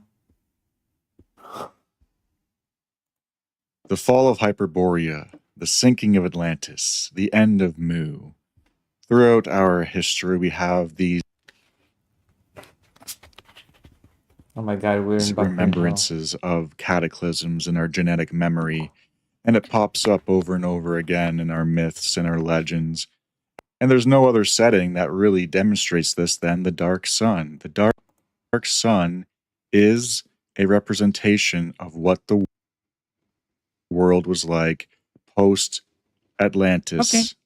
That is such a bizarre intro, because the very idea of some genetic memory of past cataclysm is complete nonsense to me, to be quite honest with you, to be blunt.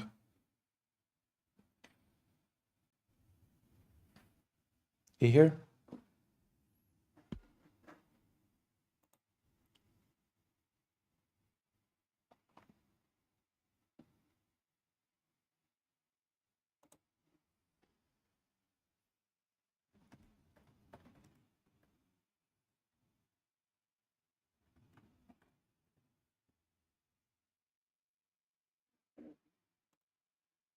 Hello?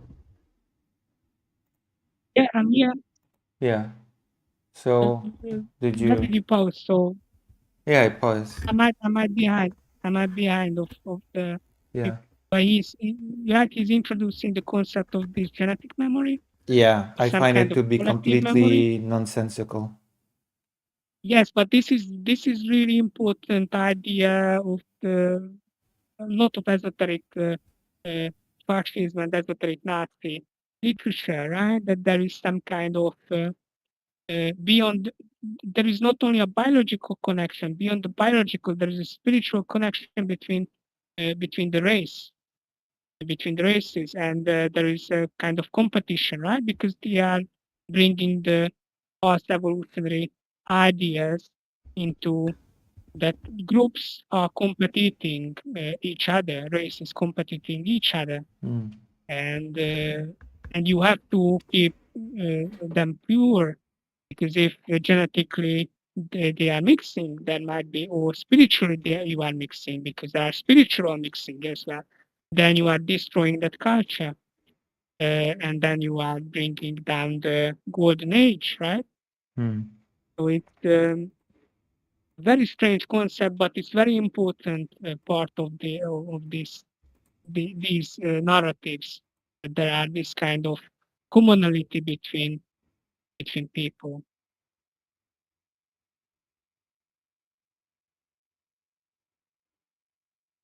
So it's so if there's a spiritual competition, what are they competing for?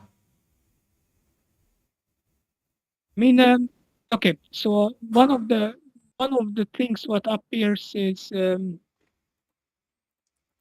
this is what they talk about when they're talking about the Jewish people are bringing a culture, bringing a spirituality into the European stock, right? Yeah. That they are destroying their trueness, the purity of the white race. And for example, Julius Evola is talking about Julius Evola, fascist, esoteric fascist rights, certainly very popular among New Age people. In the 90s in Hungary, there was a lot of Julius Evola printed out as a New Age books. And he's talking about two kind of spirituality: the solar and the lunar people. And the solar people are all these the positive civilization, Europeans, the white people, and then you have the negative, the lunar, the tweeters, the Americans, the peasants. Because the positive, the solar culture are the priests, the warrior faith. So the nobles. And the nobles by spirituality and by race, right? Not necessarily the nobles of the rank as a noble, because some nobles might be that's a worthy title. We are talking about spirituality of Right, real but at least right. I don't So, know. At least in some countries, nobles kind of arouse from warriors and knights, right? yeah, but okay, but these people doesn't really talk about real history. They're talking about alternative kind of spiritual world, right? Right. So it's Yeah. like they're talking about aeons, they're talking about ages, they talking. This is what this guy is introducing. That there is a Dark Sun is really our own past, right? It Yeah. doesn't talk about Dark Sun as a game that is a product of the 90s. It talks that we have an ancient memory. Our human race have an ancient memory, and that's the Dark Sun. That's what Yeah, he's and posing. actually, That we have a Sorcerer Kings genetic are memory. still among us and still rule us. Don't forget. Yes. Yes. All right, but let's watch it. That we will introduce it, right? Yeah. Just tell me when After we the stop the sinking of video because Atlantis, I probably am not watching it, and Yeah. you can summarize me because of one sentence that what you Yeah. were I'm talking. I'm I would pausing right appreciate. now.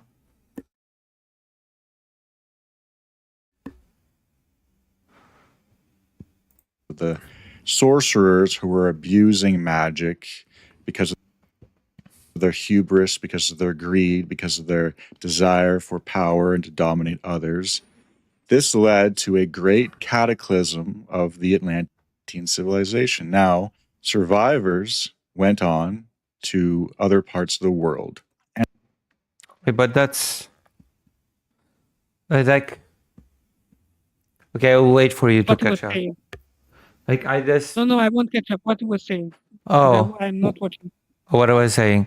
I was saying that he said something about how the sorcerers caused the fall of the Atlantean civilization, who went to different parts of the world, and that's somehow tied to the Dark Sun world. But that makes no sense in Dark Sun because the Blue Age, where it was all the way back before the Green Age.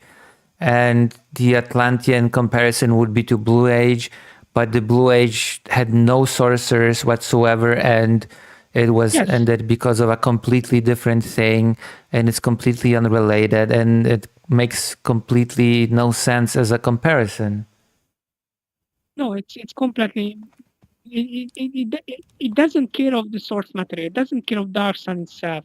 And he would argue that the sorcerers is not really about the magic itself, but later on he will argue that it's occultism, right? Yeah. Occultism, power of occult will corrupt you necessarily, which is even not true in Dark Sun. You have sorcerers who are using the power responsibly. Yeah, the preservers. The magic power. The preservers, and they are fighting against the sorcerer kings in the setting. So that's completely nonsense there. But he might tell that the sorcerer is not about only by magic; it's like a spiritual position, right? Maybe the engineers he's telling that in the modern age is the tech giants, is the silicon elite, is the sorcerers, and by the way, in that sense, I agree that they are problematic, right? They are, Yeah. but my argument is different why they are problematic. For him, they are representing some kind of, I don't know, negative, they are the lunar people, right? It doesn't have to make sense. I mean, in the end, these all a little bit very vague-ish concept, and it has to justify the races. It doesn't need to be everywhere coherent. It needs to be vague enough to tell that it's always my race, it's always my people is the first, and within my people it's always me who deserves the better power, right? Because I'm the real warrior, I'm the real survivor. I'm fighting back against this degenerative wokeness and stuff. I'm keeping the tradition, the real tradition of Atlanteans, right? Yeah. It's all woke. The Dark Sun setting is the wokest of them all. I mean, he argues it's not, but I think he's wrong. I mean, there's a lot of the that there's no doubting that there's definitely a lot of environmentalist messaging here. Also, I find it very fascinating the idea of a completely water-covered planet in time changing into a very dry and hot desert planet. Yeah, it's interesting, yeah. One moment, I had to pour some drink to my mom. I don't know why, but the thing that fascinates me the most about the setting is not even the current stage, but how the ages changed from blue to green to current. Yeah, I mean that's also interesting. Yeah. By the way, this is not a new concept before, and it doesn't need to be racial memory. I hate this kind of genetic memory. Where in the genetic memory, he's really talking. This is a racial memory of the white race. That's what he's talking, right? It's our history. It's really our history, the dark side, the white race history, and it's not. The influences was 20th century early pulp fiction on Yeah. dark side. I mean, For of course, it's example, not the our history. It's like it's complete lunacy. This whole idea, and the worst part is that it's kind of hinges on a existing idea of generational memory, which you're probably familiar with. Like the idea that trauma is passed from generation to generation. No, I don't think so. It's as complex. I think it's more like about reincarnation and spirituality. Sorry? So because this is more about reincarnation and spirituality. They are not really talking about generational trauma. Yeah, but We don't care I about think like they're generation. I think what I'm saying is they're kind of how should I say, trying to sneaking their concept by kind of making it sound like the existing concept. Does that make sense? They would say, oh, Yeah, but see, I this don't think concept we. exists, and that means that our concept is legit, real, and you should believe it. There's the genetic memory, genes are real, and so genetic memory. Yeah, I mean, he would do that.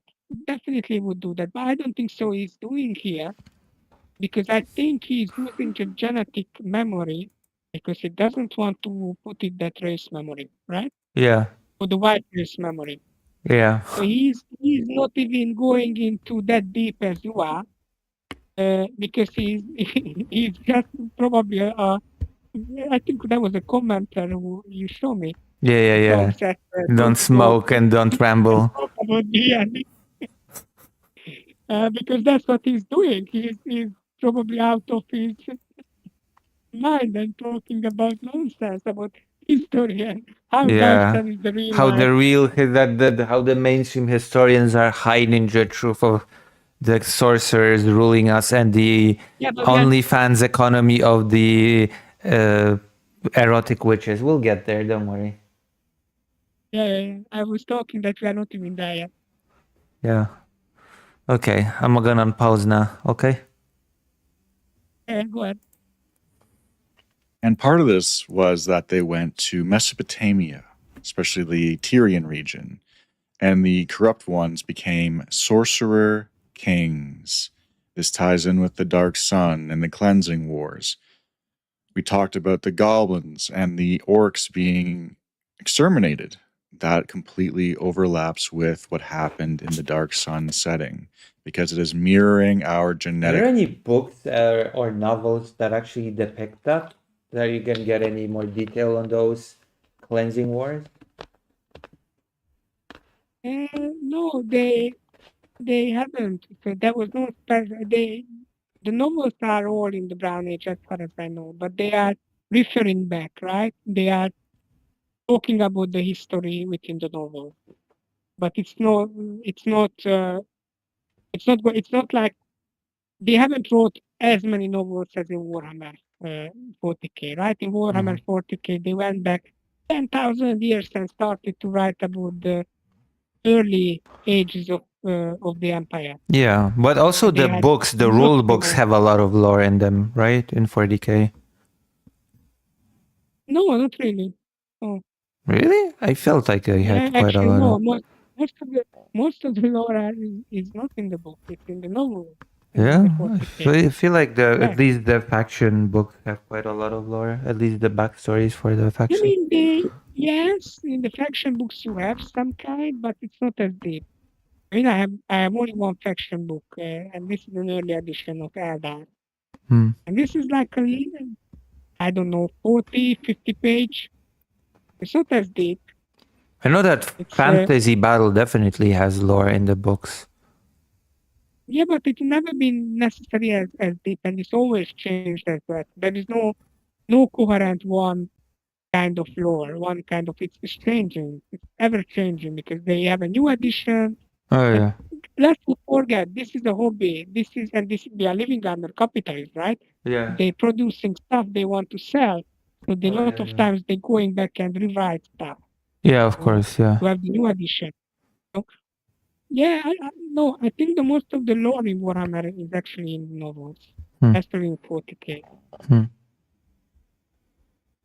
Now the fantasy is a little bit different because the fantasy had a very robust role-playing side. Yeah. But Those role-playing books, that was from a different company though. they're actually it's interlinked, that company. I mean, now it's a different company. Now the fourth edition of the Warhammer Fantasy is a different company Wasn't it always because they a kind of separate company? Like no, the no. fantasy battle was what's that?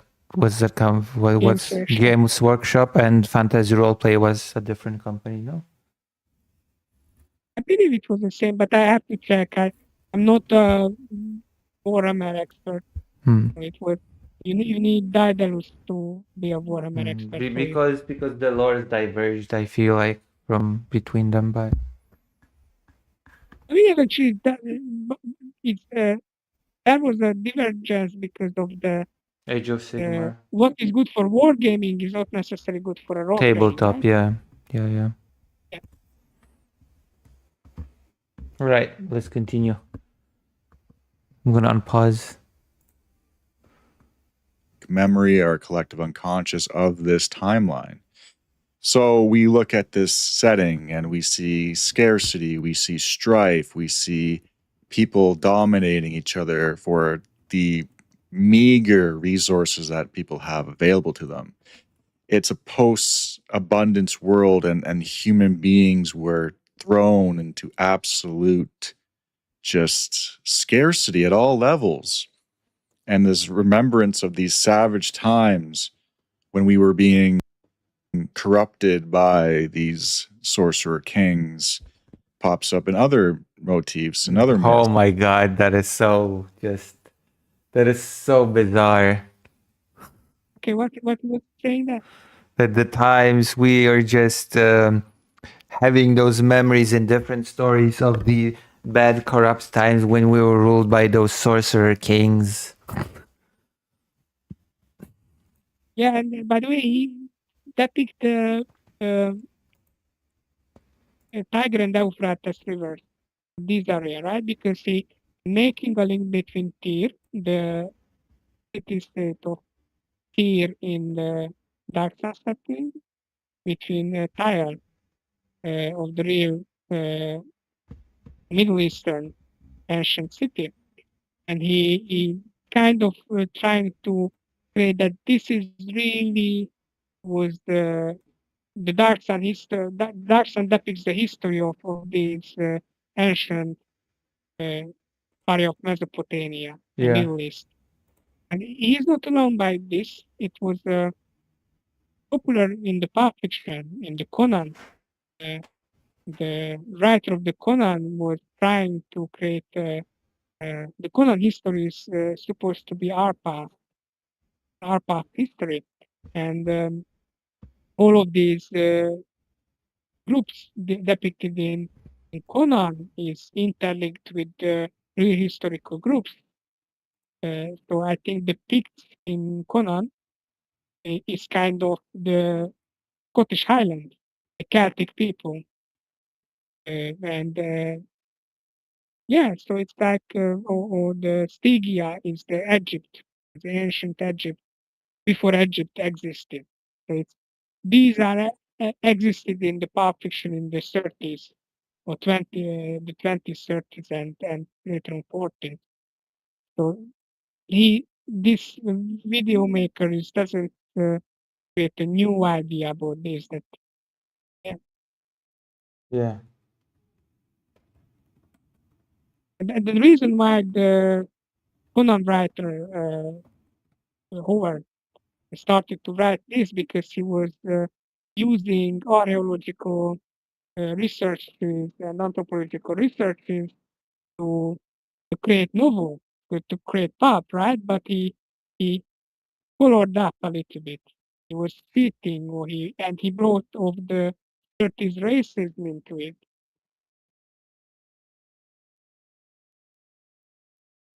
All right, let's continue. Yeah. In other fictional settings, like Conan the Barbarian, it's a perfect mirror of this dark sun setting. You have these city-states ruled by sorcerer snake kings throughout the land, and people vying for power against each other. Slavery is abundant, strife, conflict, thirst is everywhere. And these snake sorcerers have convinced a great many people to renounce their old ancestral ways and to become pacifists. Wait, what?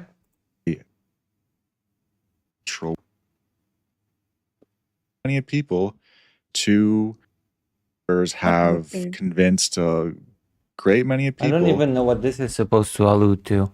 Is everywhere. And these snake sorcerers have convinced a great many people to... So about snake sorcerers getting people to become pacifists? It's Conan. It's Conan. Conan, yeah, Conan. Renounce their... using the Arnold Schwarzenegger's Conan movie there, right? Yeah. He's showing, movie, it's a kind of depicted, but I don't know if it's really depicted pacifist. I think he's cheating a little bit because the same snake cult was destroying villages, went around and destroyed Conan's village in the movie. Yeah. How can you talk about that they are pacifists? They were in their home territory. They didn't need to do warfare. So in the home territory, they were using the cult members to show that he has power, right? Showing that I can make this woman to commit suicide. Yeah. There is a scene. But that doesn't mean that they are pacifists. I think Conan was Yeah, quite popular they're in Poland when I was a kid. I mean, it's a good movie, in my opinion. I like it. No, I mean the books. If there is a problem, yeah, I mean, I never really. I mean, I don't think so. P.O. I don't think so. He's intentionally want to do a esoteric Nazi-esque stuff. He doesn't do that totally. Oh no, It was in those that stories time. were not. Just like Dark Sun is not exactly an esoteric Nazi story, right? Yeah. So but it was a little bit more racist than, in my opinion, than Dark Sun. But because the time he was writing, it was more racist. And there are problems we didn't talk about. We might need to talk about a little bit of anthropology, or the idea of how cultures developed and what kind of historical model existed, like monocult, like monoevolution, that there is everything is have to be tracked back into one ancient civilization, right? Like And with the there was that kind of blue idea. era, right? That everything is go back to Atlantis, or go back to an ancient civilization which you all come from, right? Yeah. And there are one of the reasons why it was very attractive narrative, because the linguistic try to show relationship between formerly taught very different languages like Sanskrit to European, like Indo-Europeans have a common linguistic root. Oh God, we're getting too Chomsky, aren't we? No. Chomsky actually is revolutionary from this, because Chomsky, and I don't agree with Chomsky, but Chomsky is telling that there is no necessarily one culture. Yeah, but he wait, it was Chomsky, right? The linguist guy, right? That was Chomsky, right? Yeah, Chomsky did a linguistic thing. Yeah, Chomsky yeah. saying, But he did say that there's Chomsky a saying, universal grammar across all languages. yes, but what he's saying that the universal grammar is not cultural. Okay. Yeah, he was That's saying that it was more opinion. essentialist, that it was like like it was ingrained in us, which Yeah, I what he's disagree with that even saying more. you can disagree, but and you can disagree even more. But in the previous ideas, they wanted to trace back everything to one culture or one, or Yeah, later on several, like multilinear evolution. yeah. They were talking that if you find and okay, have you heard about the South? I think it's called the Saturnian. I have to check if I pronounce it There's right. actually this Or also Polish weird theory that there used to be this super mega big continent spamming ancient Polish thing. I'm not sure if you're familiar with that.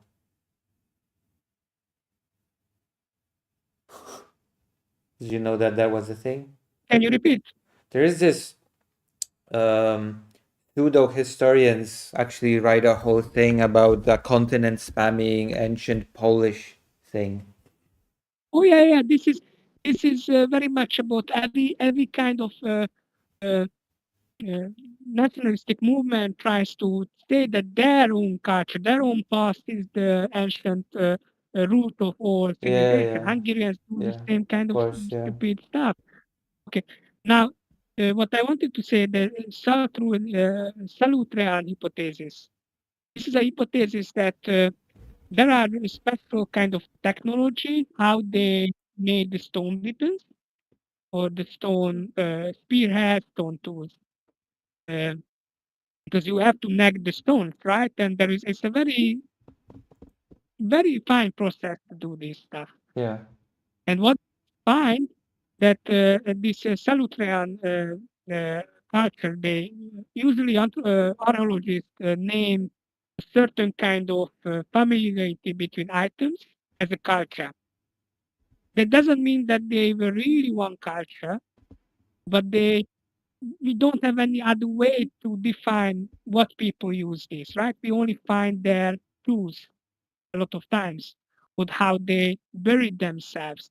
So we don't know that if they were really as different. And if we are lucky, we can have genetic material preserved, so you can compare them. But what they find that some of the tools in Europe, in South France, are very similar to North American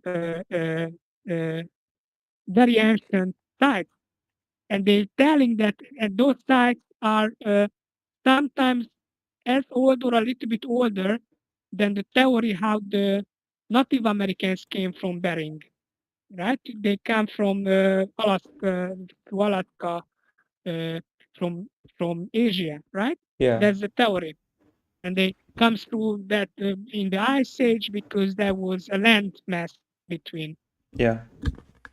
And they're saying that it's not true. The white people were there first because these items, these tools are similar to what was in France. And this is the idea that if I see familiarity between languages, between tools, that necessarily have a linear progression. Yeah. That it's separately developed. Some other theorists say that, oh yeah, you can separately develop, but only a few other cultures exist, right? Hmm. So you might hate Chomsky. Chomsky is a universalist in this sense. Chomsky is saying that all humans share this kind of universal grammar. Yeah. Which So I disagree strongly. I disagree. I disagree as well. But he is not the same kind of racist Yeah, I argument. understand. Yeah, I understand. Yeah, I understand. Like usually, like us, I've read in the past this very interesting book about the scientific method. It had a very provocative title. The title being why the why did I think the title was something like why did the scientific method develop in the West? You know? Yeah. And I don't know the argument. I'm listening. And the book basically posited, yeah, the title is this, but actually the title is not exactly true because this method has developed in various stages all over the world. And you had this parts of it here, you had this method that was basically scientific method there, and it was practiced here, there, and everywhere. And it just happened that you had the right um, conditions here that it all came together and ended up with being this thing. Yeah, and by the way, I understand this argument about trying to trace back everything into one location because in evolutionary sense we have that tale, right? That out of Africa, that we all humans have a common ancestor back in Africa, and that's Right. probably true. That theory still stands that all human or the ancestor of humanity has come out of Africa. There are arguments that how many times that there is two great migration coming out and there is a second migration. There was also an Some event where we almost went extinct along the way. yeah, some racists are argue that this is not even true. There are separate human species evolved, and we are tainted by obviously because they hate African people, right? So everything what is Africa is inferior, and they should be uh, separate species, and they reject this that we developed in uh, somewhere in Hyperborea, right? Like this guy talking about Hyperborea, it's the Oh white boy. people somewhere in the north, right? So there are these kind of narratives out there, but and I understand that some people want to create similar argument about culture that we, if as a species we all came from Africa, maybe there was an ancient culture. But why we are assuming this? Why we are assuming that it's surviving? Why we are assuming that it's not parallelly developing elsewhere? There are no independent uh, histories, right? Yeah. Uh, because people doing that with ancient alien stuff as well. They see that the pyramids are in Mesoamerica, similar pyramids as a geometric shape, as in Yeah. uh, Egypt, that they need to interlink, that there was an ancient civilization then, therefore, Yeah, or yeah. maybe alien. Yeah, aliens, So, yeah. Aliens and held this is built the and this is also a little bit of the pressure on social sciences in the 19th century that they needed to develop a methodology to prove that they are as valid sciences as or as valid approaches in academia as the hard sciences, right? Yeah. And lot of they brought up from geology or geology because a lot of these alright ideas that come from geological ideas. And this is happening in Conan, because in Conan time, when the Conan novels are written, they didn't accept the tectonic plates. They didn't understood that the continents are moving, right? Yeah, yeah. So the tectonic plates are moving, and therefore continents are changing. And they found out that there is geological and flora and fauna similarity between India, South India, Sri Lanka, and some part of Africa. Right? Yeah. They were thinking that, how can it happen?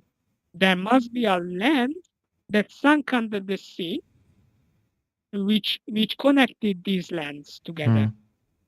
That's the ancient Lemuria, and they then the nationalist or new arguments of nationalistic Tamils brought up these ideas because they have a Vedic text that describes civilization before that sunk under the land. Yes, these geologists are right. Uh, Everywhere there was Tamil culture before. Right. And Tamil culture is very old as a written culture, really old. Like, uh, I'm not challenging that, but all of these kind of racist, ethno-nationalist narratives are interbreeded or went around, right? Yeah. And they were using the geology as an argument that we need to model how we look at the ancient history through this kind of familiarity or similarity between the landscapes. There must be a ancient culture here, ancient land. Yeah.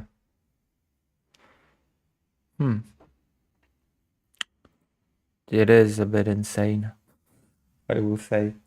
It is totally it's a lot of, but there is a lot of mistakes here, and sometimes the people who end up kind of embracing these ideas are not necessarily embracing it straight out racist.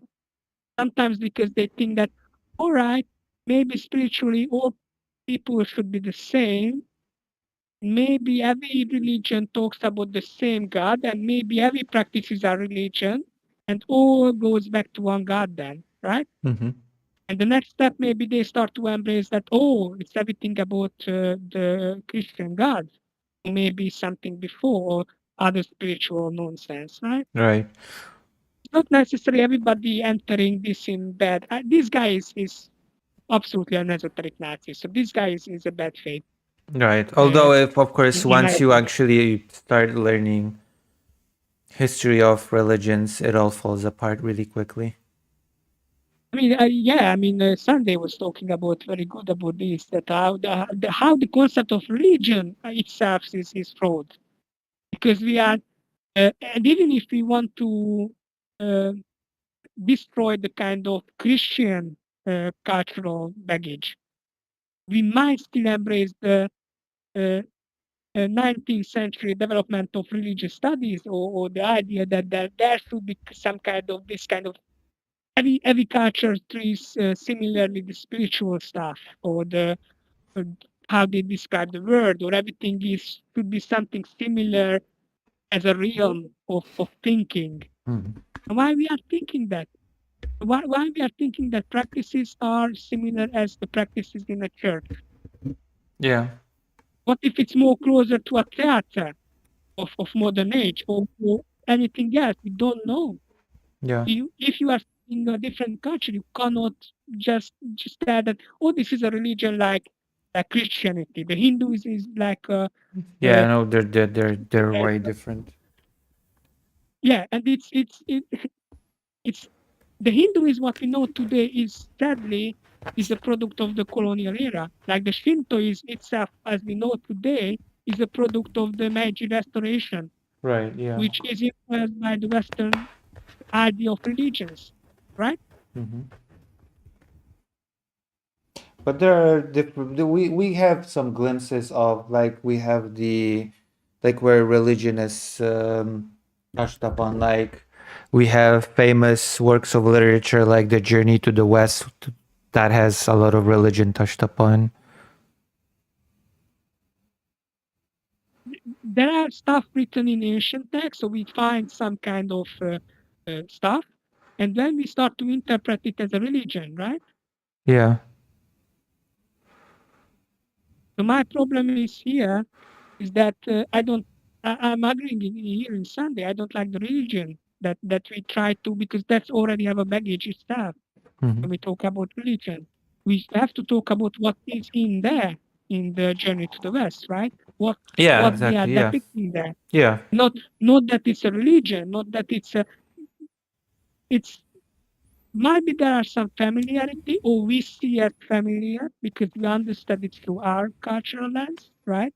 Because I grew up in the uh, surrounding by churches in Budapest, right? Yeah. Although But what that is doesn't mean depicted that in The Journey to the West, I don't think it can be easily transcribed to a religious church-like structure. yes, but we are still looking through the same lens. We are still looking at what is talking in the churches, some kind of spirituality, some kind of uh, relationship of this entity of God, what is doesn't cannot capture in the real world necessarily, or I'm not feeling it. And there is a lot of baggage there, right? It's Yeah, even sure. Yeah. I cannot see outside without my own cultural pain, without my own ideas. So it's a very early anthropologist. Here I disagree with a little bit with Sunday. I think Sunday aware of that. That there are movement within anthropology, even in the early anthropology, and a lot of right wingers say this is the Boa school, which tells that I need to really learn the language of the people I'm studying. I really need to understand them in their own context. And this is what they talk about the cultural relativism.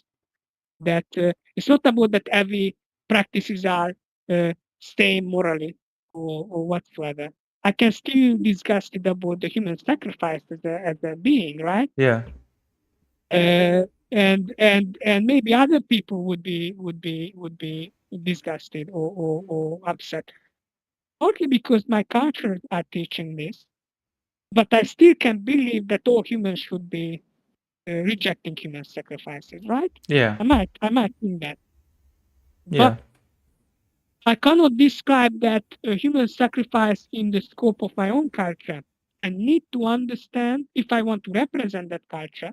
I need to understand what they did there exactly and what relationship are going on between the various Right. Yeah. parties. Right. Yeah. Yeah. That's the cultural relativism. It's not about that I cannot judge a situation or everything is the same morally. Yeah. I'm a moral creature. I'm having my own beliefs, right? But you have I to cannot. understand what's going on Yeah. actually. So I try. Obviously, I cannot fully because I'm still limited to my own experience. But at least I should have an attempt to learn the language instead of going around or sitting in London or in somewhere in the British Empire, in the British Isles, and write a big book like Fraser did about religions of other people and the magic and how this magic, scientific thinking, and religion Yeah. interlink. Yeah. And it's That's right. that's in Golden Boat, and it's an interesting book, by the way. I read part of it, what is published in Hungarian. It's fascinating if you want to use it for role playing purposes or but reliable. I'm not sure. Good anthropological word. I'm not sure about that either. Yeah.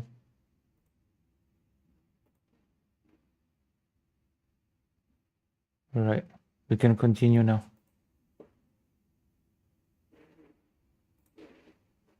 Their old ancestral ways and to become pacifists.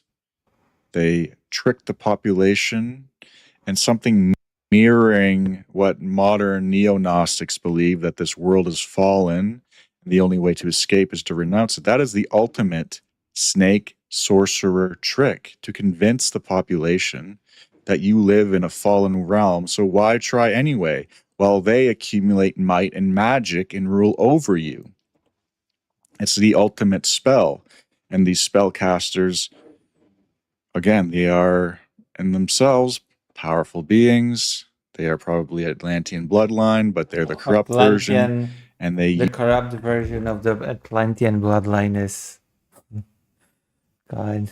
I mean, it's use very these. revealing that he's a esoteric Nazi here, right? Yeah. He's talking about some pure, and it's Atlantean, sometimes Hyperborean, right? Yeah. The But this Atlantean Hyperborea should be bloodline. Hyperborea should be the ancient land of the white race. Hmm.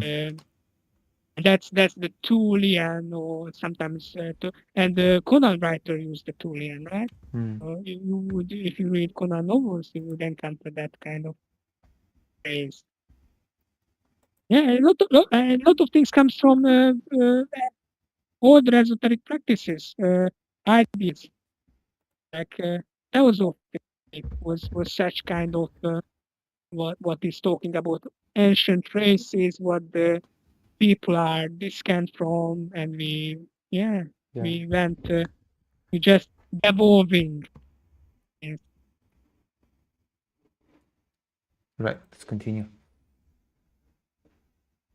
These spells and certain religions and certain spiritual paths can be a spell used to control your mind by these sorcerer kings. Some of you recommended to me an amazing book about the NP theory, Neanderthal predation theory, and I thank you guys very much for that. It's a fascinating book. I don't agree with everything it says, obviously, but there are many veins in that book that I 100% agree and overlap with what I'm talking about with these genetic collective memories of these times when we were competing with other humanoids in a massive struggle. And one of the theories that they put forth is that human beings, they had so much pressure on them, and they evolved so quickly, quote unquote evolved. They adapted so quickly that it wasn't a symptom of gradualism. Gradualism being that you gradually evolve over time through various selections. He puts forth that no, we had to adapt so quickly and so just amazingly fast. And that was because that predation from predators is the fastest way to create a selection pressure, the biggest selection pressure, the most effective selection pressure that creates the quickest amount of change over time. And That's not how evolution works in the slightest, by the way. What was that? Oh, this predation, this predator thing that just creates the optimal pressures for the biggest amount of changes in a super quick time. Like, no, that's stupid. No. That's survival of the fittest. The idea of the survival of fittest is adaptation of the first kind. That somehow, if you are predated, if you have evolution pressure, you will be You become speed run more evolution. intelligent. Yes, That's he stupid. was using the speed run of evolution, right? That the human race had to speed run because it was predated by orcs and other races like other races. The orcs are kind of Neanderthal, right? Yeah. So that's why he's talking about that D&D or Dark Sun is depicting the human past because orcs are no longer exist and orcs were the Neanderthal maybe. Yeah. He said we competed against all the other humanoids. Yes. But maybe he won't talk Neanderthal as the orc.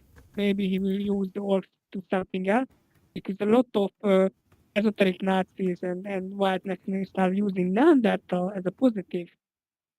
Because what they find out that a lot of Europeans carry a degree of similarity in genetic material to Neanderthal. And suddenly, the Neanderthal genes here are positive.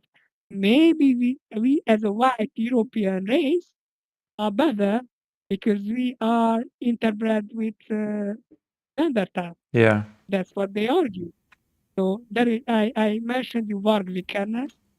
He's emerged into the Scandinavian metal scene. It was Burzum. It was his name as an artist. He created quite good music, by the way. I quite like it. He murdered someone. He went to prison, and he's a bloody neo-Nazi, white nationalist. And he created a role-playing game called My Farog, which is absolutely esoteric Nazi. Putin role, the esoteric Nazi ideology put into rules. I just sorry to interrupt you, but I just found the most insane comment under this video. Tell me. So I've got a hell of a comment for you. I'm transgender and was a devotee of Aphrodite, and I believe all of this shit. Like, I've seen shit I can't explain anymore. I've spoken with pagan gods, the god and more. I grew up watching Conan, and I got to be into all that trans goddess stuff because I was a deist, kind of an atheist, who believes God created the universe and stepped out of it. Anyway, I find myself in a very bad spot because of the trans cult and their evil. I'm of the opinion that you can be trans and be good, but everyone involved with Ishtar is not good, Ima. Anyway, when I was in that spot, I stopped and I prayed. I was praying to my real one true God, Crom, creator of all things, and I asked for his help. Not for gold, not power. I asked for revenge and the ability to slay my enemies, and I asked for Mjolnir. And the moment I did all that, it started a 3-day conversation with the Almighty, and I felt like Moses talking to the burning bush. We talked about many things, but I asked for a sign that all of this was real, and I asked for the sign to be the destruction of the Georgia Guidestones. And that night at exactly 4:33, the Guidestones blew up, and it's like they covered it up. And if you watch the video, you can see why those stones were stuck with a bolt of lightning, brother. Jesus Christ. It's not even over. What if artist? This is what if artist. Since a lot of that I've been looking into various things, I'm still transgender and still kind of male witch, but now the goddess I serve is Freya, and I started calling myself Loki because Loki does crazy shit like go join an Ishtar cult for the lols of it. All this shit is real as fuck. I feel like I fight alone against a group of very powerful wizards, and the messages I get from them are, you can't do that, that's not how magic works, and they keep being amazed when I do exactly what I said. The thing they don't get is that I stopped doing magic like them, and I started doing it like I was Loki, and that I made magic, so I make up some bullshit and pray to God, and it becomes real. This is the esoteric side of it, right? So like mixing esoteric. Thousands of people use this mixing a lot of development into archaeology and knowledge about Eastern we are delivering the and ultimate trash fire for the viewer just here for a trash person fire. is also doing like but this person is also doing a syncretism, right? Because he wants to remain as a trans person, a trans woman. Yeah. He still is saying I'm a male because a lot of people attacking, especially within white nationalist racist things. Yeah. This person declaring that I'm no longer serving Ishtar. Ishtar here is the kind of lunar god, the lunar cultures, the Middle Eastern cultures, the bad ones, the ones what is tainted the Western traditions, the true white people. And he's going back to the ancient Nordic gods of Freya and Loki and the comment's not even over. Oh God. We are headed into a bad time. Never heard of Black Sun. I'll have to look into that. But we are headed for troubled waters because I am now master of the ship. And the ship is full of rats that can't take the storm. And I don't know, I know a guy when it comes to storm magic. Our current civilization is being run by evil wizards. I intend to crumble their houses. This is the comment I agree. That our current society of the Allies run by evil people, like Trump, like Musk. I do agree. Evil wizards. People are, I mean, these are to be fair, the person in the video later says that the evil wizards are tech bros, so. Yes, I also mentioned this. But we might not call some of the politicians as such. Who is running, and a lot of them are embracing this kind of white nationalist narratives. It might be not enough for some of the more racist far right figures like them. A lot of people rejecting Trump from far right because they're telling that he is not going far enough of removing the immigrants of the non-white. It needs to be a real cleansing war, right? What in Dark Sun it happened. Yeah. To go back to Dark Sun a little bit. And this is what I fascinated by this video. Dark Sun is exactly the opposite what he's depicting. Dark Sun is depicting a very negative way of this purity of the people. It's very negative, exactly. And I don't know, he's just ignoring that part. Of course, that is the status. That is the modus operandi of these people, to ignore whatever doesn't fit. I intend to crumble their houses and temples. Man will survive. Funny part is seems magic was gone from the world for a bit. Not sure why exactly, but I think my faith in Crom brought it back. Or maybe the evil wizards had somehow collected and trapped it all. I don't know. I'm glad to be free of them, and now I endeavor to free you all without causing nukes to fly. Pray for me and pray for yourselves. We're gonna need it, in my opinion. Yeah, it's crazy. All right. Now It's we very can. Vatifatist level. Now we can continue.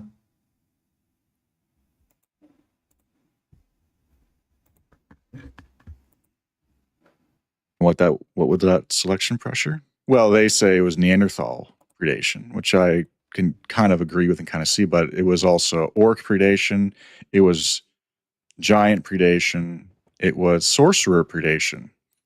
And that's what this created, is a founder effect. Only the humans who could survive all those pressures live to reproduce. Those are the people that we descend from, the ancestors of the Predations, right? So we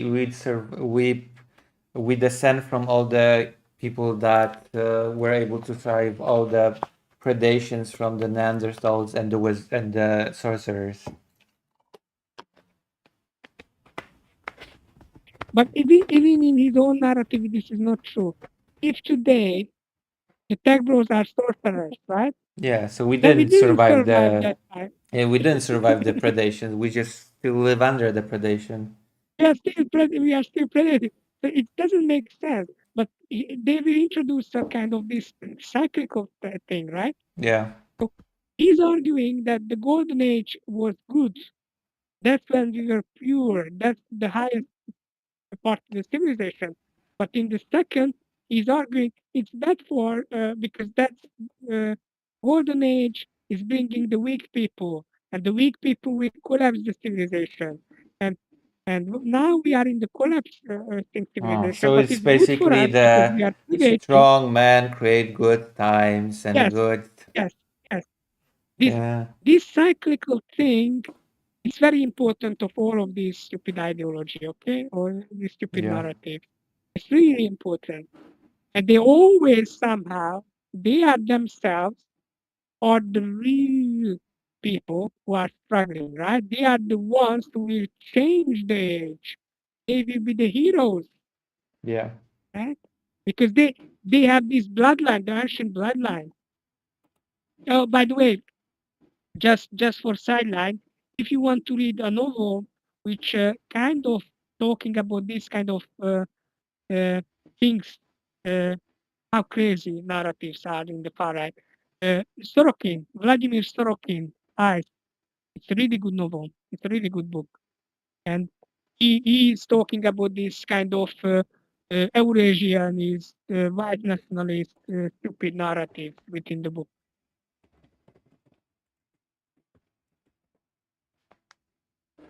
Yeah.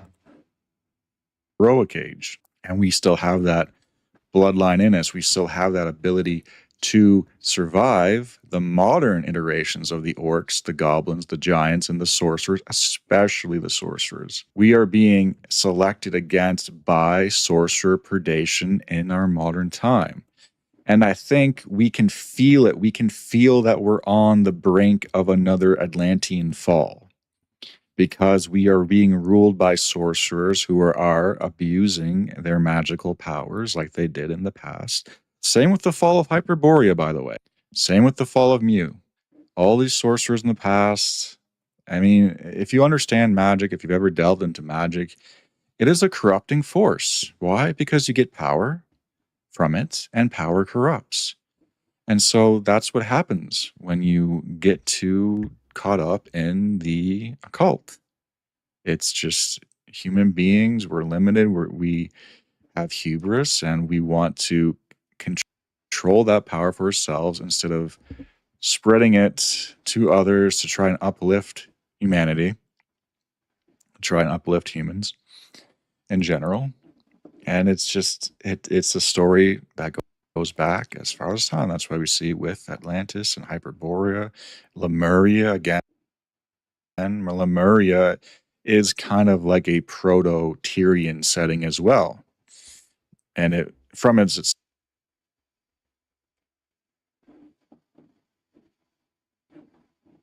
Oops. We're in the hell of buffering. So what do you think? You have to tell me what he was talking. I watched the video, he was but I talking can't about watch he it, was right? talking about the idea of this, how we get too arrogant, we want power, and that leads to the fall, like of Atlantis, etc. Okay, and he was This linking cyclical. this with the magic, with the occult, Yeah, right? yeah, of course. We want too much power. We don't share the power with the humanity. So first of all, in Dark Sun is not that. Dark Sun is very much thinking about how a technology, and magic here in Dark Sun is a technology. It's a new technology. It's a new invention. Yeah. How all these things can harm as well. It can be useful too, but it can harm you as well. It depends on how you use it. Yeah. It's not the power itself is the problem. How you use the power, and what's the power relationship between people? How you share? What's the share of the power, right?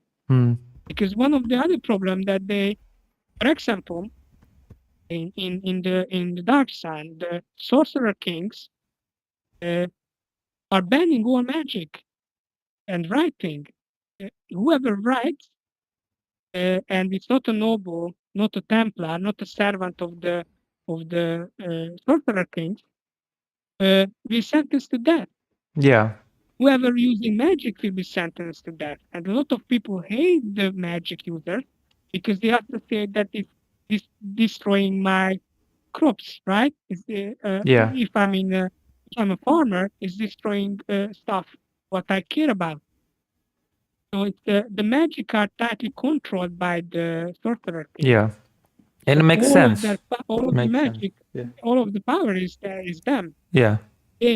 They have their private gardens, and they are maintained by druids, specialists who try to make the plants survive, just to draw magic if there is necessary from that, right?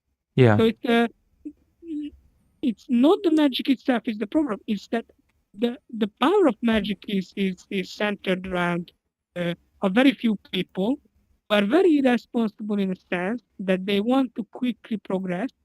They don't care about what's the cost, and they want to attain the best positions. They should be the most powerful beings. Yeah. They should be immortal because all of the sorcerer kings are immortal, Yeah. reaching the immortality. But in the other hand, there is the other magic user groups, a kind of rebel figures, the Vague Alliance, who are mostly preservers, and they are trying to fight back the sorcerer king by the very same magic. They are using responsibility. They don't try to destroy plants to attain a quicker power. They are carefully gather the life forces, and they release it back, whatever they can. So they won't destroy the creatures, right? So it's not true. It's he's comparing this to the Dark Sun Lord. In Dark Sun Lord is completely the opposite what he's describing. Yeah. Yeah, he's talking bloody nonsense, of course. Did he talk about Perception, sacred prostitution already? Oh no, not yet.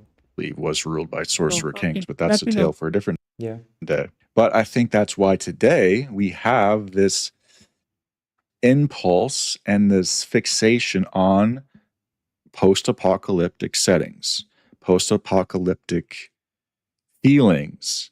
And because we have gone through this again and we Oh yeah, and also he also talks about how post-apocalyptic settings are popular because of this. But I feel like because we have this memory and that's why we're fascinated with post-apocalyptic stories. But I feel like I don't think so. That's why it's popular. I feel I like don't there are a think so. couple of reasons why it's popular.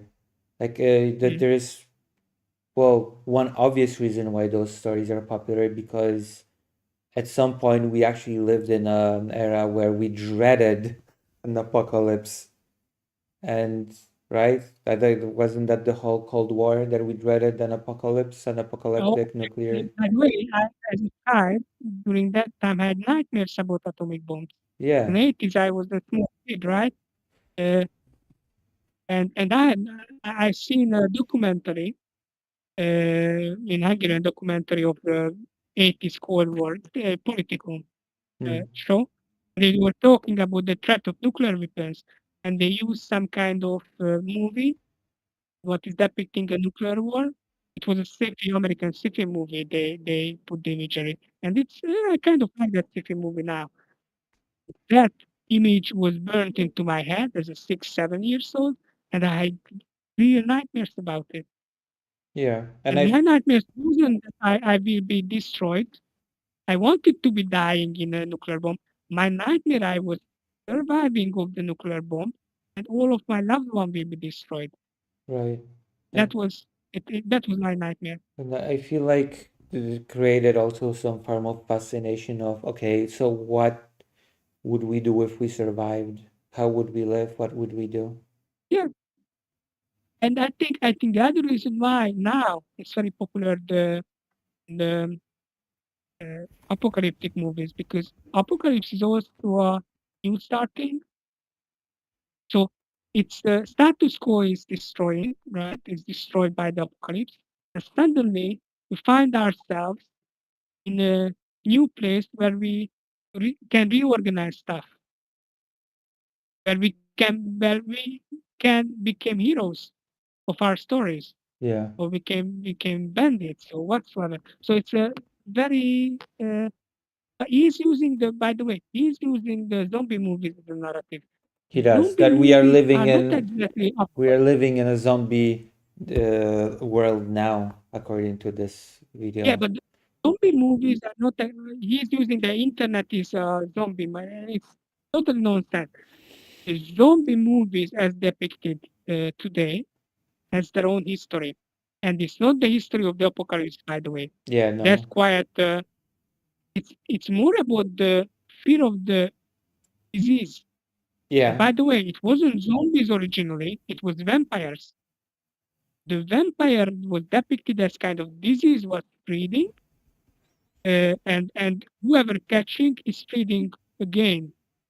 Yeah. And vampire-like creatures. The Last Man, I think, was the title. There was a couple of movies, two movies made. One of them in the 40s, the other one in the 60s or 70s, and it was from a novel, something like Last Man. And that's a lot of people who study the popular movies, telling that this is the source of the new kind of zombie movies. Because the old zombie movies were more racist. The Yeah. old zombie movies was what voodoo, always voodoo. Oh yeah, There yeah. was the True. black voodoo priest or priestess using the zombies to revenge against the white people. Yeah. That was the old zombie stories. And Romero is the one with the who is merging the zombie stories with the with this kind of vampire disease Yeah. stories, Makes sense. and creating the uh, what's the name of that? There was Romero trilogy. The Day of we watched together. I Night of believe the we Living watched Dead, the right? of the Living Dead, and then the Day of the Living Dead. I think we watched together the Day of the Living Dead, and then the Dawn of the Didn't we of the watch the Dead, Night right? of the Living Dead? I think we They watched that survived one, and they later on, survived the later on, night together and yes, then the guy died at the end. And and it's very good because he selected a protagonist who's a black person, right? Yeah. So he's twisting the original zombie stories where always the black voodoo priest is the evil. Here, the protagonists are the black man, and he is destroyed by the white people in Yeah. the end. So it was very progressive movie in there, and all of these old tropes he twisted around. So, I don't think so. He's right about why the zombie or how the zombie movies developed and why they are popular. I think he's talking a lot of rubbish. Yeah.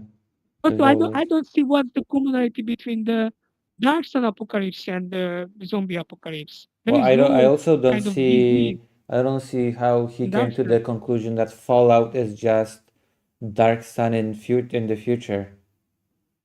It's very different.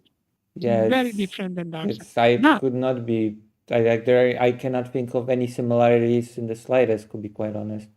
Completely I do different. think there are a couple of similarities, but not because they are similar themselves, but they brought some similar sources. For example, Mad Max. There are a little bit of Mad Max in Dark Sun as well, obviously, because Mad Max was a popular movie at the time, and Fallout has a little bit of Mad Max in it. uh, and some other aspects, but it's not. It's very different apocalyptic story, in my opinion. It's talking very different issues as well. Yeah. But it's still a bizarre comparison in my opinion, Fallout to Oh, absolutely. I mean, you can compare, but telling that it's similar, it's No, he's not even saying that's similar. He's just saying that it's straight up the same. That's just in a different yeah, time frame. because it's a genetic memory, right? We Yeah. need to go back that it's our own genetic memory in the past, in the Tiger and Euphrates rivers. We experienced this already. We experienced fallout. Yeah. Obviously, there were And it's zombies. like that it's very like I know it's silly to even engage with it, but in Dark Sun, the Sorcerer Kings used magic irresponsibly and destroyed the world, but they still ended up on top and with their little city states. Fallout is the idea that countries did the mutually assured destruction. So they destroyed themselves. They didn't end up with their little nice enclaves over which they ruled. They just destroyed each other. Yeah, I mean, it's a total different scale of apocalypse as well. There was no kind of mutual destruction here or nuclear destruction. Yeah, There was a yeah, slow kind of apocalypse in Dark Sun. yeah, And exactly. the Sorcerer Kings might wage a war. They didn't wage a magical nuclear war. Yeah, exactly. That's not what happened. Yeah, It's very distinct. A lot of reasons. Yeah. But obviously, his narrative that all of these are our own racial memories, and we are tapping into this collective memory what exists somewhere, yeah, right? That's his narrative. yeah. It's stupid. It's very stupid. Collectively recognize the sign. That's why there's a lot of zombie fixation. That's why there's a lot of Fallout type scenarios. Fallout, again, is basically a futuristic setting of the Dark Sun. Same See, Fallout is just a futuristic setting of the Dark Sun. That's just complete nonsense to me. It's absolutely nonsense. Absolutely, it's very. The only commonality is that we label it apocalyptic. Both of them apocalyptic setting. Some other aspects, yes, maybe, but no, it's very distinct. Yeah.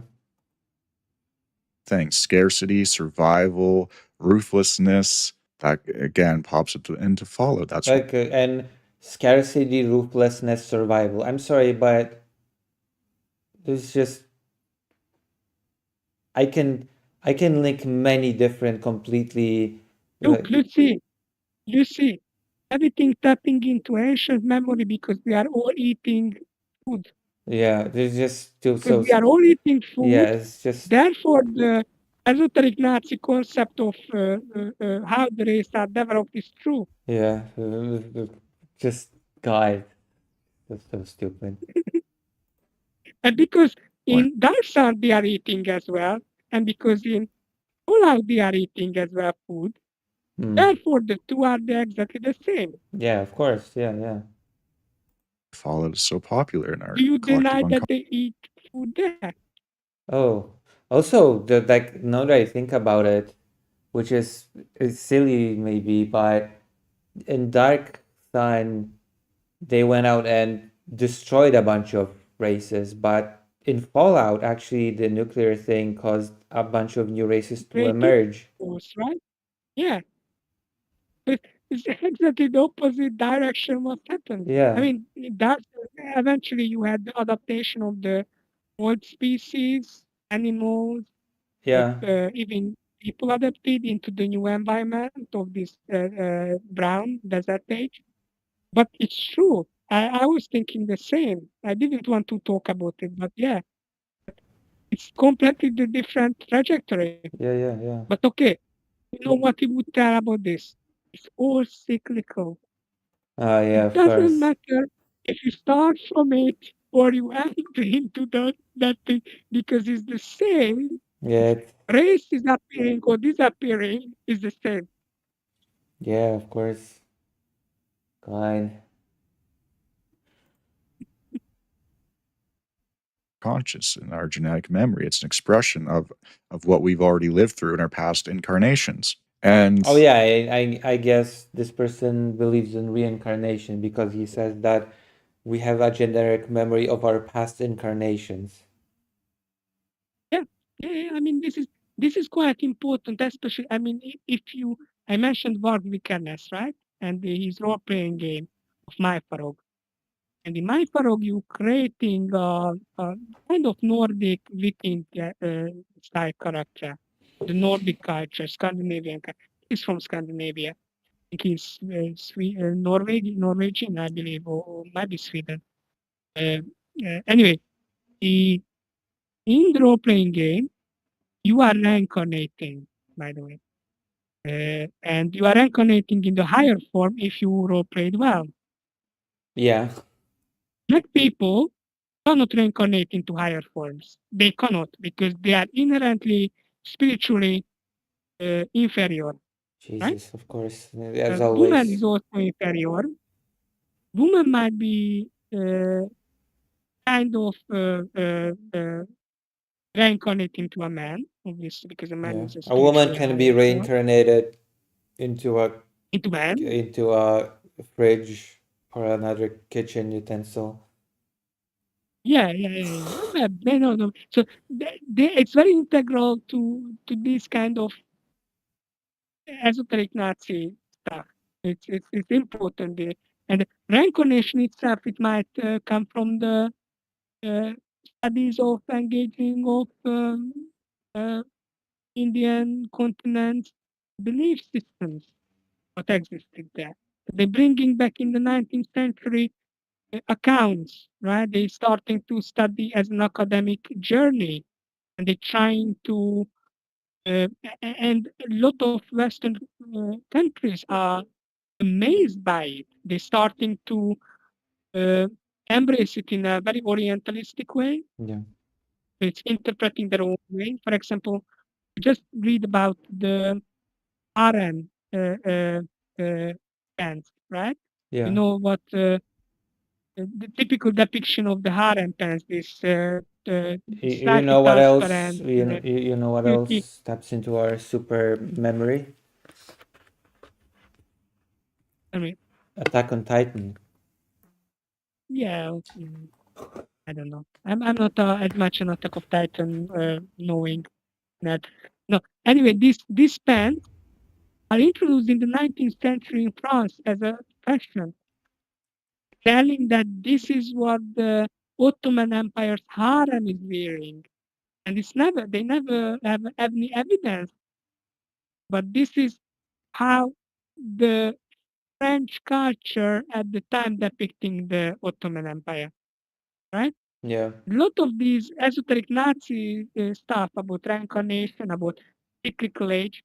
Kali Yuga is a really important idea in there, and Bhagavad Gita is a really important text. Polish-Lithuanian So a Commonwealth lot did a of lot of Nazis. had a lot of interactions with the Ottoman Empire directly. Yeah. Who? The Polish-Lithuanian Commonwealth. Yeah. Oh, yeah. I mean, by the way, this kind of trousers are exist in Ukraine and part of Hungary as well, and part of Poland. The people with similar trousers. What later became the sexualized harem trousers. Maybe it's because Uh, the nobles of the Polish-Lithuanian Commonwealth just took from the Ottoman Empire clothing, weapons, and fashion wholesale. It was a design that made sense, yeah, because the design itself is this kind of very airy.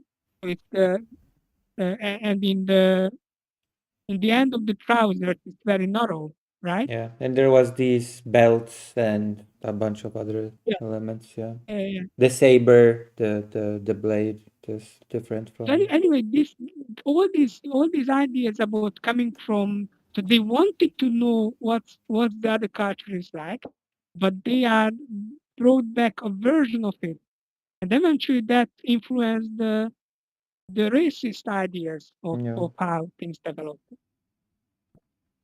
Also, the Ottoman Empire was one of the only places that did not recognize the partitions of the Polish-Lithuanian Commonwealth.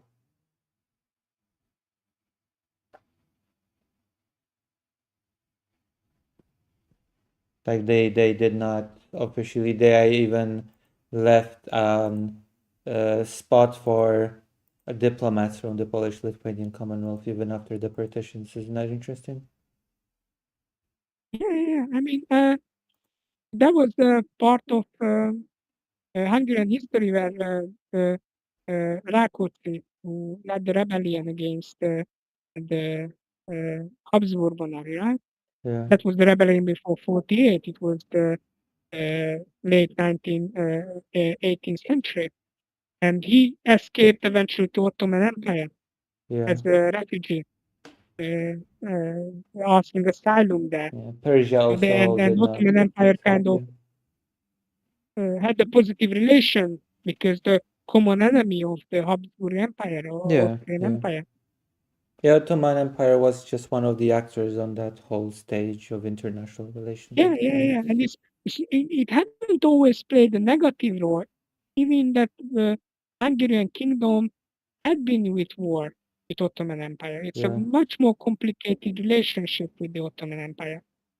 Oh yeah. There was a they definitely were a counterbalance to certain forces on the continent. Absolutely, yeah. I mean, as a small entity, political entity or an actor, you try to play big actors around you, your favor, right? If you are having one big actor as an enemy, you try to seek the favor of the other one. Yeah, of course, yeah. Who give you power. But even if you don't agree with it, even if you might hate it, you might force into a situation where you need to seek the favor of that actor. I mean, in Ukraine, in a way, it's in this situation now with Trump, right? Even Trump is very not much a real ally. They still try to seek the alliance of America and Trump because that's kind of empowering them against Russia, right? Yeah.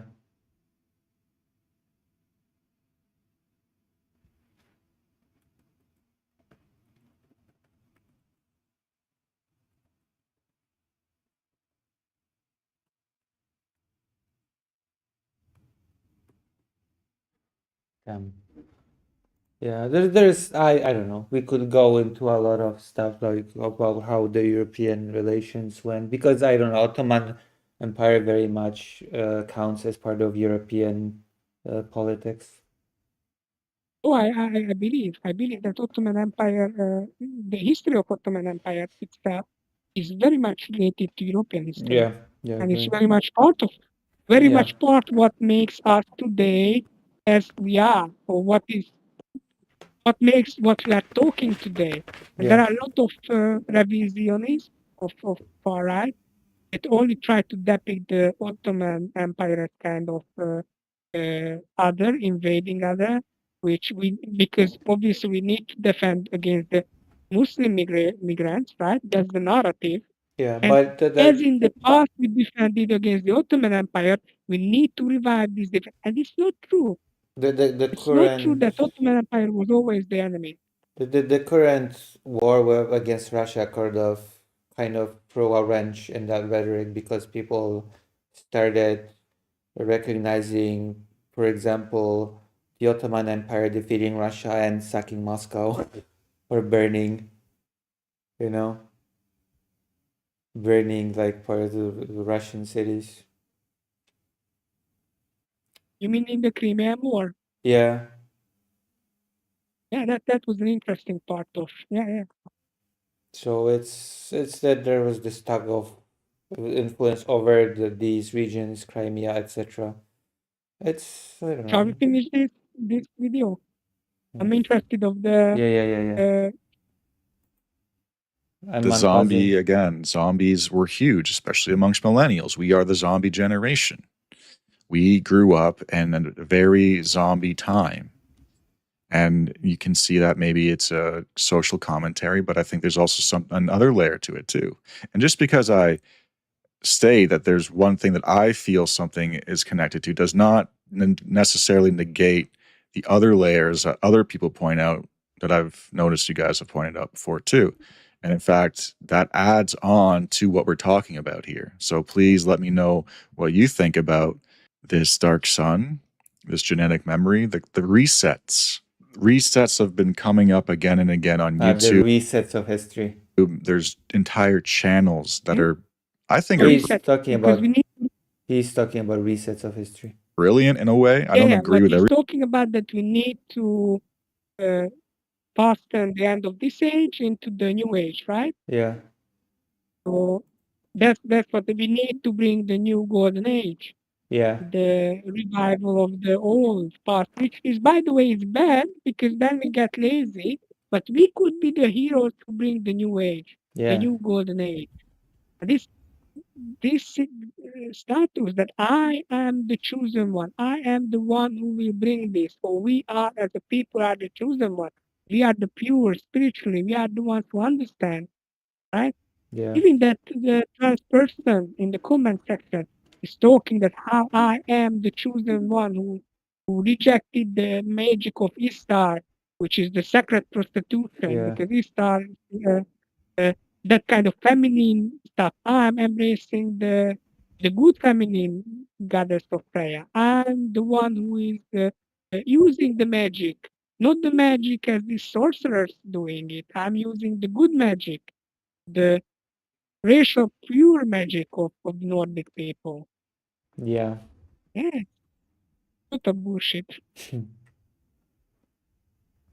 Everything they say, but the fact that they are willing to just completely question all of our assumptions about the timeline of our reality and, go to places that are taboo, that maybe they will be mocked for, that maybe they'll be ridiculed for, but because they have a hunch from their instincts, which I believe comes from some sort of genetic memory through bloodlines and incarnations, that throws them into investigating those topics, I think that is something that reflects a deeper meaning here.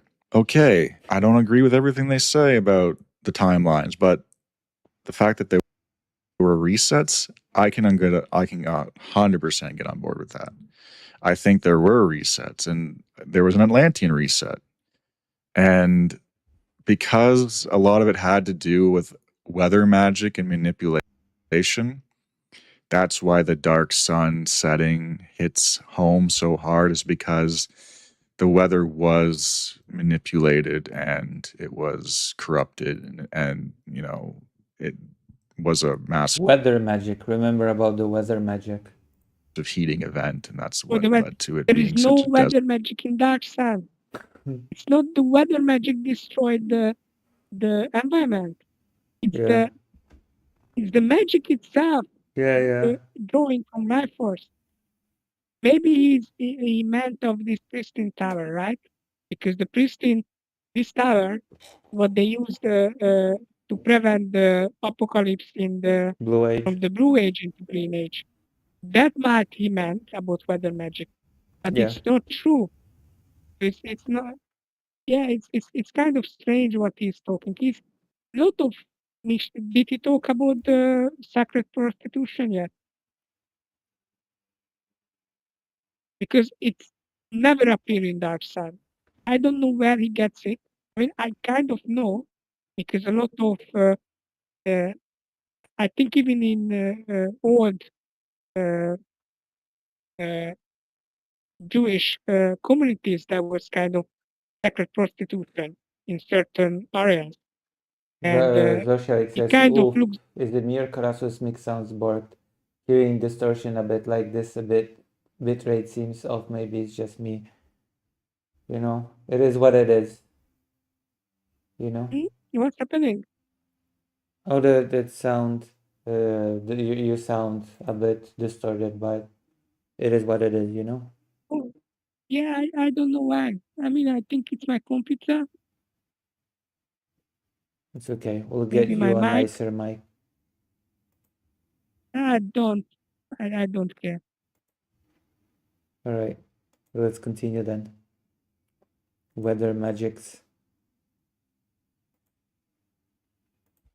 Desert-like symptom. And again, there were pre-existing colonies in that area, especially. I'm talking about Tyre, because the main city that this takes place in the D&D setting is Tyre, which is obviously Tyre. And these Mesopotamian city-states all across this region with the Sorcerer King rulers, this is where a lot of all this stuff starts. This is really where we need to be looking. See, we need to be looking into the Mesopotamian city-states ruled by sorcerers. Yeah, but it's not even true because he's mentioning Tyre, right? Yeah, Tyre, obviously. Is the city-state. Yeah, but that's only one who is or two city-states which is relatively close to Babylon and Mesopotamia. This is Uruk and Tyre in that sense. Yeah. All of the others are not based on this. All of the others are based on more like Mesoamerican. So he later on mentioned about Mesoamerica a little bit, and he brings up that it's really the same as these Mesopotamians because it's the same kind of hierarchy. Doesn't matter that it's not, but yeah, for him it's yes. Obviously, if people are eating food everywhere, then it's the same, right? Yeah. That's the logic. I see circles everywhere. I say pyramids built everywhere. Therefore, it should be a common culture who built it, or maybe ancient aliens built it, right? Yeah. Like, yeah, it's totally nonsense. And then you have ancient Greek culture in Dark Sun, ancient Egyptian, Khmer influence, or Indian influence, Persian influence culture. What he's talking is totally not true. It's all true. It's true, all of it, like Han Solo said in the new trilogy. Yeah, because all this is where the true. Therefore, yes, it's true. Also, we have the genetic memory. Don't forget, please. Yeah, but prostitution the genetic memory we have because you all eat food. Yeah, of course. cults come from. This is where the snake sorcerer kings, like from Conan, come from. And this is where a lot of the culture is actually reverting back to. People think that all this corruption, the modern OnlyFans economy, they think that this is something new. Yeah, also all the people think that all the corruption of the OnlyFans economy is new. Like, okay, I have only one thing to say to this. Wait. No, he's not arguing it's new. No, he He's says it's arguing that not it new. He said it's not new. Yes. Yeah. He's arguing that this is basically the very same as the secret prostitution Yeah. of the ancient, some ancient cultures Witches. they supposed to have. And first of all, it's really the same as oh, and he doesn't go into it, but he's kind of posing that the OnlyFans have power over, right? Yeah. They have the same kind of power as sorcerers. Yeah. The sorcerer king. I gotta say that it God, I gotta say that it actually this bit made me laugh a bit considering how bitter people are, how bitter these people are about OnlyFans. God damn. So the can girls working or the people, not only girls working, the people working in OnlyFans supposed to have the same power as tech bros. Yeah. Yeah. People are because so it's bitter over about the OnlyFans that it's not even like it's so pathetic, I swear to God. it is, but you see that you read the trans person's account, right? Yeah. They link together that there is this kind of feminist, this kind of gnostic. Did he talk about the gnostic religion already?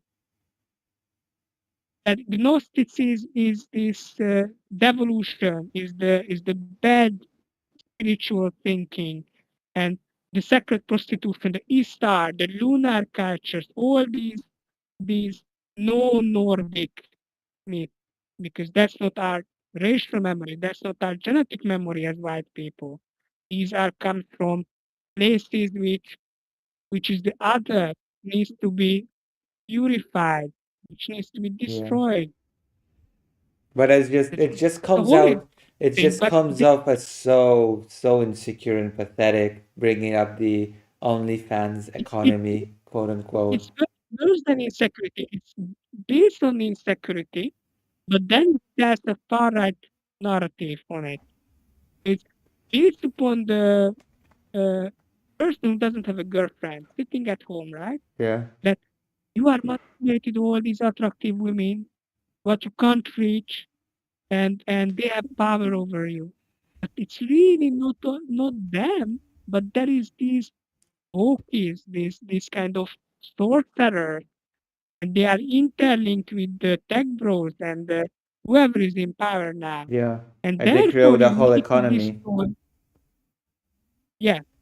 And there is not about a point about economical situation that why people are doing streaming, why people need to do uh, uh, sexual stuff in front of the camera to make money, to earn a living, and Yeah. why that this might be even safer than if they would have to do that in the street, right? Oh yeah, it's much safer.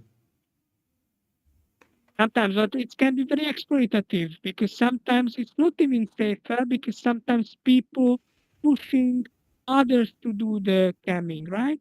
Yeah, Like that's how true. Yeah. Andrew Tate did that. So that's not safer. That's just it's not inherently safer even. Not But inherently, yeah. sometimes it's safe. It can be depending But on none of this, he's not talking any of this. It's everything needs to be get this spiritual level, this kind of narrative of the racial memory, of the linking into the ancient sacred prostitution, which is probably totally different. There was no cam girl there. There was no. It makes no sense, really. Yeah, it's pathetic really. A lot of think people that this buy is some it. A lot of people buy it because it's all about the emotional impact on you. Oh yeah, I know. Nothing I about know. the. I know. something that is a product of modern corruption. This is actually a very ancient Yeah, mode of it's like it's modern corruption. It's corruption. Yeah, right? OnlyFans is corruption.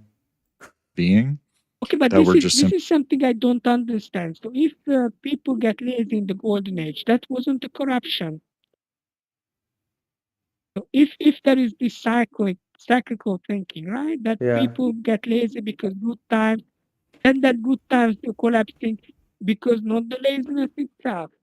It need to come outside the corruption from other races, from other people, from other spiritual beings, Yeah. lesser spiritual beings. But in the other hand, it's us who are collapsing because we are getting too comfortable as a superior species. Yeah. It's like you scratch the surface and nothing makes really Any logically sense? any Yeah. sense. Yeah. It doesn't need to because it's not about that. It's about rock and roll. It's about emotions. It's Yeah. about you are feeling it. You are into it. Yeah. That's the You whole be the point. hero who brings the new age. It's basically a very super fantasy version of, I don't know, make our glorious civilization great again or whatever. Yeah, kind of. Which was bad because it's collapsed, but we need to save it because it's bad now as well. Yeah. And we can become the heroes because we are the lineage who carries the tension, racial memory, the Yeah. genetic memory. Plus, we are reincarnated versions of those great people from the past. So, Yeah, exactly. Are you not? of course, of course. Oh man. Simply returning I to mean, I'm now. one of those evil, corrupted races because I'm Polish Jewish, so I'm not one to talk. So you know. Yeah, you are not pure enough. Yeah. And then look, I've been called Jewish as well a lot of times. I don't know if any Jewish You're also heritage Hungarian. I You're have or also not. part of the Eastern world. So. Yeah, I mean, some call us Mongols, right? All these meme Yeah. about the Hungarians So are you know, you Mongols in also the don't end. really, you don't make the cut. Yeah. You're the Look, stepping sometimes stone we for the can't. glory of your betters. Look, sometimes you count even as a Jewish if you are Israeli and against Muslims and Israeli nationalists, you might count for a Oh, while, true. right? That's For a true. while, Yeah. like how some of the most anti-Semitic people in American media start to embracing the Yeah. Israeli state.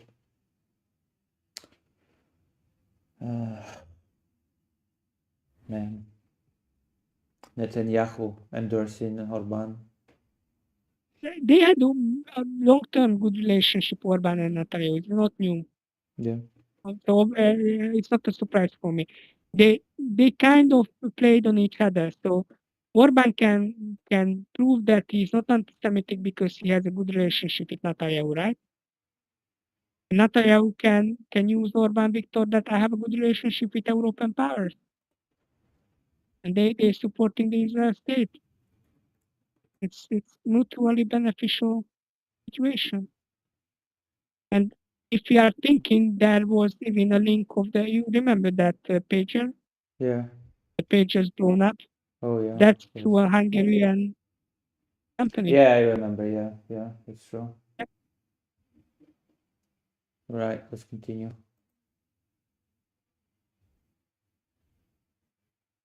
And it's being normalized once again, because we used like those areas, that post-Atlantean cultural crescent.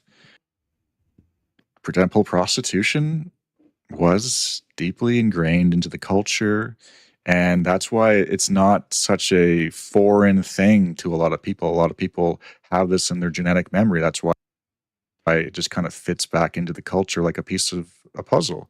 There's nothing that's actually that foreign about it. A lot of the things that are happening today are just our resurgence back into the Tyrian cycle of culture. It's not a foreign thing. It's not modern. There's our traditional aspects of it, not traditional in the typical sense of the word, but it has a historical basis for it. So we will be heading back to more of a Tyrian cultural sphere where society is much more stratified. You have these super powerful occultic sorcerers at the top, aka tech bros, and you have, you know, legions of Ishtar temple prostitute witches, which is happening.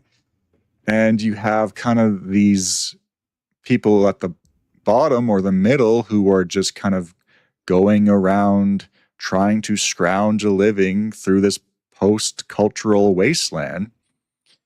And that's what we are going through right now. That's what a lot of us are. We are survivors on this new crescent. And so instead of it being a desert setting, it's more of a digital desert, the digital desert of the real, which we find ourselves in today. And we are scavenging a living through this digital wasteland, trying to find some sort of semblance of sanity to get us through it. And of course, it's not forever. These are just cultural epochs, and eventually you get back up into a golden age setting. And of course, you have another reset. It's cyclical. We just happen to find ourselves in the digital dark sun. And as long as we know we're there and accept that we're there and stop trying to resist this change and just adapt to it and find the best build for us, what class will be the best class, what stats are the best stats for this new digital dark sun, then we can have a better time during these cycles, during this timeline. Because it does make for interesting times, really. And that is part of the problem with the golden age. People become, it's too pleasant, it's too abundant, and you don't have any spiritual growth anymore. You don't have any lessons learned. You, of course, become arrogant. There's a reason why the elves are always depicted as being arrogant. Why are elves always seem to have this sense of superiority, arrogance about them? It's because they live in a bubble. They're extremely powerful, extremely beautiful. They don't age. That does something to your soul and your psyche. Whereas men, we have. Oh yeah, and there's the whole thing about elves being long-lived and humans needing to be much better Okay. because we live shorter. Yeah, there is a good creator who's I think teaching psychology. Mm-hmm. It's Titan. Titan can link it to you if you talk with him. Yeah. And this creator is kind of talking about racist, and there is this idea, and I noticed it as well. So racists are talking that the white people themselves, the white race, are the ideal because we are not as intelligent as Jewish, right? Yeah. Or Asian. Usually Asian.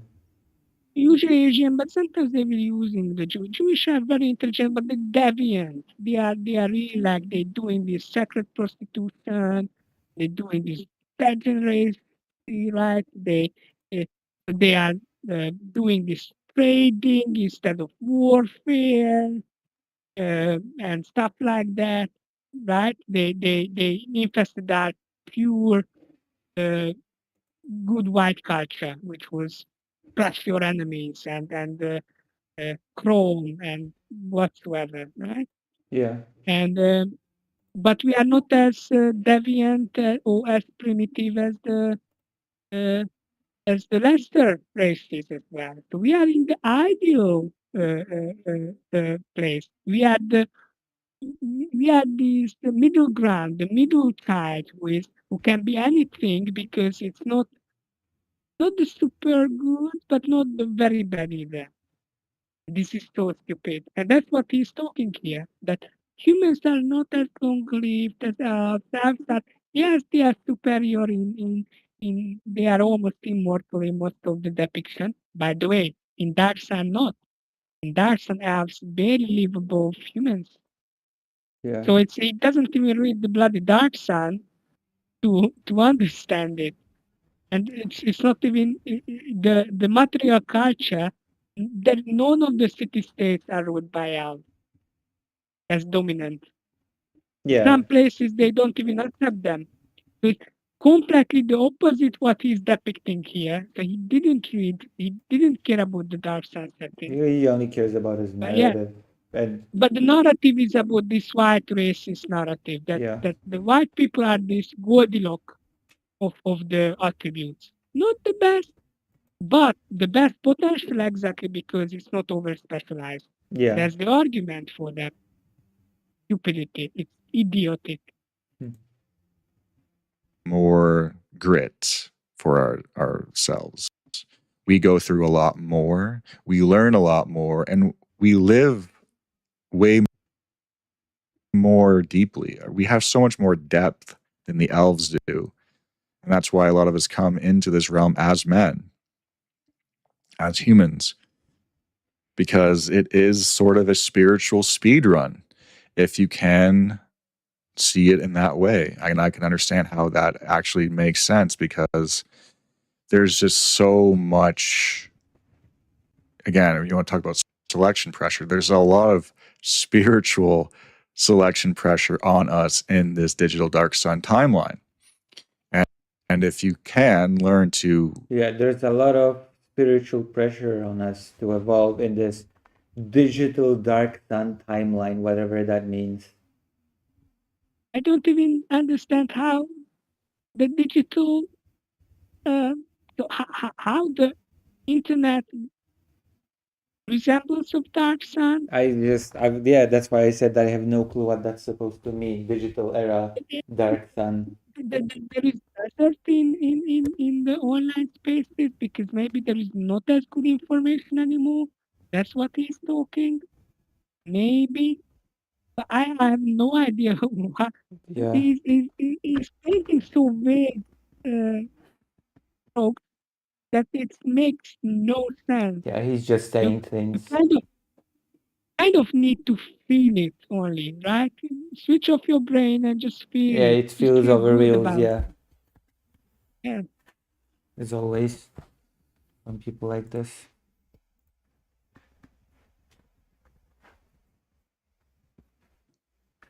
use that energy for your own development.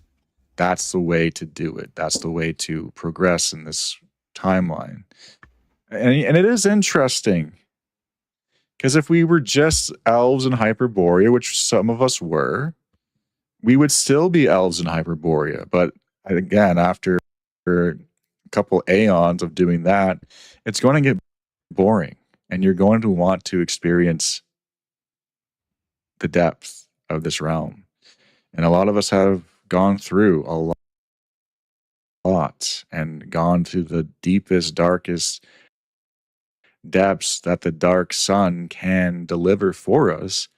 And we're still here, still growing from it, still learning from it, still carrying on, scrounging and scavenging throughout the desert, trying to not become another slave to the Ishtar city-state cult. Many people are becoming enthralled by the Ishtar city-state cult.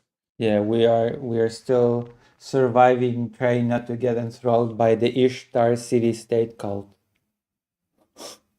Yeah, so this Ishtar city-state cult is a little bit about feminism here, I believe.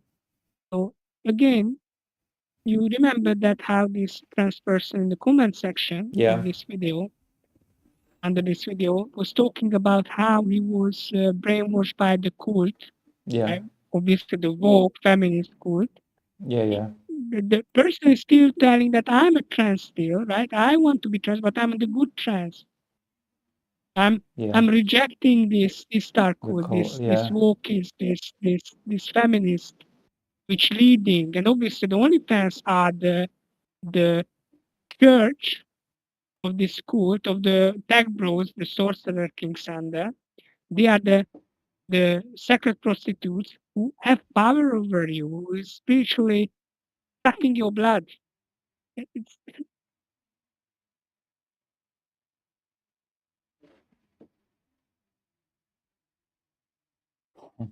All right, let's continue. did he talk about but if you can see it coming, Gnosticism yet? Sorry, about what? Gnostic religions, Gnosticism. No. That's another that's another popular narrative to link walkies and anything what they don't like with the Gnostic religions.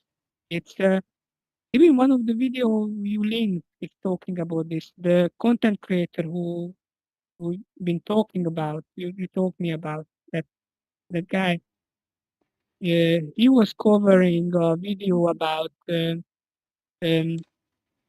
this Demon Hunter series, right? The cartoon.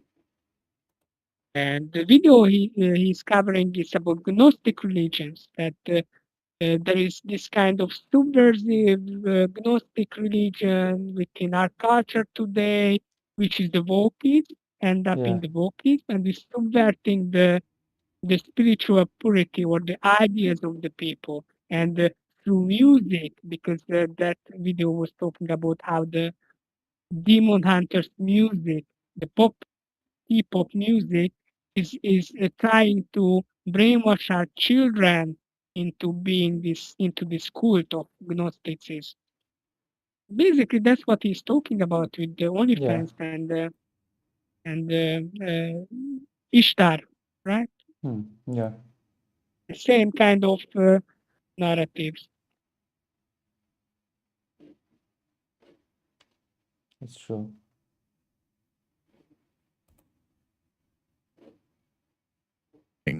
Like we can here, we as in us, because obviously you're still here for a reason. If you've gone through that speech and can still resonate with it, we are here because we know and we can feel something that's not 100% in line with what we're told as what's the true history of our realm. Again, what is going on with our timeline? What's the trend? The trend is everything is getting older and the past is becoming more complex. It's not the reverse that's happening. The reverse isn't, the trend isn't, it seems as though human beings were actually more primitive than we thought, and the timeline was actually much shorter. No, the trend is that the timeline is getting more and more complex, and human beings were actually much more advanced earlier and earlier and earlier. So if we... Oh yeah, the timeline is getting more complex and humans used to be more and more advanced in the past. That's what he said right now. Also, historians are trying to lie to us about our past. Oh yeah, because of the sea people, right? Yeah, and also the timeline is getting more and more complex, and people used to be more and more advanced in the past. So it's interesting because what he's talking about is kind of breaking apart from the cyclical narrative. Usually, what they employ is telling that there is a linear progression still, and because each timeline is getting more and more complex, there will be an endpoint somewhere. So we are progressing into something greater. Each period, each cycle is only part of this linear progression. Yeah.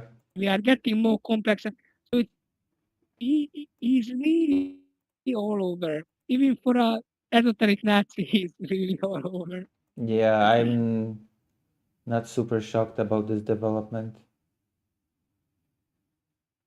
Yeah, especially the way how he's talking that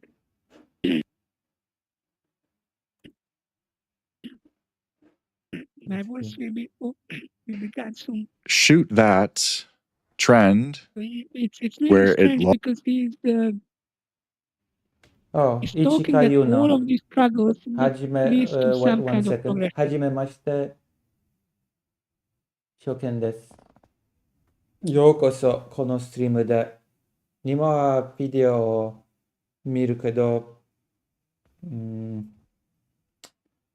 ぜひ今度も来てください。はい。ゲームします。I played the Dark Sun game. logically Maybe next time. I've been streaming for like over 6 hours. I keep getting new Japanese viewers. Right. He should go. すぐストリームが終わるが、明日。ぜひ明日来てください。 And yes, we're using logic mixed with intuition here, like some of you pointed out. Then the conclusion is we're going to continuously unravel more complexity within our It's past. interesting. I'm actually getting viewers to watching stream that are Japanese and speak Japanese in the chat.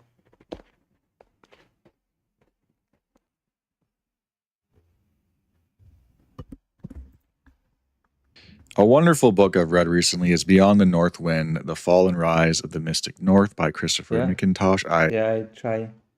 I should practice more Japanese. It is nice to be able to use Japanese, you know?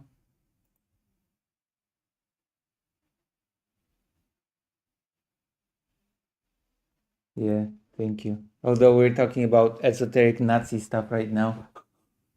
そんなrightからそう。Indeed. I highly recommend that book for anybody interested in Hyperborea. A lot of people have been asking me for books to read, where to start. That book is a perfect Hyperborea 101 book. I cannot recommend it more. And Christopher McIntosh is absolutely a genius when it comes to his interpretations of these myths. But he was talking about when, because I think he might be a boomer or a silent gen. He's an older gentleman anyway. He was talking about when he was a boy in Britain learning about his history of the British Isles. And that what he was taught in the 60s in school is that the Northerners, especially the Celts and the Picts, were nothing but painted barbarians. They were basically savages with no cultural achievement.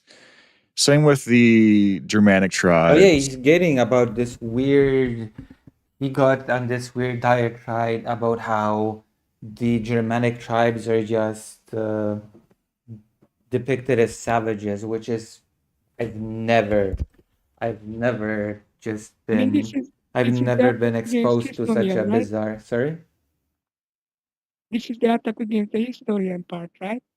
He's Yeah. talking that there's an intentional. Yeah, that there's the diversion Germanic of- tribes were depicted as these club waving barbarians when they were pretty sophisticated. But I've never heard such an interpretation of the Germanic tribes. It's complete nonsense. Yeah, but I also never heard that. Why should really people hide that who were the sea people, right? Because don't know exactly that where. So he's trying to argue that there is this kind of the sorcerer to control the world as controlling the history. Yeah. And want to put that the genetic, the racial memory of art, and it still got into the surface with Dark Sun. Even that the Dark Sun, what is depicting, is not the Dark Sun, what is existing, right? Yeah.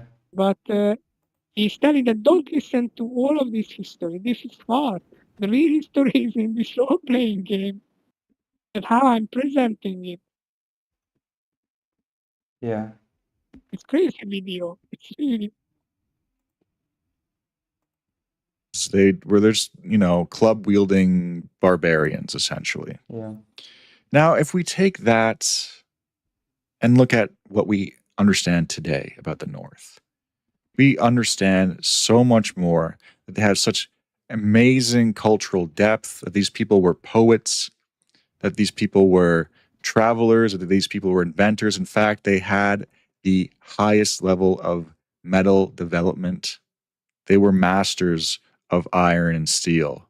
Maybe they weren't masters of marble and architecture like the Greeks and Romans were, but they were masters of I metal. love how there's this among the Nazi type, this relevance of the Greeks and the Romans. It's like maybe the Germanic tribes were not as great as the Greeks and the Romans, but they were pretty sophisticated, you know? Yeah, you can't go totally against the Romans because obviously the Italian fascists loved them. You know. Oh boy. And the Greeks and the Romans, they Yeah, part of the learned a solar lot culture anyway, according to Julius Evola. Hmm. And obviously, the Chinese about culture was part of the solar culture because mandate of heaven, Oh and yeah. heaven is sun, so it's the same as the Egyptian sun god. Hmm. That's the argument of Julius Evola in Rebellion Against the Modernity, or how the book called that.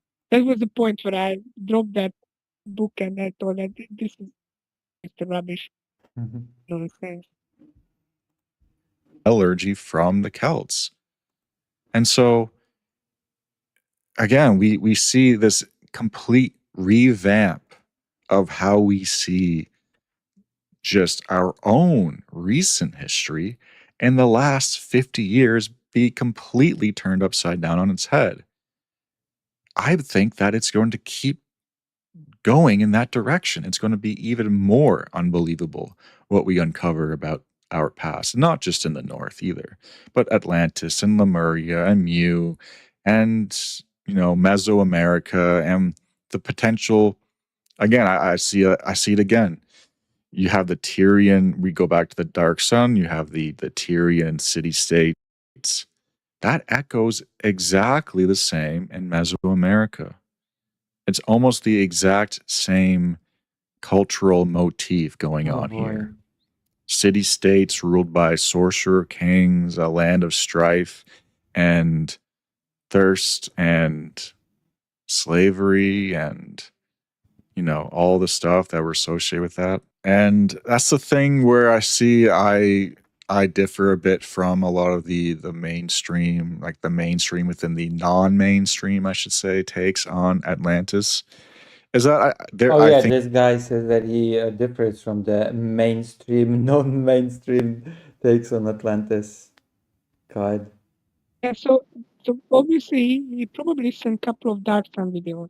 Yeah, He special boy. disagrees with them, right? Yeah. Disagrees with them, but he still need to tell that all right, they are kind of okay because they are still embracing the racial memory, which is important to me. Yeah. But they are misinterpreting. My interpretation is the truth. Yeah. It's crazy. think they were good Atlanteans. A lot of them died actually in the cataclysm, but I think a lot of the Atlanteans who escaped the fall were the Dark Atlanteans, who became these city-state sorcerer kings, like Thulsa Doom,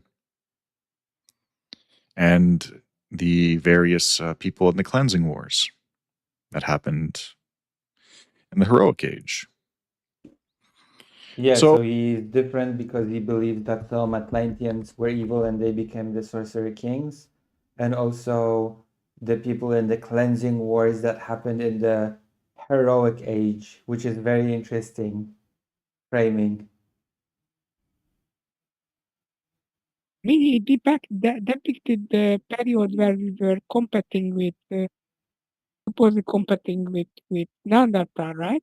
As a good time because the pressure and The other humanoid races.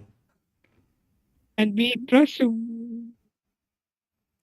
we probably murdered them, right? Yeah, I love how the According to cleansing wars is the heroic age. Yeah. The For horrible him, age it's a of good time. genocide from Darkseid is just the heroic age. Yeah.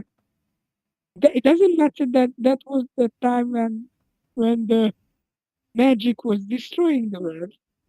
Yeah. Eventually. Yeah. It doesn't matter. That's a good time. We murdered the other Undesirables. lesser. Yes. Yeah. So if we just even understand that our understanding of our own cultural sphere from 1,000 years ago has completely been transformed within the last 50 years. Oh yeah, What and is that? our understanding of our history of 1,000 years ago has been completely transformed within the last 50 years. obviously. Okay. And this is what art history is doing. What if art history is so he is raging against a lot of types of Boas and Boas students. And he's just depicting that all these cultural uh, I forgot the word. I'm getting tired and my voice is going through. It's gonna be over in The a few cultural minutes. relativist, the cultural relativist is destroying the real knowledge. It's emerged because it wanted to destroy our true knowledge, true anthropology, which was the 19th century racist anthropology, right? Yeah. And he is talking about this kind of stuff. Obviously, feminism or the gender studies, all these things destroy as the always. real stuff, right? It's always. Yeah. And obviously, the cultural anthropology of Boas school was center of this as well. They were the Margaret Mead, who was feminist arguments as well. Those are the bad ones. Destroyed science totally. We need to return to the racist ones.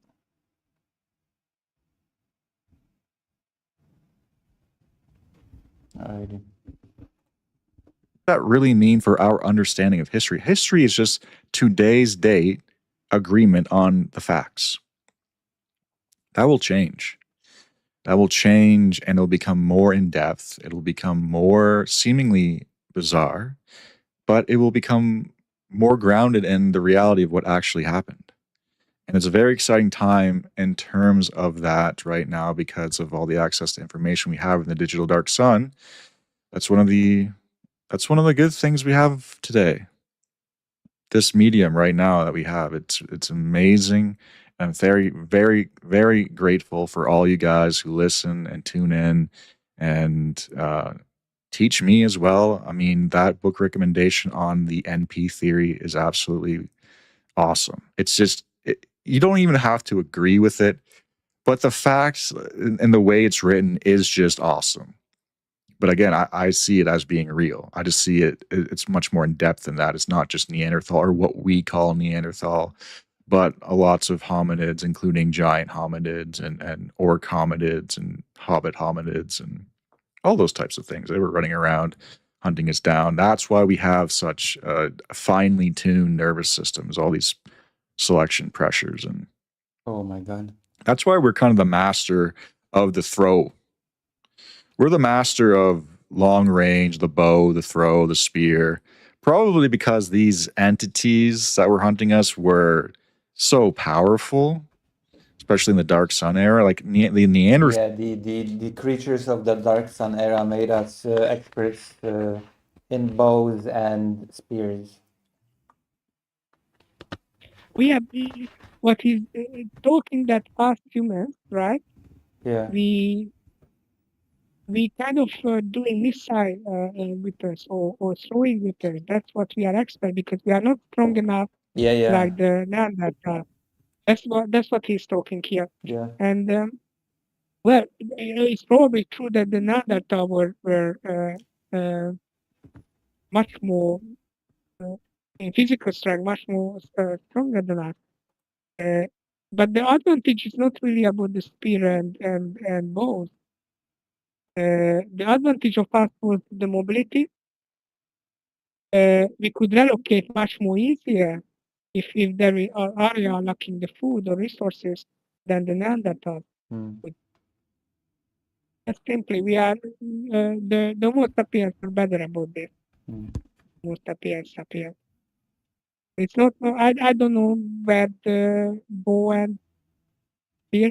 Oh, he's talking about some dangerous creatures from the Dark Sun era that we have to fight from a distance. Yeah, but because but the Dark Sun era is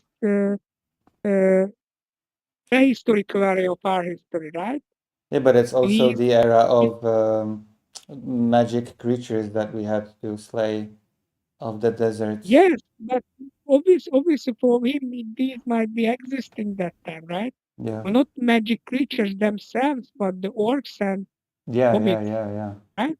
The orcs and hobbits are other human hominids uh, creatures or maybe even humans, like the non-adaptable humans, right? Yeah. Probably, arguably, even the same species as us, because it seems to be we were compatible with creating offspring. So Yeah. it might be not even it should be considered as a separate species in that degree. But anyway, it's very strange, right? It is. I don't know where he gets this bow and arrow stuff. Maybe because we don't really know that Neanderthal were using them. He kind of gestures about this genocidal war between what a lot of far righters suppose that's how the Neanderthal disappeared, that we had Yeah. genocidal wars against other humans, right? Human species. Humanoid I think races. that's humanoid races, right? That's how he introduces Yeah. because they are really the orcs. So this is emerging in our ancestral memory, our genetic memory, our racial memory as Exactly. orcs Trolls, and elves elves, and trolls. dwarves. Yeah. Somebody in the comment section, by the way, because I was reading the comment section, was talking about Shadowrun. And the Shadowrun is another role-playing game setting. And in there, it's actually using this kind of idea that the Earth past ever trolls, dwarves, elves, and other magical creatures. And as the magic disappeared, they became humans, so became animals as we know it. And when the magic is returned in Shadowrun, 2011, and they again reimagines as these fantasy creatures. You find again elves are born, or dwarves are born, or orcs are born again. Right. So it's but Shadowrun is it's an amazing role playing game, and it's not about this kind of rubbish. But somebody brought up the Shadowrun to prove that this guy is talking the truth. Of course. Dark Sun, because these creatures really exist in it. Shadowrun was telling us this. It's another role playing game, and that's a true history because the history, what the historians do, right, or the archaeologists, that you cannot trust because they're not telling who are the sea people. Yeah. Or they Please depicting tell us Germany about the sea tribes people. as Where did they come from? Why are they? They just came out of space, huh? from And the fought sea, everybody. from out of the sea. Yeah. They don't talking that they are really the white people, the who crushed these Egyptians, right? Yeah. All right. Let's continue. Neanderthal, if we take what they say as being 100% real, which to me is not a stretch at all, but they say was 7 times stronger than a man. 7 times stronger than like a strong man. Okay, not some, weakling. And so you're not going to engage in close quarter combat with that type of being. You're going to throw spears, you're going to throw ladles, you're going to throw, you're going to shoot your bow, or you're going to have a long spear. You're going to keep the distance. That's why we are distance fighters fundamentally. Makes sense to me. Let me know what you guys think about all this. I think that the cataclysm, we can sense it. It's like when you smell the rain in the atmosphere coming. Do you guys know what I mean? Some of you know what I mean. You know when you can smell the rain coming? That's kind of what's happening with the dark sun cataclysm that we can see on the horizon because we've already been through it. So this person says that because we can smell the rain when it's coming, we're also smelling the upcoming new dark sun cataclysm that's on the horizon. Apocalypse, yes, that you can somehow intuit, right? Yeah, like you can smell the rain. Not the rain, before the rain. Yeah, you before can smell you in can the smell air it that coming. Yeah, you can smell it coming. the atmosphere is changing, yes.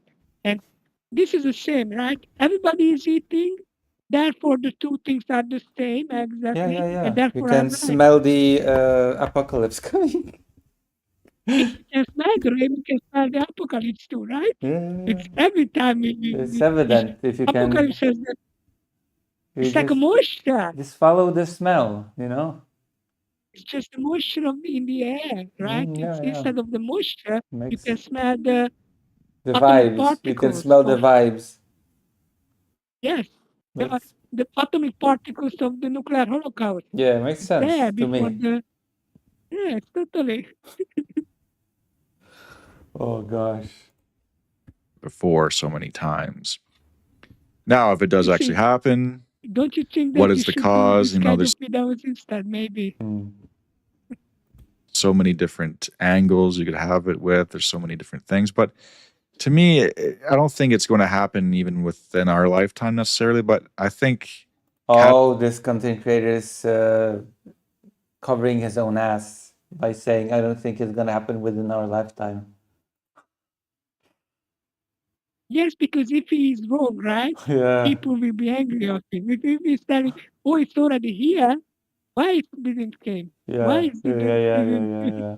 Covering his ass. What a bastard. cataclysm events and cataclysm timelines are essentially inevitable. Just like the Bronze Age collapse.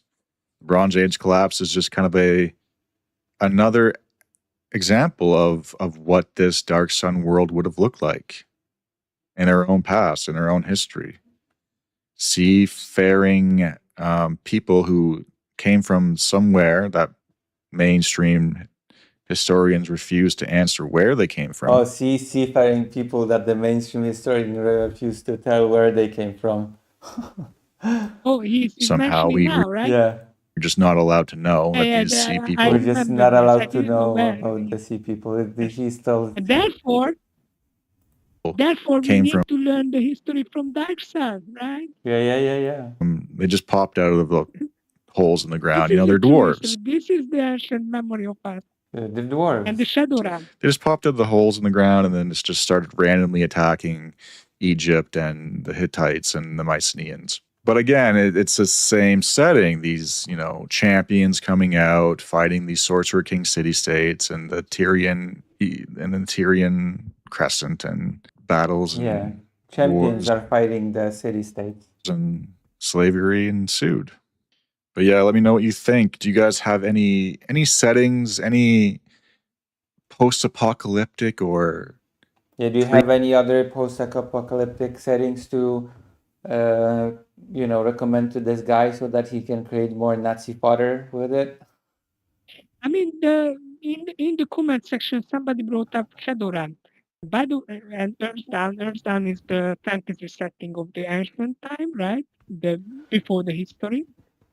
They were playing about these kind of things, but What about so do not the Horizon? races. What about Horizon Zero Dawn? Does that count? Look, that's not a tabletop game, and I still haven't played the computer game, so I cannot tell. Probably you can tell by that. Horizon Zero Dawn is like a post-apocalypse world. I mean, I kind of know the setting, and I have the game. I still need to play. Yeah, It. it's like a reborn beautiful world game. after the apocalypse. If that makes sense. And it's like robotic animals. Yeah, yeah. Right? You are hunting robotic animals. Yeah, yeah, and you hunt them for parts. The trick is that he can turn any kind of role-playing tabletop setting into this narrative. Yeah, that's true, do because it. you just have to select which part of the timeline they fit in. Yes, or just select of, I see people eating here, therefore this is Exactly part the of the same. racial Yeah, memory. yeah. I want to. That's true. That's true. And do you remember when we were covering the orcs a little bit? The orc argument in Vix. I remember, yeah. Oh. And we were watching the people were arguing about it, and there was this girl who was arguing, and there was this other guy who was arguing, and both of them were kind of traditionalists. They were talking that the role play should be about evil and good, the fight between evil and good. And it's like the Tolkien-esque stuff, and they absolutely had a lot of far-right narratives. They're not as idiotic as this guy, but they used the role-playing game itself to sell these ideas, right? And by the way, they totally ignored that the chaos and the law in the old D&D was depicted totally differently. Both the chaos and the law were kind of evil, and both of them were kind of good as well in certain contexts. Because the origin of that idea of that alignment opposition, the chaos and law, didn't came from Tolkien. It came from Morlock. Moorcock, sorry, the Eric trilogy, or not trilogy, Eric stories. Oh, the video's sadly almost over. Pre So we're gonna apocalypse. have to search for other intellectuals to get our kick. Okay, get our Yeah, kick just off. Eric's absolutely, I agree. It's analogy is only can help a little bit, but most of the times it's just We need more just intellectual minds like this to get our kick off validation, and we need to prepare for the future. I would stockpile cans if I were you and prepare for the. especially because if we will live in the dark sun age, the cans are iron, okay, or metal. That's true. That's Metal true. will be rare. Yeah, The that's metal true. will be rare. It'll be like You need to currency. learn to create weapons out of cans. Also, be Because like that's the real. our parents and stockpile water in bottles. Yes. By the way, I'm doing that for different reasons. But Wait, for I what mean, reasons? For what reason are you doing it? because sometimes they could shut down the pipes here. Hey, that's Okay. what. That's why my mom did it, because Yeah, but sometimes we different didn't. reasons why you should have no apocalypse, right? Oh yeah, of course. Yeah. Because that's not an apocalypse. Yeah, it's gonna be currency. It's as bad as it is that they shut down the pipes when there is an emergency here.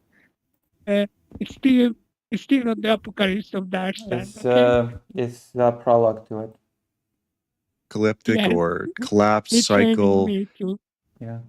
settings that It's resonate with it's you. so sad that people using hobby, which is, and this is a really cool setting. I was talking about it, right? It I is a really cool love it. setting. Yeah, It's so, I do like it. Yeah. so good way to storytell about it. So interesting, real life, because the same in Shadowrun.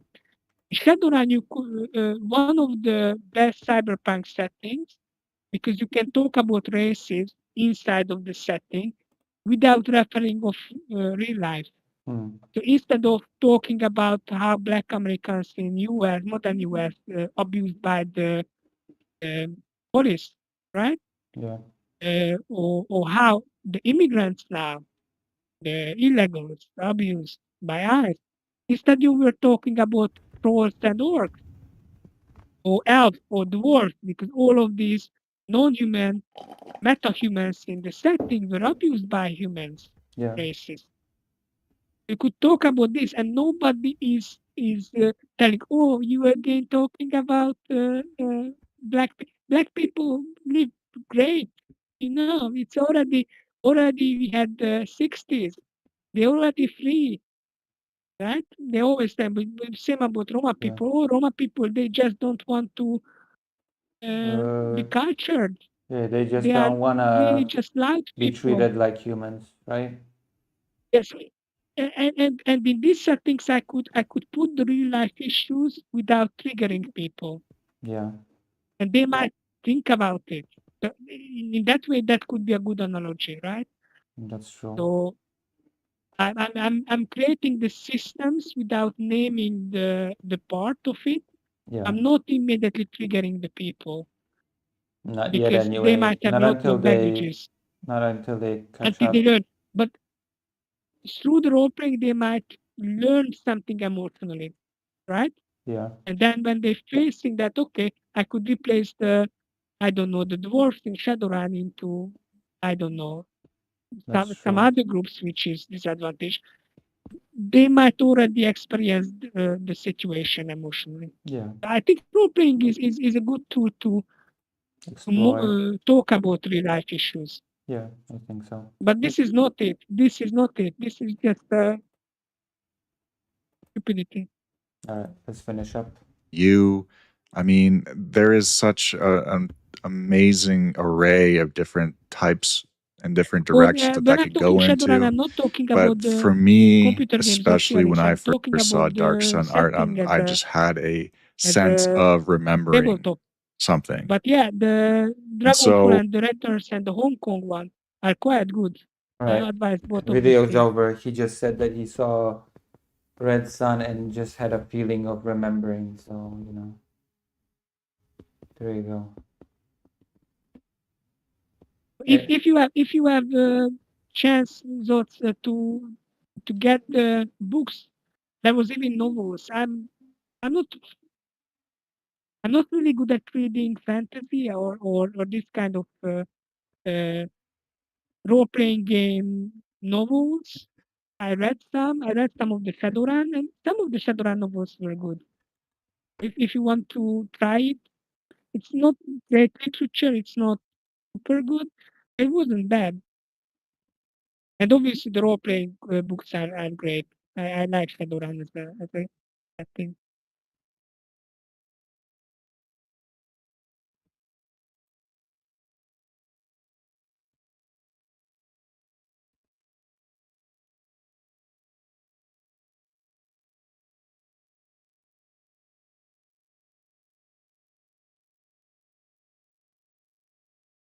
Yeah, I don't think so. Fantasy stuff is dense. So, All right. so a lot of fantasy. I really like Dragonlance Chronicles. I like it better than Tolkien. The reason is because in Dragonlance Chronicles there is a lot of female lead, which is not really there in Lord of the Rings. Even I know that Lords of the Ring literature wise is better. Right. Probably. I mean, it's definitely. I just can't get into it. I'm For me, gonna it's Dragonlance Chronicles. I'm gonna raid people into the line now, because I've been streaming Okay. for over like 6 hours, I think. Well, Yeah. read 7 hours. Read. Obviously, read Neuromance and Gibson if you like cyberpunk dystopian fiction. All right. See you all soon. Okay. Okay. See you. Okay. Bye. I end stream now.